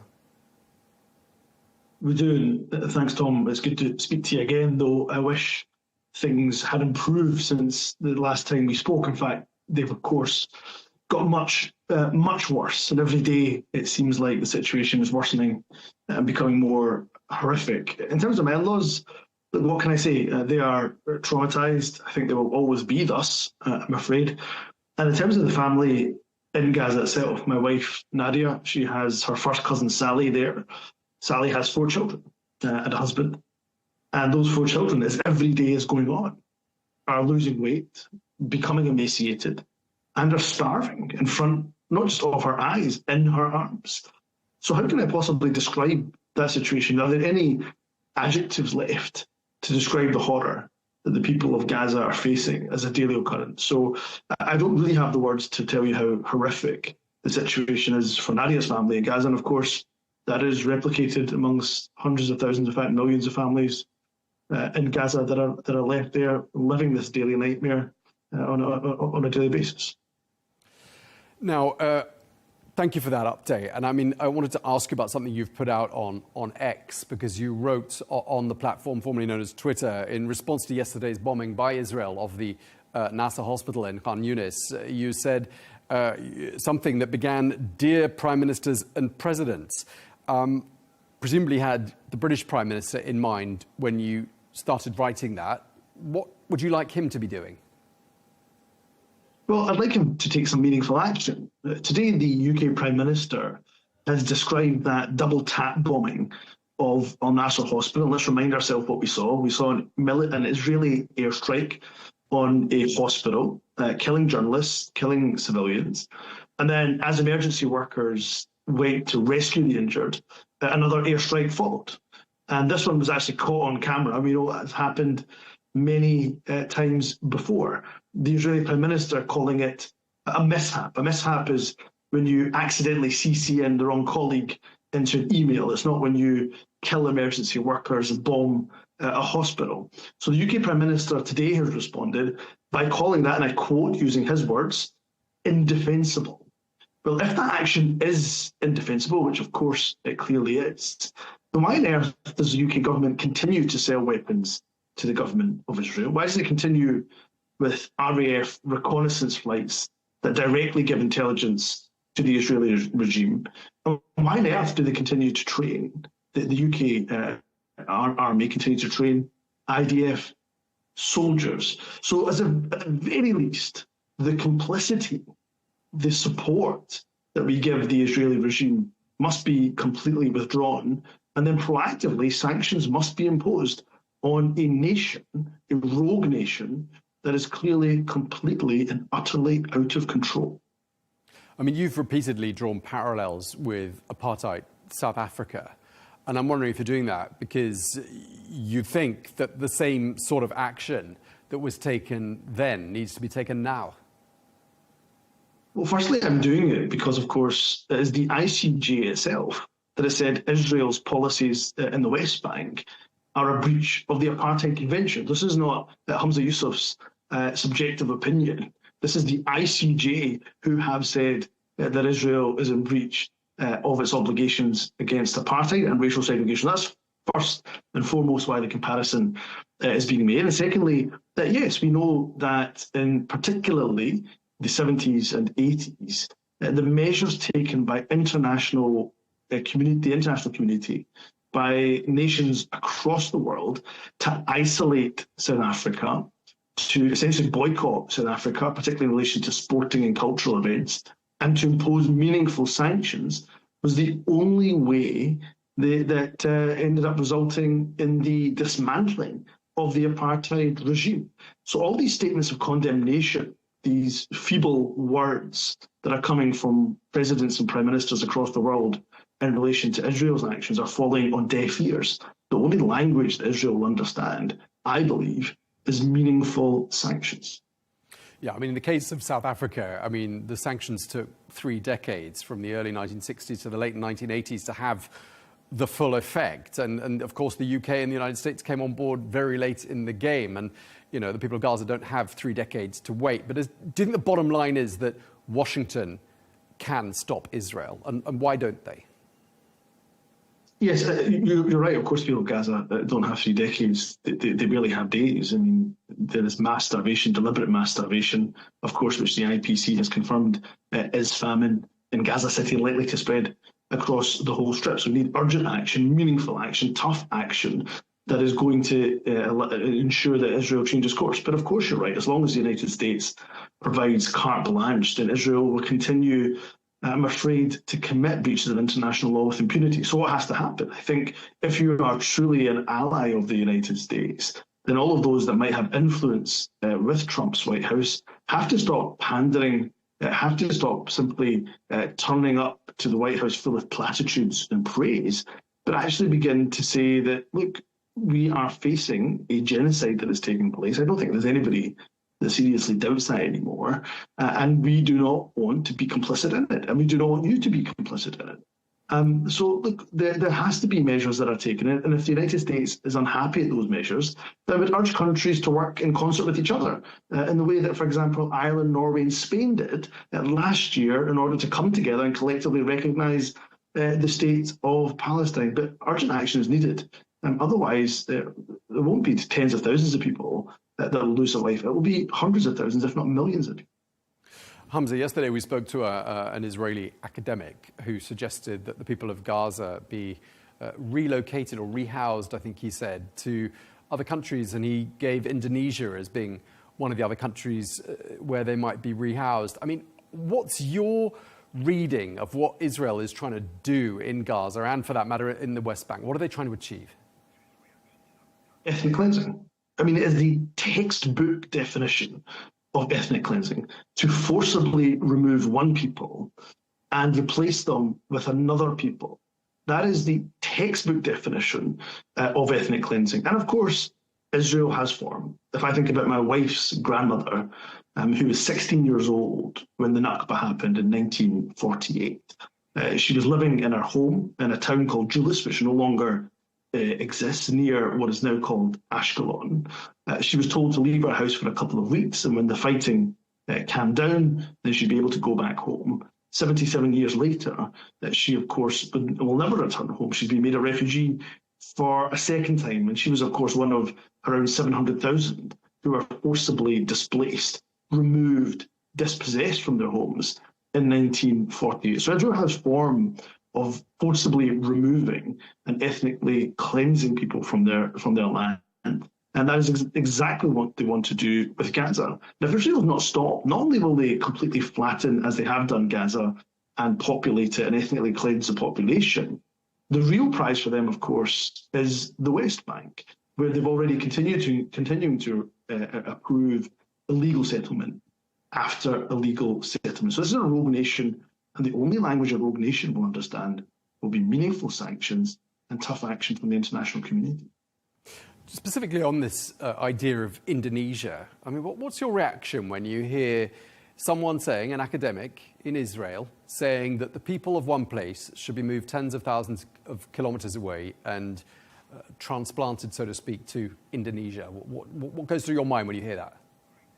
Well, I think every decent-minded person will think that that is an atrocious suggestion, which is an attempt to ethnically cleanse a population. But let's be clear, if anybody sees the clips, translated clips of Israeli talk shows or a number of Israeli politicians, including, of course, senior government ministers, that will not come as a surprise. They openly talk about, nay, they boast about ethnically cleansing the population of Gaza. So I don't think ever in my lifetime have I seen both a genocide live streamed and those who are committing the crimes boast in open about their intentions with the population to ethnically cleanse them.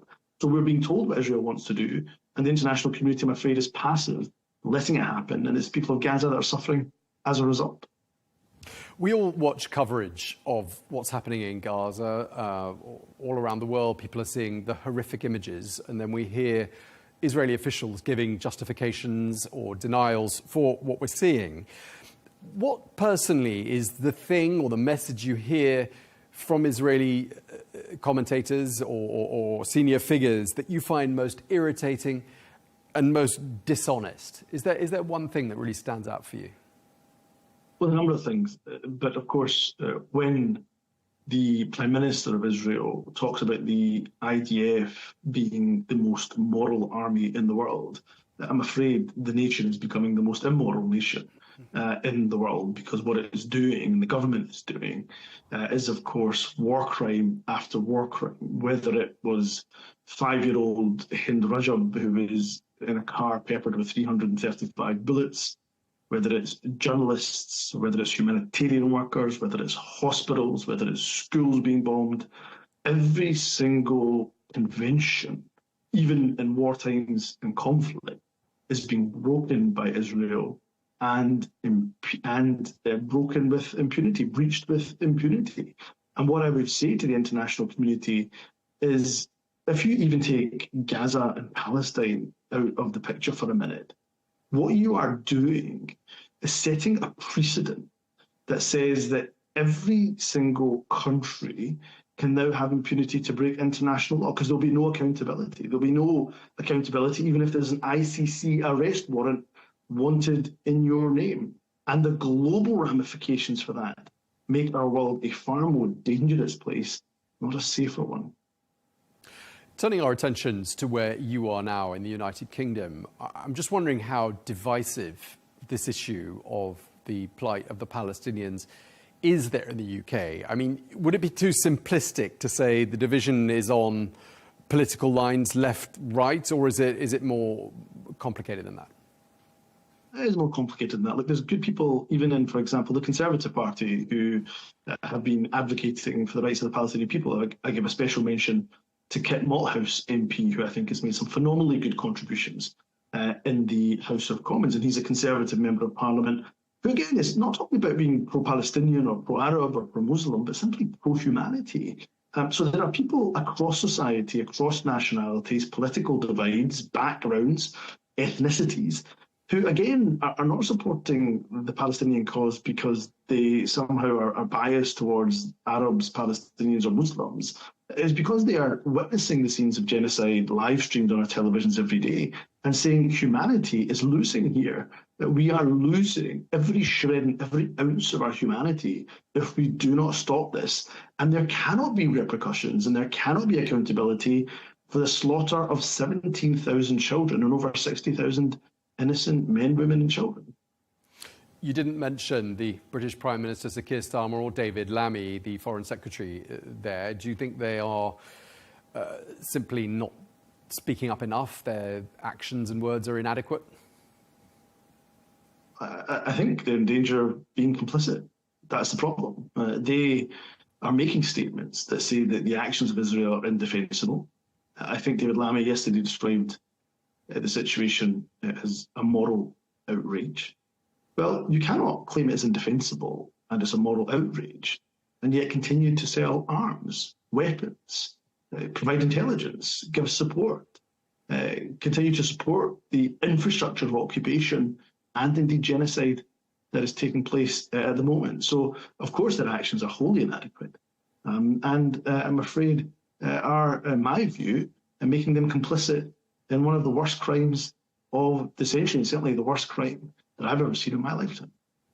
Just watching British television, there's been, some protests in the last couple of days. I mean, there are always protests, it seems, but I mean, there does seem to be a tense political climate in the United Kingdom at the moment and a rising nationalist sentiment, which isn't new, but the trend seems to be continuing. I mean, what do you make of what you're seeing? And do you see this issue of the plight of the Palestinians as somehow feeding into this political set of circumstances?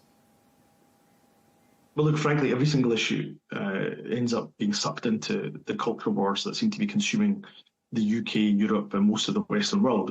I could tell you that the sky is blue outside, and somehow that would be a controversial statement that I'm making.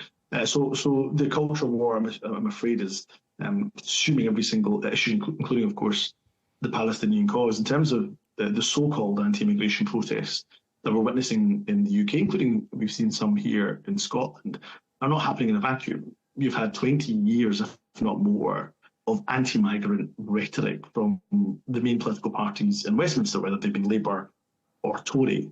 And that, of course, at a time when this country requires immigration. We have the lowest birth rates on record. We have an ageing population, and that, of course, is the story of the Western European continent. This country and this continent, indeed, relies on immigration, relies on the contribution that migrants make, and yet has created the most hostile atmosphere for migration. And it will lead to not only societal catastrophe, but economic collapse. And yet, I mean, looking at the latest opinion polls, it seems like the Reform Party, with Nigel Farage very much as its figurehead, are riding high in the polls. What do you make of that? I mean, are we looking, do you think, at the future Prime Minister of the UK, Nigel Farage? I don't think there's a single political commentator that would bet against Nigel Farage, at the very least being the leader of the opposition, possibly even getting the keys to 10 Downing Street, and shudder at the thought that this is a man who's claimed, often insinuated, that Muslims don't share British values, that has said that some Muslims are a fifth column in this country trying to kill us. If there is a dog whistle to be blown, then you will find Nigel Farage at the front of the queue with his lips pursed and ready to blow. So we have here a very dangerous individual. His reason for support, of course, is because of the political failures, particularly of Westminster parties. We've seen with the last Conservative government, the biggest fall in the living standards since records began. So if people's weekly shop has gone up, if their mortgage has gone up, their rent has gone up, their electricity bill, their gas bill, all of these bills have gone up, and they've had a Conservative Party, a Labour Party, then of course they're going to try something new, something different. And that's why I think Reform are seeing their support in the polls riding high, including here in Scotland, where I am. That should worry every single decent-minded person. Right, you say you shudder at the thought of Nigel Farage as the future British Prime Minister. And as a Muslim, I'm wondering what that would mean for you, such a prospect. What would it mean for you and your family? Would you go and live somewhere else? Would you sort of close the door on the UK? Well, look, I wouldn't want to do that. I love Scotland. It's my country. I was born here, raised here, raising a family here, and I had the great honour and privilege of serving my country, both as a government minister, but also, of course, for a period as the head of government, as the First Minister of Scotland. So, you could cut me in half and I would bleed Scotland. So I don't want to leave my country and wouldn't want to be forced out of my country. At the same time, the other role, responsibility, in fact, the most important role and responsibility I have is as a father. And with the United Kingdom becoming more and more hostile to Muslims, to the point where we've had bricks thrown through mosque windows. We've had the attempted terrorist attack in a mosque in Scotland, in fact, with the individual, a teenager, being charged to 10 years in prison for his affiliation with neo-Nazism and his attempt at that terror attack against a mosque in the west of Scotland. So if the climate becomes so unsafe for Muslims, many Muslims, myself included, of course, will be questioning whether our children can possibly be safe in this country. And if not, then we will be elsewhere. And again, that will not be good, clearly, for society, I would argue. It certainly won't help the economy of the country if all the Muslims decide to pack up and go elsewhere, as many in the far right have been calling for. Okay, and just, I mean, before we just close and one last question about Gaza, I just wanted to ask you, I mean, you're quoted as having said sometime last year that people make a living out of vilifying Muslims. And I mean, obviously it sounds like you think Nigel Farage is one of them. Who else did you have in mind when you said that? Well, I think there's plenty of examples you can see online of these hate preachers. Today I just saw a woman who is looking to be, I think, a Republican candidate in Texas, taking a flamethrower to a Quran in the name of free speech. And that is the kind of world we're living in. Somebody who wants to be taken seriously as a candidate in the local parliament, Senate, taking such action. So there are plenty of people, I'm afraid, who have made a living and are making a living of being rabidly anti-Muslim, and many of them get platformed. You will hear many an anti-Muslim statement that I can point to from the likes of Melanie Phillips, and yet she is given a platform in the BBC with regularity. So time and time again, Islamophobia, the hatred of Muslims, is not just accepted, but is platformed on our mainstream, and that is entirely, in my view, unacceptable. And that's a good place to end this conversation, because I wanted to wrap up by asking you about your criticism of British broadcasters, in particular with regards to their choices of words relating to the situation in Gaza. What sort of words do you criticise them for using or not using? And do you think British broadcasters have an agenda on this issue? Well, I think what a lot of broadcasters, and I put the BBC in this category, attempt to do in the name of impartiality is bring balance to a situation that's fundamentally imbalanced. So how on earth can you bring balance to a situation where one group of people, in the case of Gaza, do not have an army, are not an independent nation, who are being bombarded by one of the most sophisticated military machines that are dropping 2,000-pound bombs on their heads? That's not a balanced situation. That situation is systemically and fundamentally imbalanced. And so what we see from, often again, the BBC, but they're not the only one, is such poor choice. One has to wonder if it is deliberately poor choice of wording in order to mask the true reality of what is happening. And that can be in the West Bank, where the BBC recently had a headline calling settlements a controversial plan. They're not controversial, they're illegal, of course, under international law. Or often when they're reporting about Gaza, they simply mention that people, dozens of people were killed. Well, killed by whom? And often talking about the Hamas-run health ministry in Gaza, but not when they mention Israel, don't mention the fact that is a government led by a man who's wanted by the ICC for war crimes. And look, the other thing I would say about, I'm afraid, that Western media, that with a few notable exceptions, because there has been some notable exceptions, the fact that so many journalists have been killed in Gaza, you have barely heard a peep from Western journalists about their colleagues being slaughtered in such numbers. And I think that is extremely shameful and extremely regrettable. Okay, well, it's been great speaking to Humza Yousaf, former First Minister of Scotland. Thank you for your time, and I do hope that if you're in the Middle East, you will come and talk to us. Thank you very much indeed. Thank you.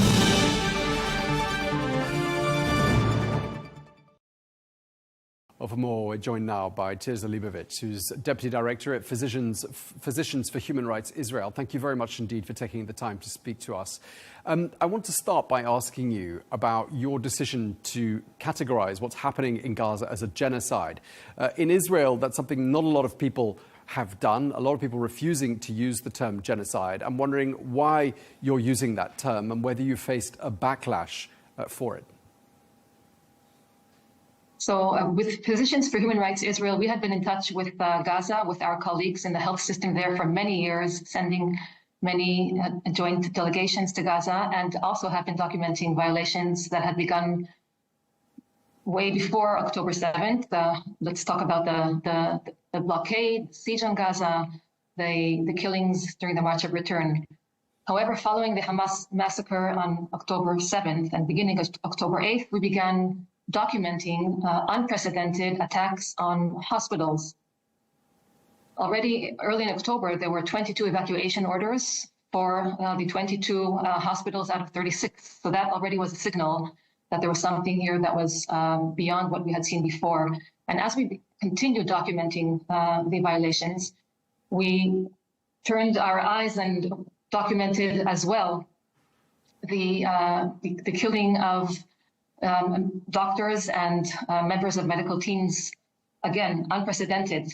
To date, we know of more than 1,600 doctors, nurses, paramedics. They serve as the spine of the health system.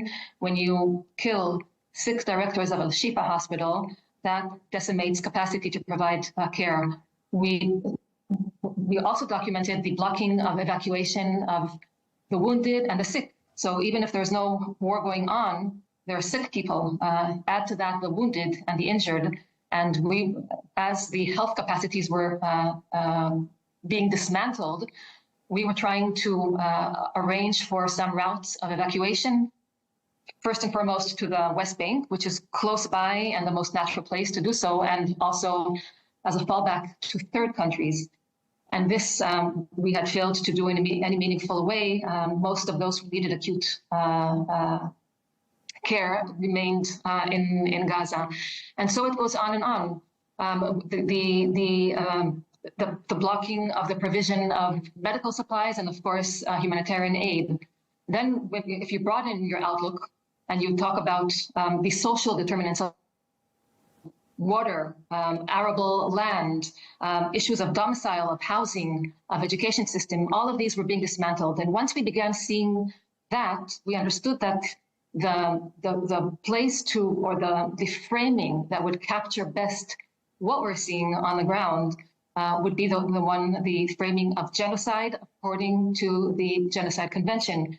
And I think most people, when they think of genocide, they probably attach it to the definition of genocide that follows, I would say, in a very unfortunate way, follows quantity, follows many people being killed, injured, or harmed with the intention of destroying the group or part of it. Okay. Here, in addition to seeing those numbers, we were seeing something happening in addition, which was unprecedented, and that was the attack on the conditions of life in Gaza. And the Genocide Convention has an actual article or definition of that as deliberately inflicting conditions of life that are calculated to destroy a group or a part of it.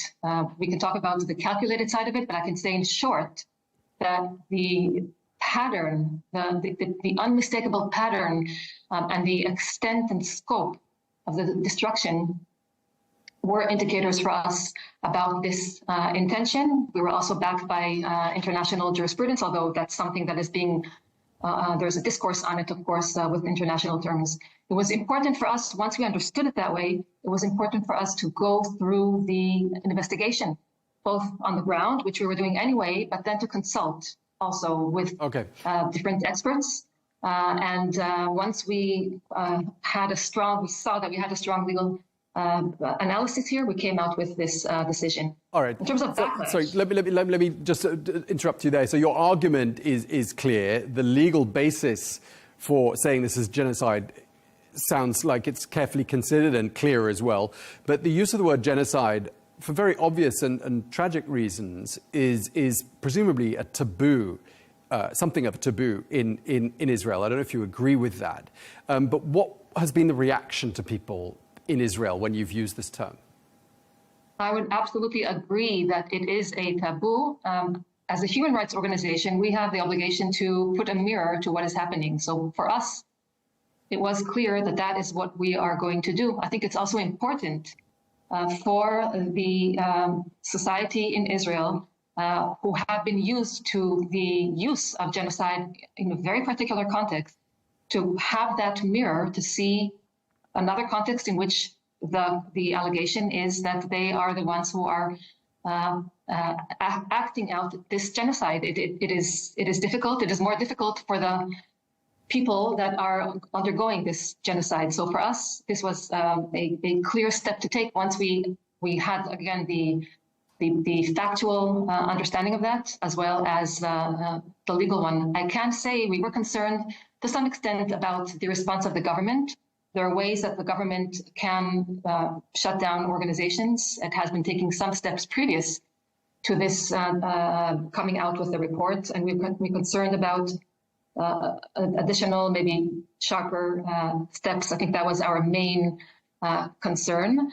At the other side of things, we have seen both in Palestinian society, in Israel, if I talk right now about Israel, in Palestinian society, the Palestinian people in 1948 borders, as well as some parts of the Jewish constituency in Israel, a relief that an organization that is based in Israel, that the restrictions as well as taboos is actually giving what they're seeing a name. I think we also, I would say one more thing, that we also felt the need to stand in solidarity with our colleagues in Gaza, especially the medical professionals. As I said before, Physicians for Human Rights Israel knows the Gaza Strip. We have been conducting delegations of Jewish and Palestinian doctors, over 100, to the Gaza Strip for many years. These are people that we have been in touch with, we continue to be in touch with. We hear, we receive, we can get on the phone with them as things are happening. We're receiving the information and the data, and we needed to stand in solidarity. I would say one last point for the many motivations for coming out with this is that we're an organization that works with and vis-a-vis and in front of the medical profession in Israel. And we felt also an obligation to put this mirror before colleagues, doctors in Israel as well. All right, and when that's put to the Israeli government, they say the idea that there's a genocide in Gaza is completely baseless, to use their terminology. A spokesperson for the Israeli government, David Mensa, said it simply doesn't make sense for a country to send in 1.9 million tons of aid, most of that being food, if there is an intent of genocide. What do you say to that? I would say let's look at the facts on the ground. And I would even address the situation now, where we know that after a complete blockade between March and May 2025, there has been the establishment of the GHF, the Gaza Humanitarian Foundation, and there has been some entry of aid. And now let's look at the results. We have the IPC, the foremost expert organization made up of governments and independent experts, coming out and assessing the situation now as aid is coming in, as a situation of the highest phase of starvation, famine in some areas of the Gaza Strip. And I would go even further. Let's look at the calorie count, if one must do that. And we see the calorie count of most households way below the basic minimum. The attack that we saw just yesterday on Nasser Hospital shows that the actual attacks on healthcare, in addition to civilians, is continuing. So talking about the sending of aid and even giving it a quantity doesn't mean anything about the entry of that aid. When that aid is provided by a weaponized entity, when the system that has been there, the UN, together with local and international organizations that have expertise and are neutral and have been providing that aid, are being dismantled, that's what one needs to look at. One needs to look at the facts on the ground in terms of what's actually being consumed and what is the medical situation of the people on the ground, and also the methods of distribution of aid, because those two together can explain why the situation now of famine exists, and if things don't change fundamentally, will become worse. Okay. And just lastly and briefly, if you will, I mean, I'm detecting from what you're saying a sense of revulsion, even a sense of shame at what the Israeli government is doing to the people of Gaza. Are you ashamed? Does it make you ashamed to be Israeli when you hear and you read about what the reality is for the Palestinian people in Gaza? I'm here in two hats. One as a human rights activist, as part of an organization that is based in Israel, which has a staff of Palestinians and Jewish people. And this is the advantage of having an international law where we can get around. They are defined. They're objective. In other words, we provide an objective analysis, and that's what we put forward. Now I'm speaking as an individual, as an Israeli who lives in Israel. I am ashamed to be of a people that is for whom these allegations are made. Absolutely. Okay, well, we really appreciate you taking the time to speak to us, and thank you for your frankness. Tirza Leibovitz, thank you very much indeed. Thank you.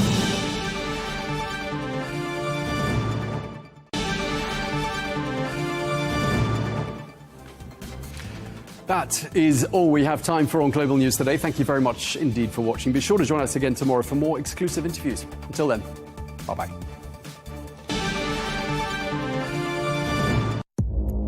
Our allies, in many cases, are worse than our enemies. Stay informed and connected with the latest international headlines. There obviously is a risk. From breaking news to in-depth analysis, It would appear that this war is coming to an end. Who buys this stuff? Investors, pension funds. we deliver the most important developments straight to your screen. Iran always wanted to deal with militia. Join us for compelling, expert-driven conversations. A curfew order has been established. And an insightful look at the issues shaping our world today. There are lots of proposals about European architecture for security. I'm Leigh Ann Gerrans, and this is W News. We dealt with this when I was Chief of Staff in the first term. Where you don't just hear the headlines, you get the full story.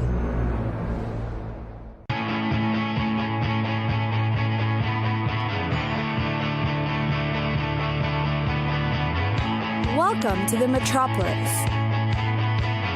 the big city.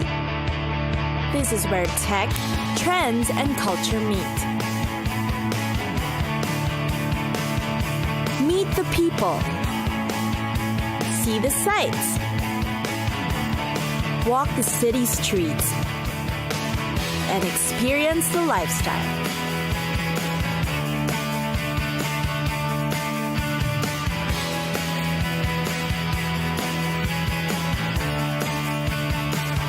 This is your first-class ticket to the cities of the world.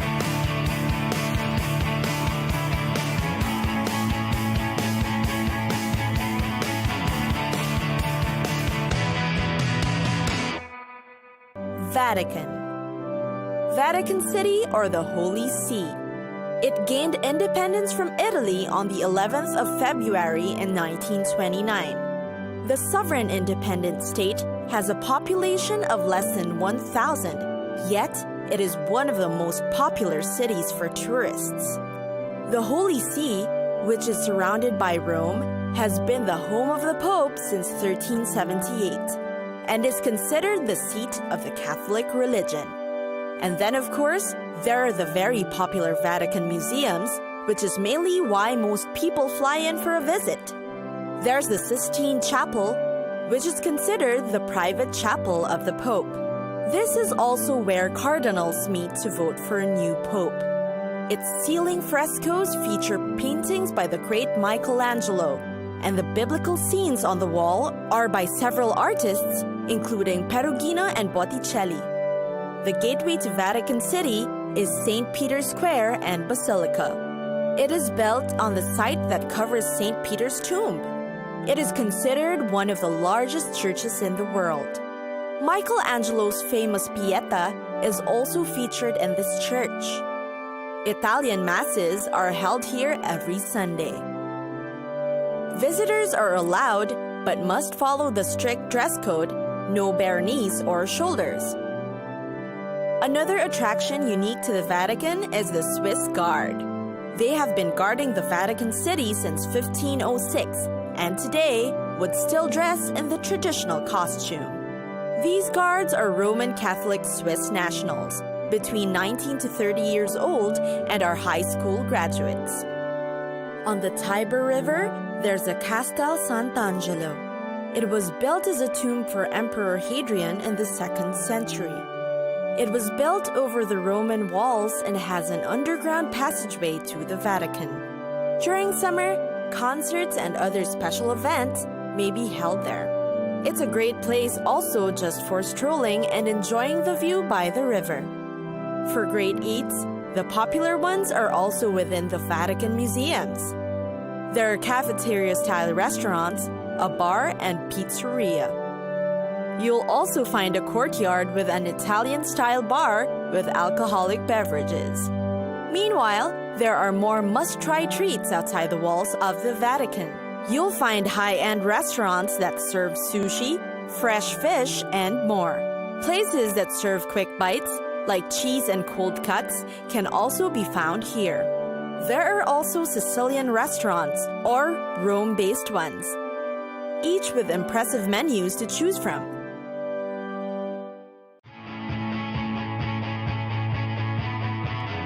It's time for us to go.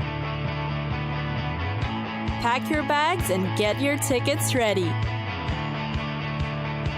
And we'll see you on the next destination. Catch us again next time on Cities of the World.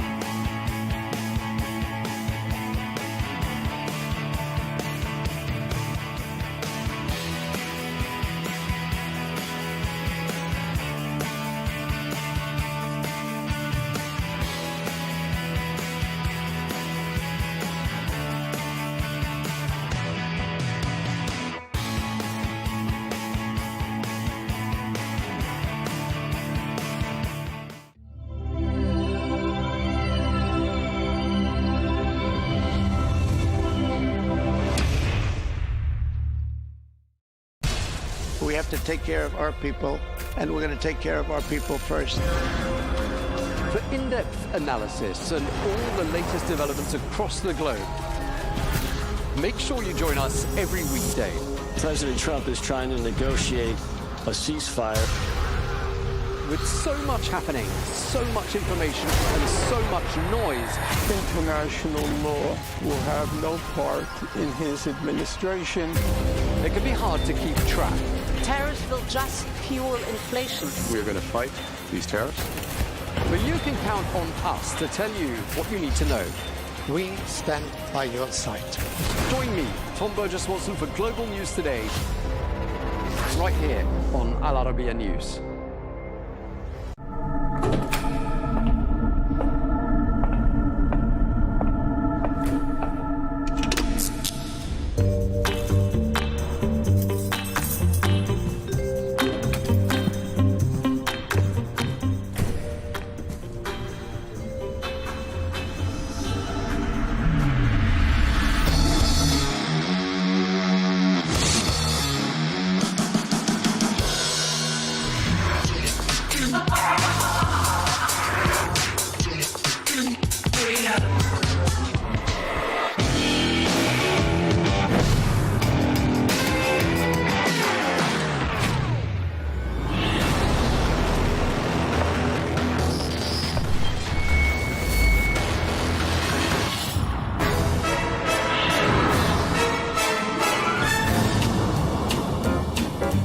So sorry, Tom. I'm late. I'm nearly there.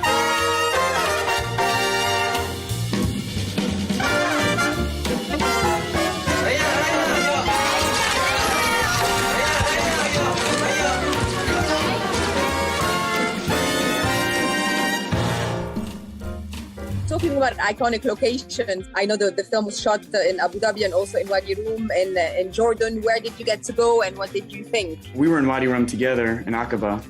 It was just, you're pinching yourself too. Most importantly for the acting, it helps a lot that your environment is informing it. Which we were very much We were in it. in it. We were like getting the sand There's no off. light. He used natural light. Yeah, you're right. There was no, I don't think we shot one thing in Jordan that had any sort of artificial light. So that was it was thrilling, and then it was immersive, and then Abu Dhabi was incredible too because I just never been to a part of the world that's so hot consistently, and you leave your hotel room at 3 a.m. and it's 110 degrees. Right. How much are you usually aware of the fan expectations? I mean, it's obviously there, but does it influence you in many ways? I mean, it's a bit of a catch-22. I mean, it adds excitement to the process of making the film, but it also adds pressure. And yeah, like I said, like it was very exciting and fun to be on set and know all of the secrets, but it also was very pressurizing because we knew that we needed to deliver on quite a high level. I think animation is pretty cool as well because it's very freeing. You're not self-conscious of the acting, you're just conscious of the voice acting. It's difficult, but it's also freeing. I find it freeing. Do you agree? Yeah, you know, it's weird because I did a lot of it, like I was pretty much by myself, you know. I'm like, I was in a room in my home and everything was kind of virtual, so I didn't get to kind of see everybody in person and have that interaction that you would normally get. And you know, there's always like that awkward version where they have to do like all the sounds, right? All the sounds that she makes. So it's like if she's screaming because she just, you know, did some crazy whatever, you know, it's like me alone in a room, just like by myself, just going, you know, which, you know, although feels super awkward at first, then probably later is like, oh, I think I needed that, you know? Ew, Dad. Ooh, Mama like. Who's making this stuff? Not me! Whoa! Shrek 5.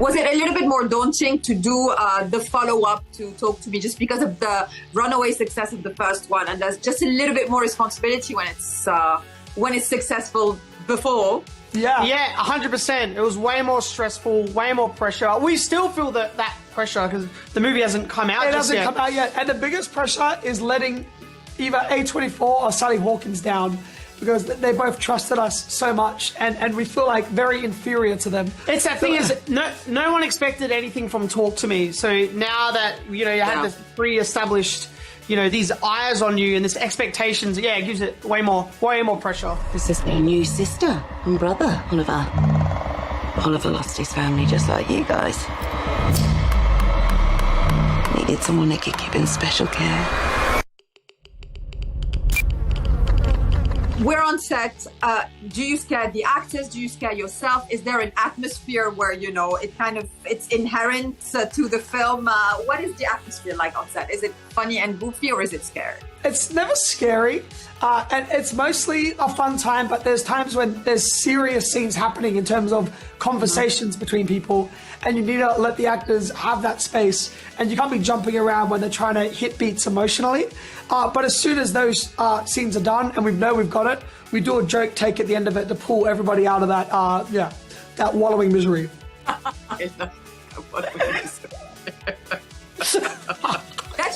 That should be the title of the third one. Yeah. I'd watch it. Like exactly the tone we want to have. Listen, I gotta tell you a secret.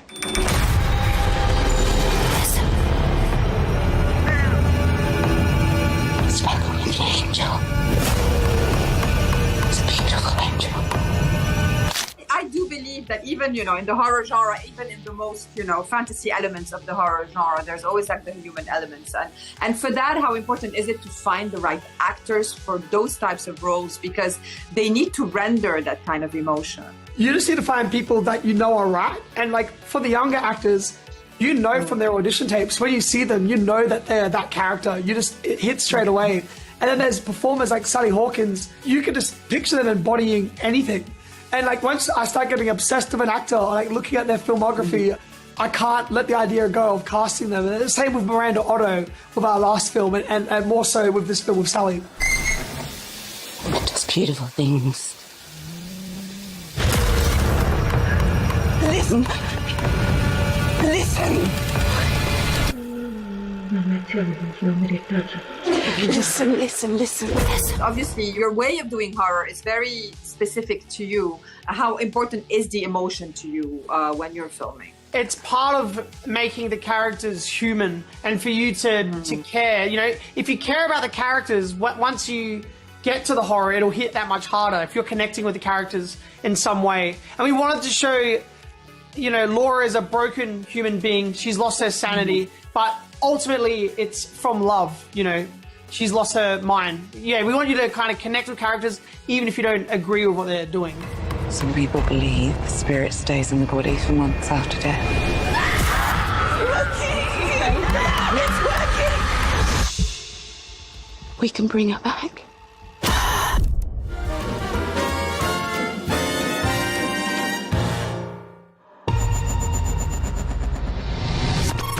Please state your name. Ronald Grace, and I'm not an astronaut. Is it better to be in an iconic film or have an iconic role? I think film. You know, it's always better to be in a good movie.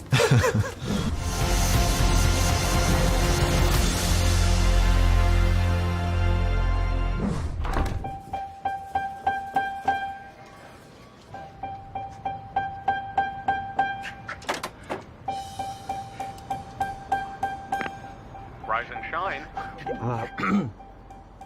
Bat an eyelash. We always joke when I interview you that you don't like simple roles. Everything has to be very energy consuming.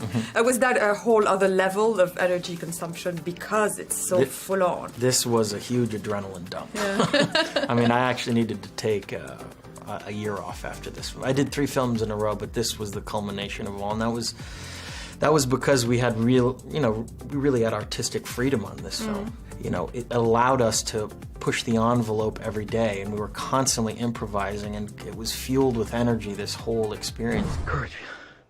Yeah. Thank you. Hey, thank you, Sensei. Thank you, Sensei. Thank you. God damn it! Viva la revolution!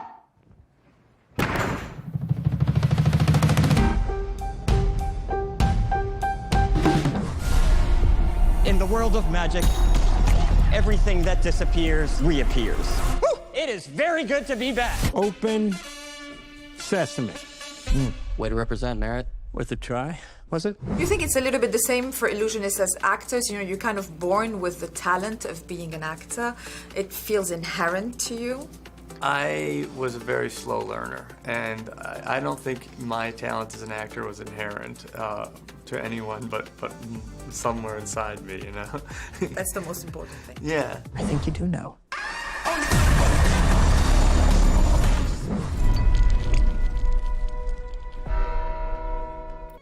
Together. People are afraid of people who know their worth and power because they want to control us. And if they can't, and if they know that we have a sense of self and that we have an awareness and also that we have love and empathy and friendship and strength. Yeah. It's scary. It's scary. Yeah, they get scared. Because the more we know ourselves, the more powerful we become.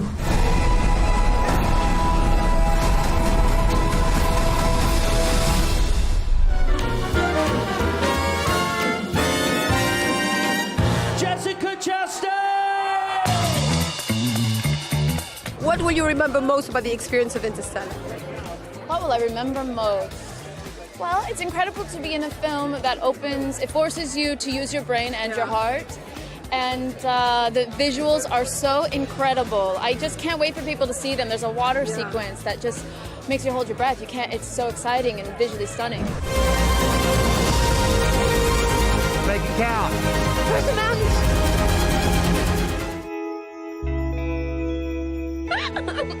It's a movie about several points of views on grief, not only her or his. It's how the family is dealing with it. Does it make it like a big ensemble, like everybody being together? Oh, yeah.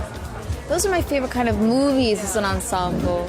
And what I love so much about the film is, think about the female voices we have in it. We have Viola Davis, we have Isabelle Huppert, Jess Weixler, these incredible actresses. And I just got to be in Saints and watch them. It was amazing because every day I showed up for work, it was with another pro, another great who really taught me a lot. And yeah. Everything seems so limitless. It still is. You're the star of my life story. Did celebrity change your life? Because obviously you've been a film actress for such a long time. You've been an actor for such a long time. How did celebrity change it? I mean, obviously more attention on you, but for you personally? To be honest, I know this is going to sound crazy. My life hasn't changed so much. The beautiful thing is now I have a lot of options for films, which is really exciting to me because I'm an actress, because I love films and I love directors and writers and all that. Those men that attacked you, they work for dangerous people.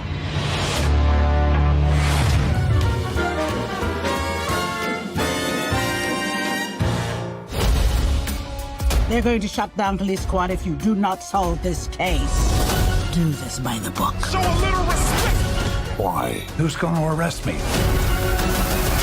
Other cops? Yes. Is she serious? Is he serious? No. Paul, it's such a pleasure to finally meet you, big fan. And congratulations on this. I mean, the character has legacy. You know, he is the son of an important character in the TV series. Tell us more.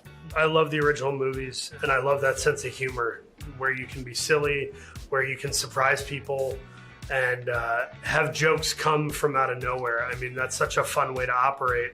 And we haven't really seen it in a long time, so this was a really cool experiment to try to bring that back. Absolutely. It does feel like we all need to laugh these days. Yeah. But the tone has to be right, especially for these slapstick films. The tone has to be the right recipe, the right dosage, doesn't it? It's a very specific type of humor. I was telling somebody, you know, if comedy was rock and roll or something, it's like, this movie is reggae. Like, it's a very specific thing. Thankfully, we have the brilliant Akiva Schaffer directing the movie and everyone from the editor to the studio to the cast. I felt like everyone understood the assignment and we were all making the same movie, you know? Police Squad has always been the elite of the elite. Hi, Daddy. It's me, Frank Jr. Love you. Hey, Dad. Boy, do I miss you. I just spoke to Akiva and he said that he wanted the most serious actors to come in and have like this very, film noir kind of atmosphere and then make it slapstick. Was that a fun exercise? Yeah, absolutely. And I thought that too when I saw the cast that was being assembled and I thought, wow, Danny Houston, Kevin Durant, like these are, in my opinion, these are like actors. CCH Pounder, like these are people that you believe what they're doing. So that is really smart to try to cast dramatically adept people because then the comedy is more out of left field. Once you kill a man for revenge, there's no going back. A voice in your head saying over and over, that was awesome. How did it feel, all of you guys on set? I mean, obviously with that kind of humor, there must have been a very light, feel.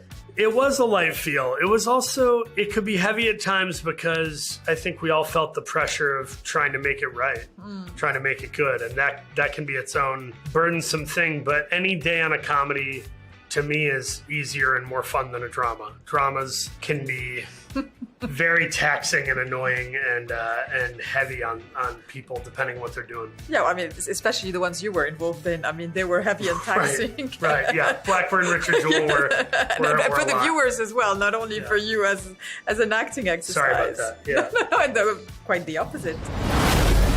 And you, Frank, are the best of the best. I need a bathroom. I need this one immediately. There's a line, man. Police business. It's a skill to be able to master, comedy and drama.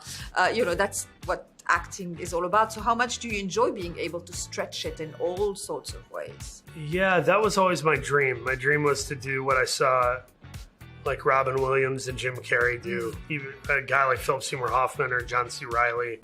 They get to play in all the different worlds. And selfishly, that's what I always wanted to do. So when I get to do a dark drama for TV and then do a superhero movie or a brilliant comedy that's the dream. I want to keep doing that however long I can.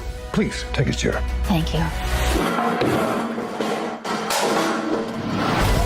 I'll find them. This is what I do. Says you served 20 years for man's laughter.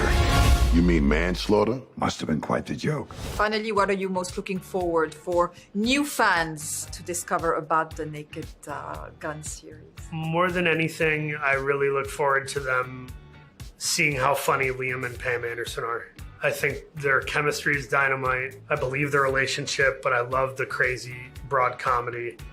And it just feels like it's something that I hope happens again. I hope there's a sequel or two, and I hope we get to see Liam and Pam again. I do too. We've upgraded your car with the most advanced crime-fighting tech. Drive forward 30 feet. Pretty smooth. Oh! This place is falling apart.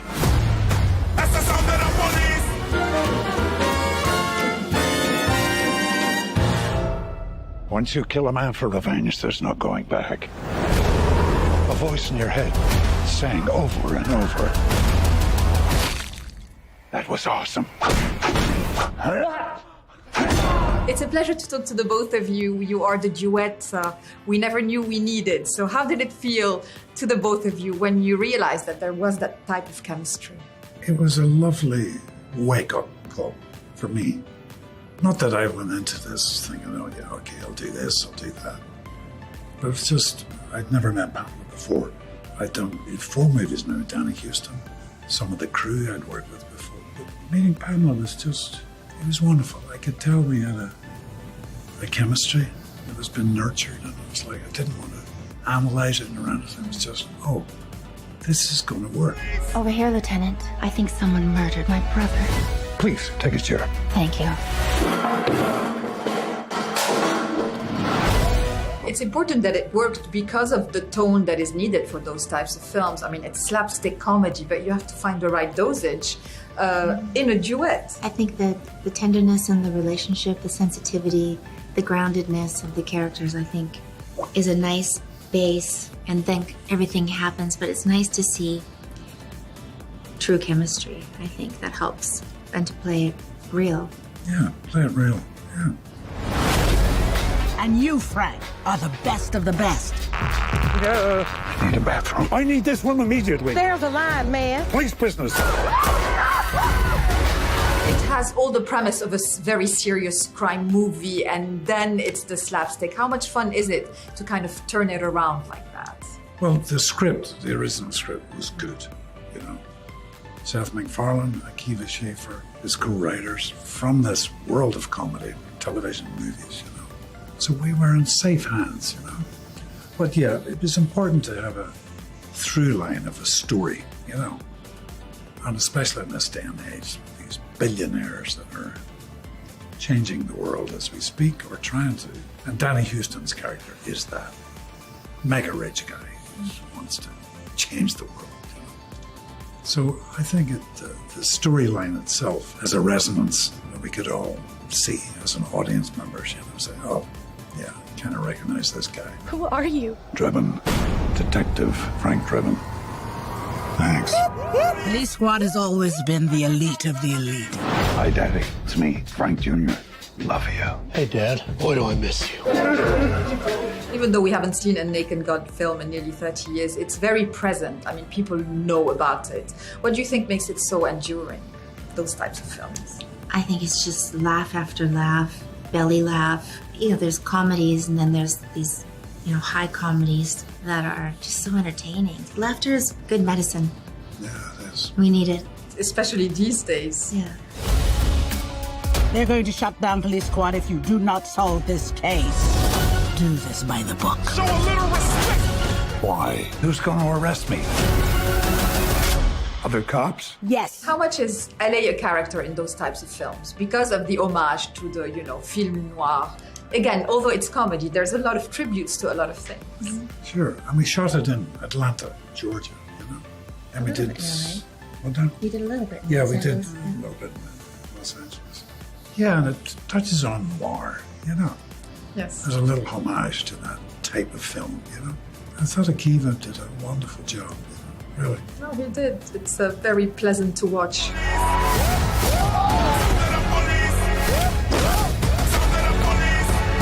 Rest assured, I won't stop until I've found justice. Finally, what makes Leslie Nielsen the actor he was? Well, he was a tremendous actor in so many movies, usually as a heavy and a very serious police inspector or whatever, you know. But when he was on that Airplane. You know? Unforgettable, eh? You know? Don't call me Shirley. This is straight face. It changed his life, his professional life. I just loved those films, and I'm not really familiar with Leslie Nielsen's earlier work, but I knew he came from a dramatic background, which sounds familiar. It's nice to surprise people. Yeah, and do a lot of things. That's what the acting exercise is all about. Yeah, and sort of make fun of yourself too, you know, in the process.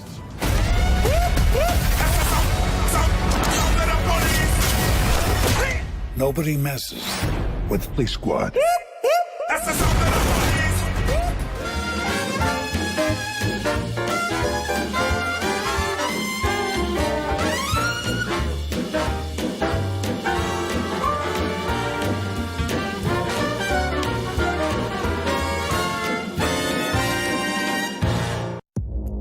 Our allies, in many cases, are worse than our enemies. Stay informed and connected with the latest international headlines. There obviously is a risk.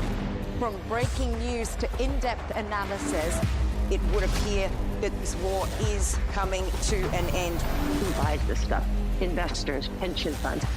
We deliver the most important developments straight to your screen. Iran always wanted to deal with militia. Join us for compelling, expert-driven conversations. A curfew order has been established. And an insightful look at the issues shaping our world today.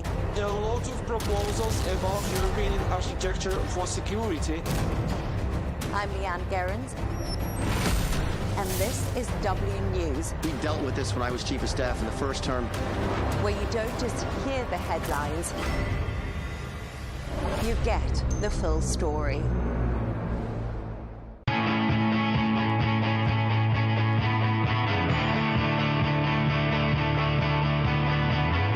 Welcome to the metropolis, the big city. This is where tech, trends, and culture meet. Meet the people. See the sights. Walk the city streets. And experience the lifestyle.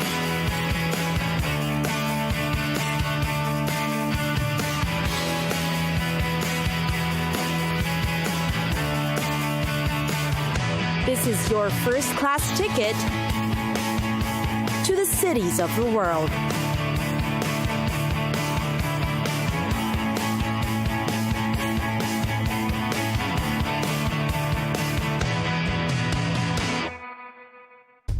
Detroit. Detroit is the most populous city in the U.S. state of Michigan. Its metropolitan area is known as Metro Detroit. It is home to 4.3 million, making it the 14th most populous metropolitan area in the U.S. The city of Detroit was founded in July 24, 1701 by French explorer and adventurer Antoine de la Motte Cadillac. It is due to the expansion of the automobile industry that the Detroit area emerged as an important city in the States in the early 20th century. Detroit has a 300-plus year history and a slate of innovations. As a result, the city has a lot to offer. For one, Detroit is often associated to the inimitable Henry Ford, whose breakthroughs helped give rise to the city's automobile industry. Ford's wealth, interests, and talents are showcased in the Henry Ford. It is a large complex of museums, living history sites, factory tours, and archives. These places will provide you a detailed look into Detroit's past, as well as the family and lifestyle of Henry Ford. Museums in Detroit are top-rated attractions as well. There's the Detroit Institute of Arts and Cranbrook Art Museum. Both of these places regale visitors with amazing works, contemporary or otherwise. Then, there's the GM Next showroom, which are all about cars. You'll find all car types here. vintage, new, and planned. The place pays tribute to the hometown industry. Plus, it has an IMAX theater where you'll find a mix of technology, documentary, all housed within the complex. For some fun gaming and entertainment, Detroit has a series of casinos that welcome the brave souls who want to try their luck out. For dining destinations, Detroit has the best restaurants spread around the metro. Find comfort food and cheap eats in its college town. The Birmingham and West Bloomfield neighborhoods also give you a new string of restaurants to choose from. Nearby are places that specialize in Middle Eastern cuisine. Detroit has restaurants for fine dining too. Indeed, the city has a little something for everyone.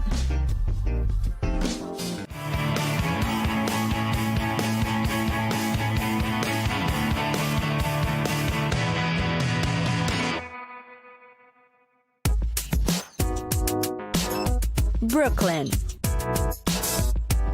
Brooklyn is the most populous of NYC's 5 boroughs. It is geographically adjacent to the borough of Queens at the southwestern end of Long Island. Brooklyn has a land area of 71 square miles or 180 kilometers. Its water area is about 26 square miles or 67 square kilometers. The official motto of Brooklyn is displayed on its seal and flag. Its motto says, Indrik maakt macht, which means unity makes strength in early modern Dutch. The borough remains home to many diverse communities. These range from Russian enclaves in Brighton Beach and Polish residents in Greenpoint. The arty punks of Bushwick and the bugaboo-pushing moms of Windsor Terrace are also part of their multicultural communities. Brooklyn is also where you'll find the world-renowned Brooklyn Academy of Music, the Brooklyn Philharmonic, and the second-largest public art collection in the United States, and the Brooklyn Museum. Opened way back in 1897, Brooklyn is NYC's second-largest public art museum. Its permanent collection has more than 1.5 million objects that include ancient Egyptian masterpieces as well as contemporary art. Brooklyn also opened the world's first museum dedicated to children in December 1899, called the Brooklyn Children's Museum.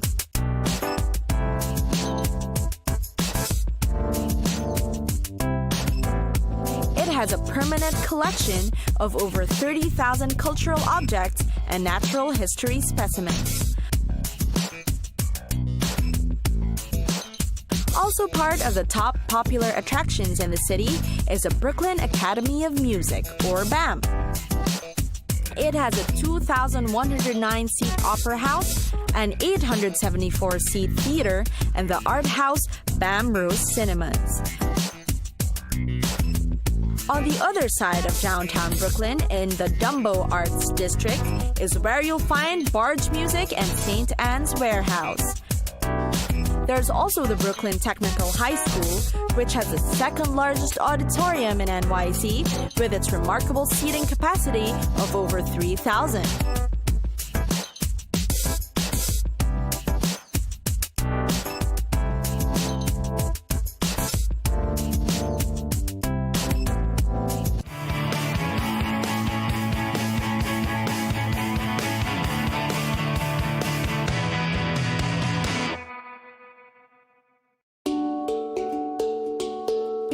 Kuala Lumpur. Malaysia's capital city, Kuala Lumpur is the 6th most visited city in the world. Known for its cultural diversity, combinations of colonial and modern architecture, lively marketplaces, and several shopping destinations. Kuala Lumpur is home to the iconic Petronas Twin Towers, the tallest twin buildings in the world and one of the city's most famous landmarks. The Twin Towers stand at about 452 meters tall. It was designed by Argentine architect Cesar Pelli, who followed a postmodern style so that the towers would be the city's 21st century icon. Surrounding the Petronas Twin Towers is the KLCC Park, which was built to provide green scenes around the Petronas. KLCC Park is open to everyone and visitors can jog, take the children out to play, or just simply relax and enjoy the greenery contrasting Kuala Lumpur's cityscape. If you're fond of shopping, Kuala Lumpur is the place for you. The Central Market is a shopping area for local products and souvenirs. It sells colorful batiks, the traditional dressing of ethnic Malay Malaysians. The Central Market also sells saris and cheongsams because of Malaysia's diverse ethnicities. You can also find products inspired from Buddhism and Hinduism. Other Malay craftworks can also be found in the Central Market, such as daggers and wood carvings. Bukit Bintang is also a place to go because it is one of Kuala Lumpur's major shopping districts. The area is one of the most popular retail belts that comprises of many shopping centers, cafes, bars, night markets, and places to eat. Bukit Bintang is famous to both tourists and locals, especially to young people. Night times are enjoyable in Kuala Lumpur because the city is still bright and alive. There are night markets you can visit, such as Petaling Street, which is only a few minutes away from the Central Market.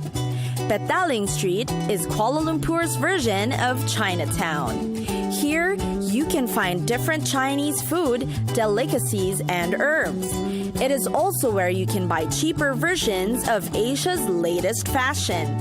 Other places nearby Petaling Street are the Jamek Mosque, an old mosque of Moorish architecture, Sri Mahamariaman Temple, and Pasar Seni LRT Station.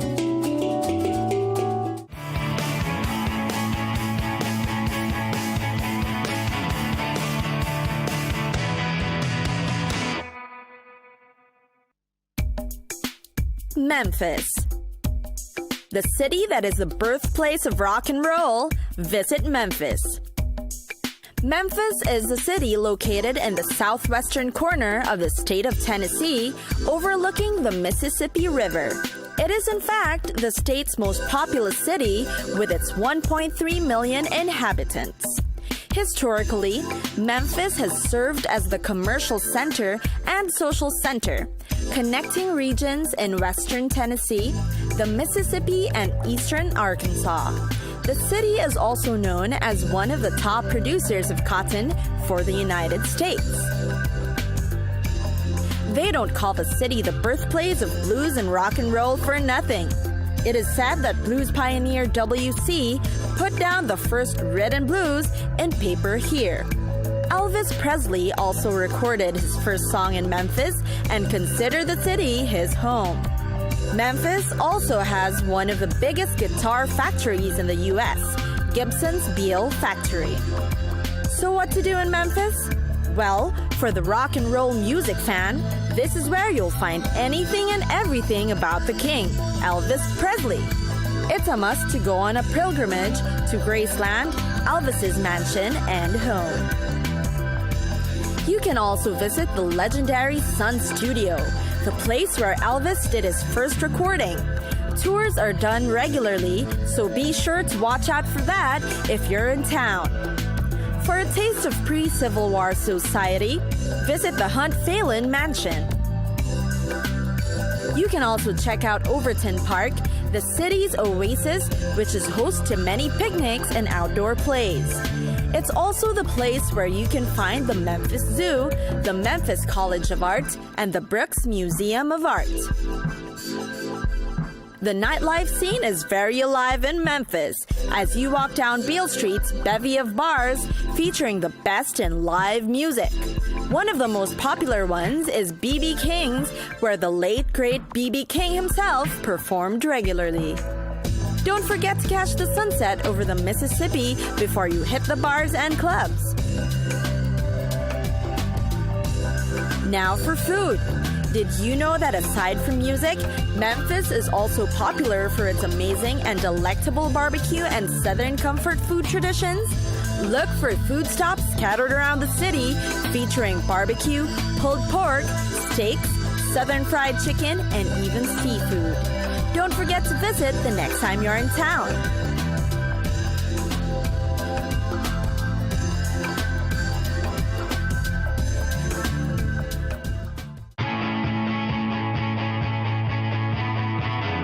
It's time for us to go. Pack your bags and get your tickets ready. And we'll see you on the next destination. Catch us again next time on Cities of the World.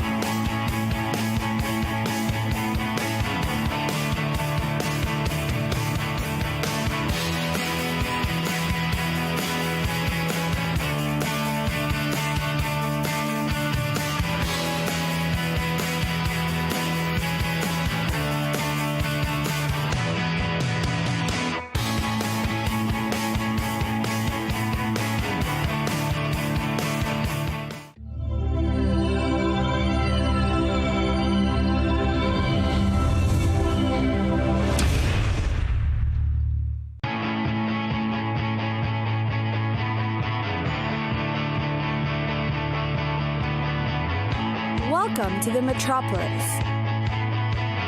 the big city. This is where tech, trends, and culture meet. Meet the people. See the sights. Walk the city streets. And experience the lifestyle.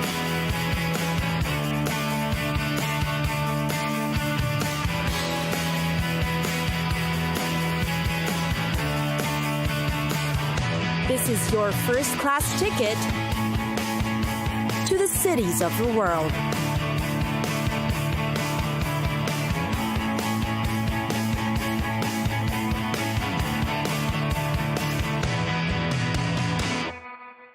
Bali, home to some of the warmest, most welcoming people in the world, Bali.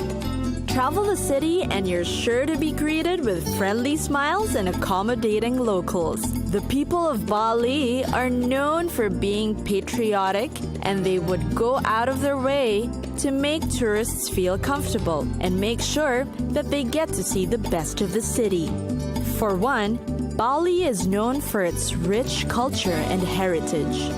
For the Balinese, religion is integral.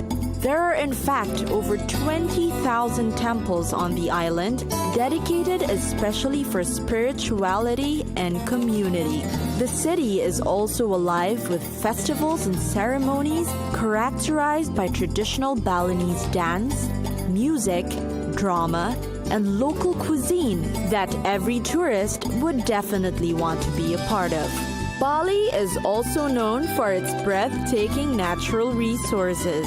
You should see its picturesque rice terraces, soaring volcanoes, pristine crater lakes, sacred caves, and lush tropical forests. Many visit Bali for its tropical beaches, while its dramatic coastline never fails to impress. Waterfalls are also popular in Bali, as the city has a lot to explore. Visitors also like to try whitewater rafting in Bali, try the high ropes courses, or visit the Kintamani volcano. Kuta is a mecca for surfers and backpackers looking for lively nightlife and great waves. The botanical garden is also said to be one of the best in the world. Bali is also great for shopping. Popular marketplaces are found in Kuta, Ubud, and Sukawati. You're sure to find endless rows of stores selling a variety of knickknacks. For more unique finds, you should visit Seminyak. Seminyak is Bali's answer to the hipster movement, where eclectic bars, cool cafes, and chic international boutiques fill the streets. Food in Bali is just as amazing. Almost every warung or local eat shops offer the best local dishes, from satay ayam to soto ayam to nasi goreng. It's where you get to eat delicious meals for very affordable prices. But there are also fine dining restaurants in Bali that will serve all kinds of food. The city, after all, takes on many influences from all over the world.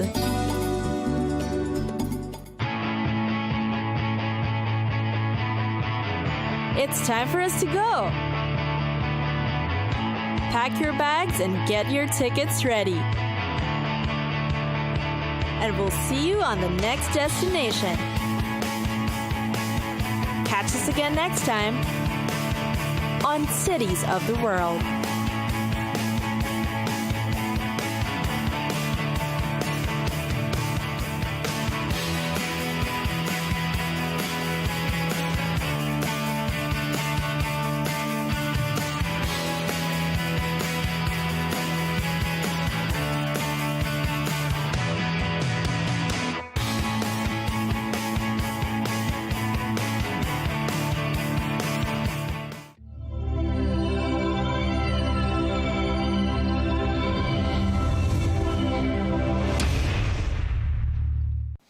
Well, let's get more now. We can speak to Dr. Anan Wahabi, who is a lecturer in political science at the University of Haifa and a former chief instructor at the IDF. Thank you very much indeed for taking the time to speak to us.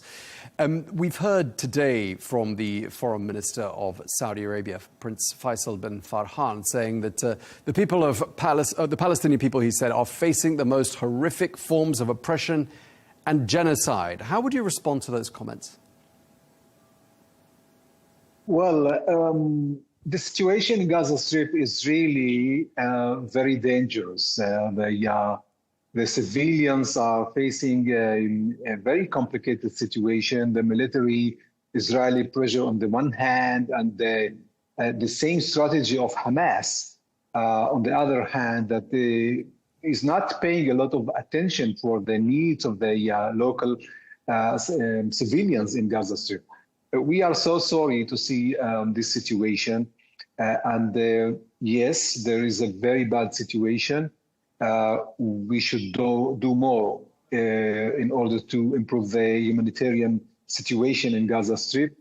I don't think that we can talk about genocide. It's a very maybe extreme, I would say, terminology for the situation right now. But yes, the situation is very bad. It's too dangerous, and the military action has to be stopped at some point, and to turn to political solutions. Sure, and we'll come back to the idea of this concept of genocide and the definition of it, because some countries are using that term. Many of Israel's closest allies are not yet using that definition.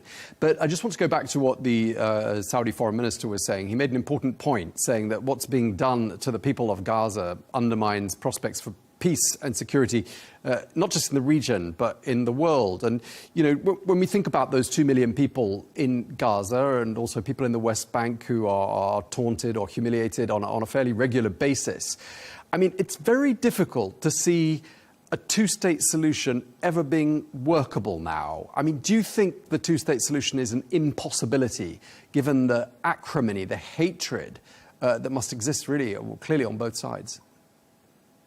Yeah, we should remember that the October the 7th was a wave that made a very profound change in the Middle East, not only in Israel, not only the crisis between the Israelis and the Palestinians, the current and some kind of permanent one. We should remember that the two-state solution and separation between the two people and the self-definition of each side is the only solution in the horizon. Now, the complication here is how to be implemented on the ground, because when the Israelis are building more settlements in the West Bank, and the two communities are living together, Israeli Arabs and the Jewish in the West Bank. It's really not easy to divide, geographically speaking, the state. And maybe we should move towards the different situation where if we will reach real peace as part of the Abraham Accords, then we do not have to be each alone. We can live together in the Holy Land, and a Palestinian state, a Palestinian government, but the two people should be living together in the one economy and the one strategy, state, academy, economy, as I said. And yes, it can be working, because the other solution of total separation between the two communities is really very complicated. Yeah, it is. Logistically, it raises a huge number of questions. But when it comes to, for example, something President Trump wants to do, which is to expand and build on the Abraham Accords, I mean, very difficult to sell that idea to many leaders in the Arab world right now, given what we're seeing on our television screens every single day about what Israel has been doing in Gaza, notably. I mean, doesn't it make the idea of expanding the Abraham Accords almost impossible for the next few years? Yeah, it makes it a bit impossible for the foreseeable future. But there's no other way. We should return to this path of peace sooner we can. It's the only way. Recently, the IDF received a directive from the government to occupy Gaza in order to eliminate the remaining Hamas fighters, and maybe later on, according to this government, it will start maybe a new situation in Gaza where the rehabilitation of Gaza Strip will start, and the real political and the humanitarian solutions will also embark together with the neighboring Arab states as part of the same strategy of peace. And yes, we count very much on the Gulf states, led by Saudi Arabia, by the Emirates, and other very moderate and open regimes that want to change the situation together with the United States. And I hope with a reasonable government here in Israel, it's the only solution.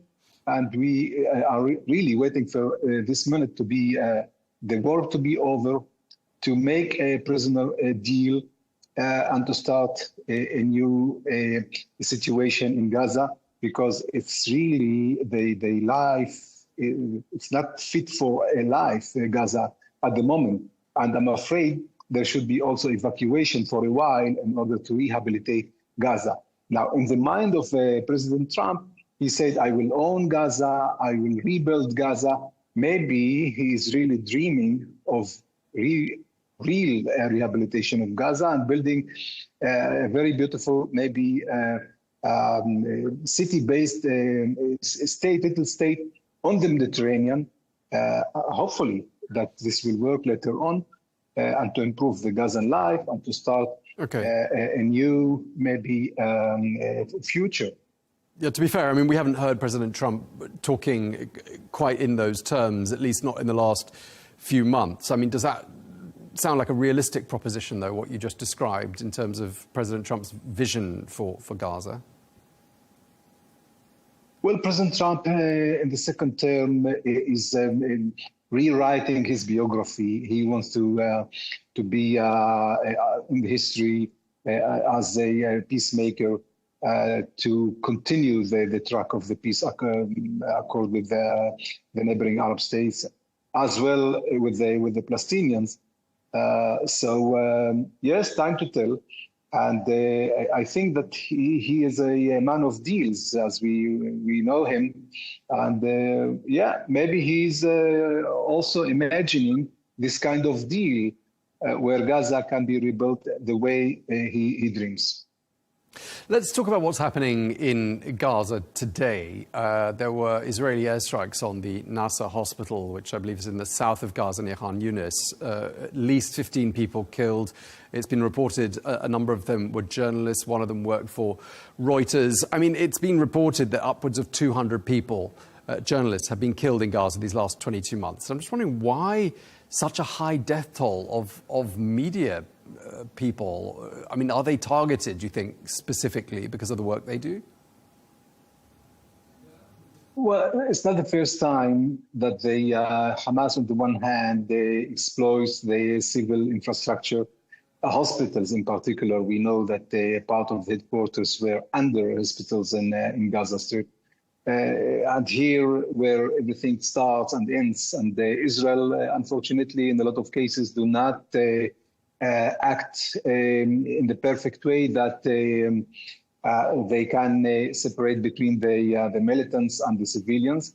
And we are so sorry to see in some cases that there is a damage for those infrastructures and for civilians.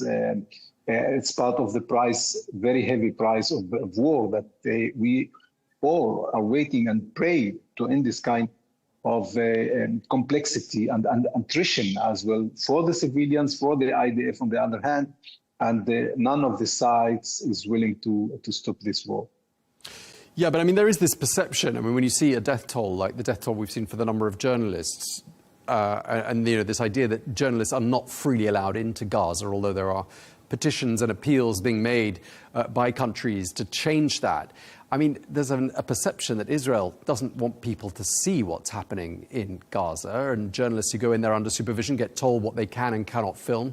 Is Israel hiding something from the rest of the world? I don't think so. I think that the Israeli journalists are trying to gather according to the perception, at least in Israel.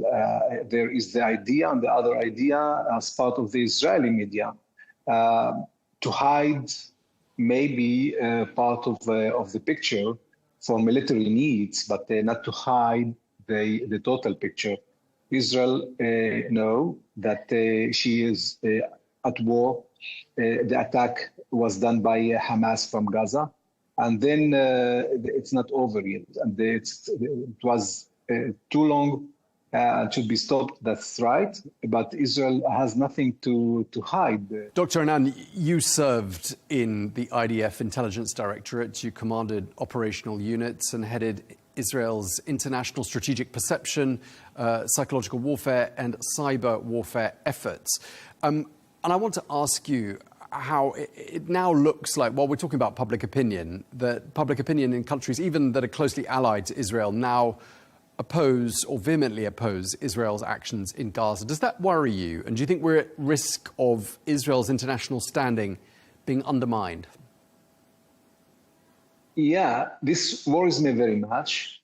I must point that Israel has more than one public opinion.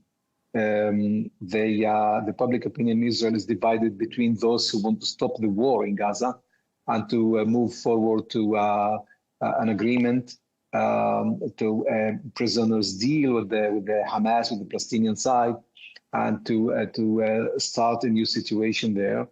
And the others, the extreme side of this right government that want to continue the war and till the end, till they just occupy total occupation of Gaza Strip. It was the directive right now. IDF has said to the government, to this government, that there were levels to pressure Hamas to reach a prisoners deal, and it was not implemented before. So the Israelis are asking. We have been serving in the army, in the reserve for quite a long time, and the war is not over. So the public opinion that this war of attrition, exhausting our soldiers in Gaza, must be stopped, and to get back to the peaceful solution together with the neighboring countries. We want to be part of this path of normalization with the neighboring states, and it's the only horizon that can be good for Israel and for the neighboring Arab states. Otherwise, we are right now, we start to see Turkey is back here, the new Ottoman actor is here again, together with the Qataris that are trying maybe to create a new chaos axis instead of the Iranian one. And this will put the neighboring Arab states together with Israel in a big risk. Okay, well, you mentioned a lot of points there, but I mean, coming back to Gaza more specifically and talking about the humanitarian situation there, a famine was declared in Gaza by the United Nations on Friday. And I'm assuming in Israel, people see the same pictures on their televisions that everyone else seems to be seeing everywhere else in the world, where we see emaciated children, we see people living in misery, we have reports of human corpses being eaten by dogs on the side of the road. I mean, the stuff of nightmares. What goes through your mind when you see those pictures and when you heard the UN announce a famine is now official? Yeah, the pictures are very bad. We want to see other pictures rather than this miserable situation and the people suffer and maybe hunger. I don't know if there's real hunger, but at least it's spoken in the media. Yeah, people are suffering. And we don't mind if Hamas do not count the local civilians, and they've been exploiting the locals as human shields, and they do not care really for their health and for the situation, at least not like the same care that the Arab neighboring states are trying to bring. But yes, it has to be stopped, and a deep change must start in Gaza. The education system must be changed. I want to remind that Hamas has been educating for aggression, for hostility, for eliminating the state of Israel, and for maybe acting against part of the Arab neighboring states regimes. This way of thinking must be changed, and everybody know that the only side that can interfere for the benefit of the Gazans are the Arab, mainly Gulf states, together with Egypt. And this voice is very much heard here in Israel and in the Gaza as well. I mean, you mentioned education in Gaza, but according to UNRWA, a report they published in July stated that 97% of schools in Gaza have either been partially or completely destroyed. So hopes for education are a very, very long way off. When it comes to looking at what the future might look like, do you think there is a day after plan for Gaza? And if so, what do you think it looks like? I think that the life is not fit for life right now. No infrastructure, no hospitals, even no mosques. Everything is down, and I think that I'm afraid that only evacuation, at least till real and deep rehabilitation will be done in Gaza. And I'm afraid it will take long because first of all, we have to understand what will be the security arrangements together with the IDF and with the Israeli side. This needs the United States in, this needs European other countries together with the Arab side that wants to be side in Gaza to take responsibility for the future. The population must be evacuated for a while and then rehabilitation. Where do you think they should be evacuated to? Sorry to interrupt you. Well, I don't know. There are a lot of solutions, but at the moment they cannot stay there in tents. We are talking about something like 1.5 million people that don't have real houses, and the winter is just around the corner. We don't know, but maybe there will be other suggestions. They've been talking about Indonesia, about maybe Sinai even.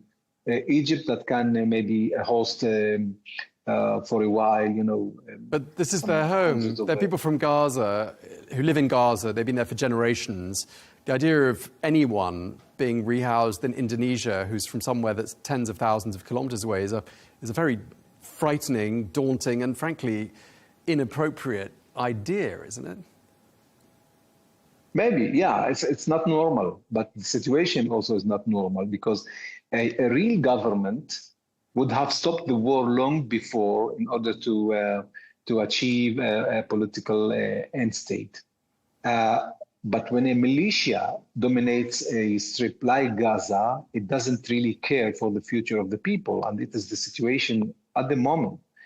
And more than that, I think that the decision has taken from Hamas to other foreign hands, and it's moving right now to Turkey. Turkey is trying to interfere and to maybe to influence the political decision of Gaza and of Hamas, and they are not allowed at the moment to stop the war. So it's a very complex situation, and where the Gazans are paying the price for the Israeli desire to eliminate Hamas and the Hamas decision to exhaust the IDF soldiers. And it's open-ended. Yeah. Very risky situation. Yeah, I mean, I have to spare thoughts for those 2 million people who have nothing to do with the politics of it, who are caught in the middle of all of this. Just going back to what we were saying, I mean, this is my last question. I mean, education has been more or less brought to a standstill in Gaza. As we were saying, 97% of schools destroyed almost entirely. You were mentioning how, mosques have been destroyed. I mean, so much of Gaza has been destroyed. And just really circling back to what we were saying about genocide at the beginning and the definition of genocide being to intentionally destroy in whole or in part a national, ethnic, racial or religious group. I mean, doesn't it look like when you see a scorched earth situation like the one we have in Gaza today, where so much has been destroyed, history, families, homes, businesses, schools, the works, everything has been destroyed. I mean, what doesn't look like genocide there to you? Well, there is a lot of, in the international law, several terminologies and definitions for this situation. War crimes, ethnic cleansing, and then the genocide, which is the upper level of hostility against people or community. I think that it's in and between these definitions, and whatsoever, it's a very dangerous situation. It's a very bad situation. Israel did not choose to do that at the beginning. It was the wave of the October the 7th. This, the savagery that was done. And I think that it has held the Israeli government in a situation that they are still in a post-traumatic situation, and they are still using force rather than stop for a while and using maybe political wisdom in order to get out of this circle of violence. Okay, well, thank you very much for taking the time to speak to us. We really appreciate it. Dr. Anan Wahabed, thank you very much indeed.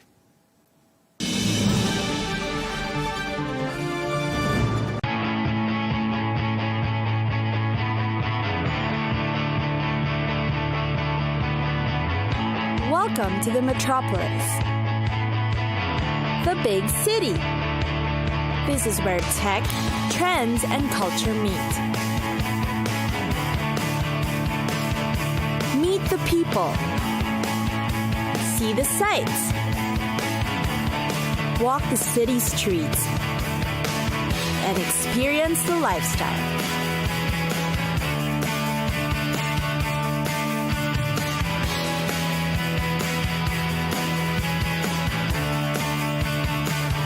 This is your first-class ticket to the cities of the world.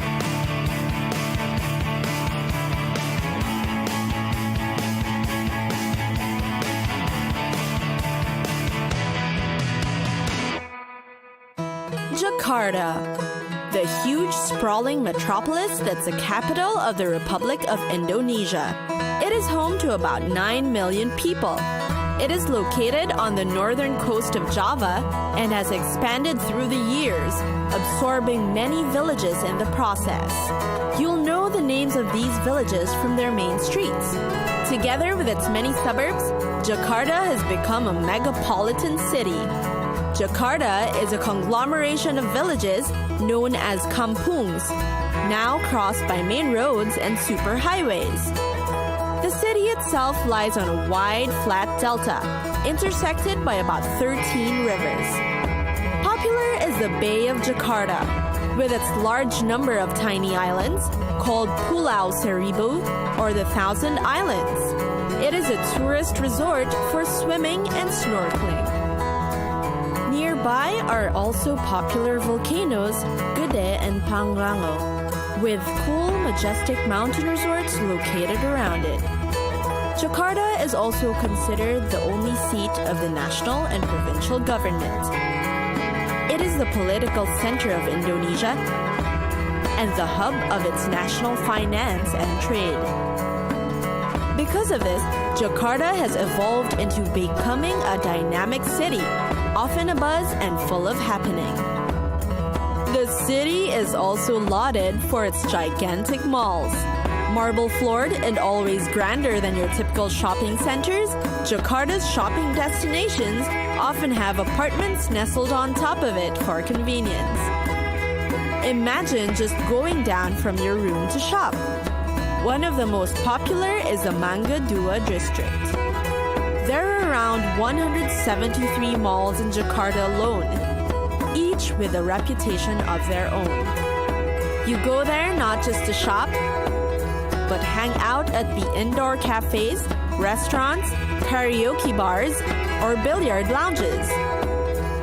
In Jakarta, prices are also relatively cheap, so you can eat to your heart's content.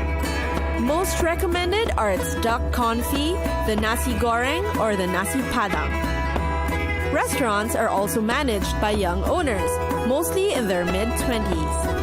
As a result, the vibe is always modern and fresh, and these food spots usually have comfy couches, hit music, and impeccable service. Restaurants aren't just for dining, but for staying and chatting for hours, even the whole day. The movie theaters in Jakarta are known to be one of the most luxurious in the world.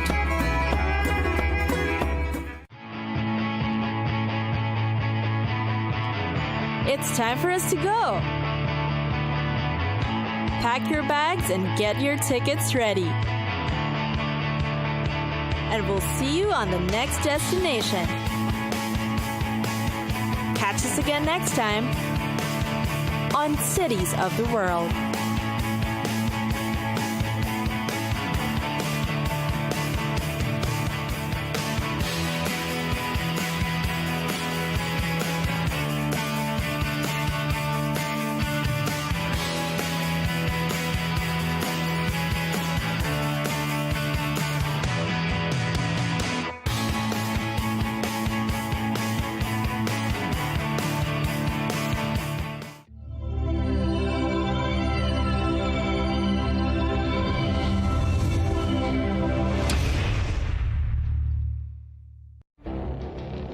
It feels like decades are passing by in a matter of weeks.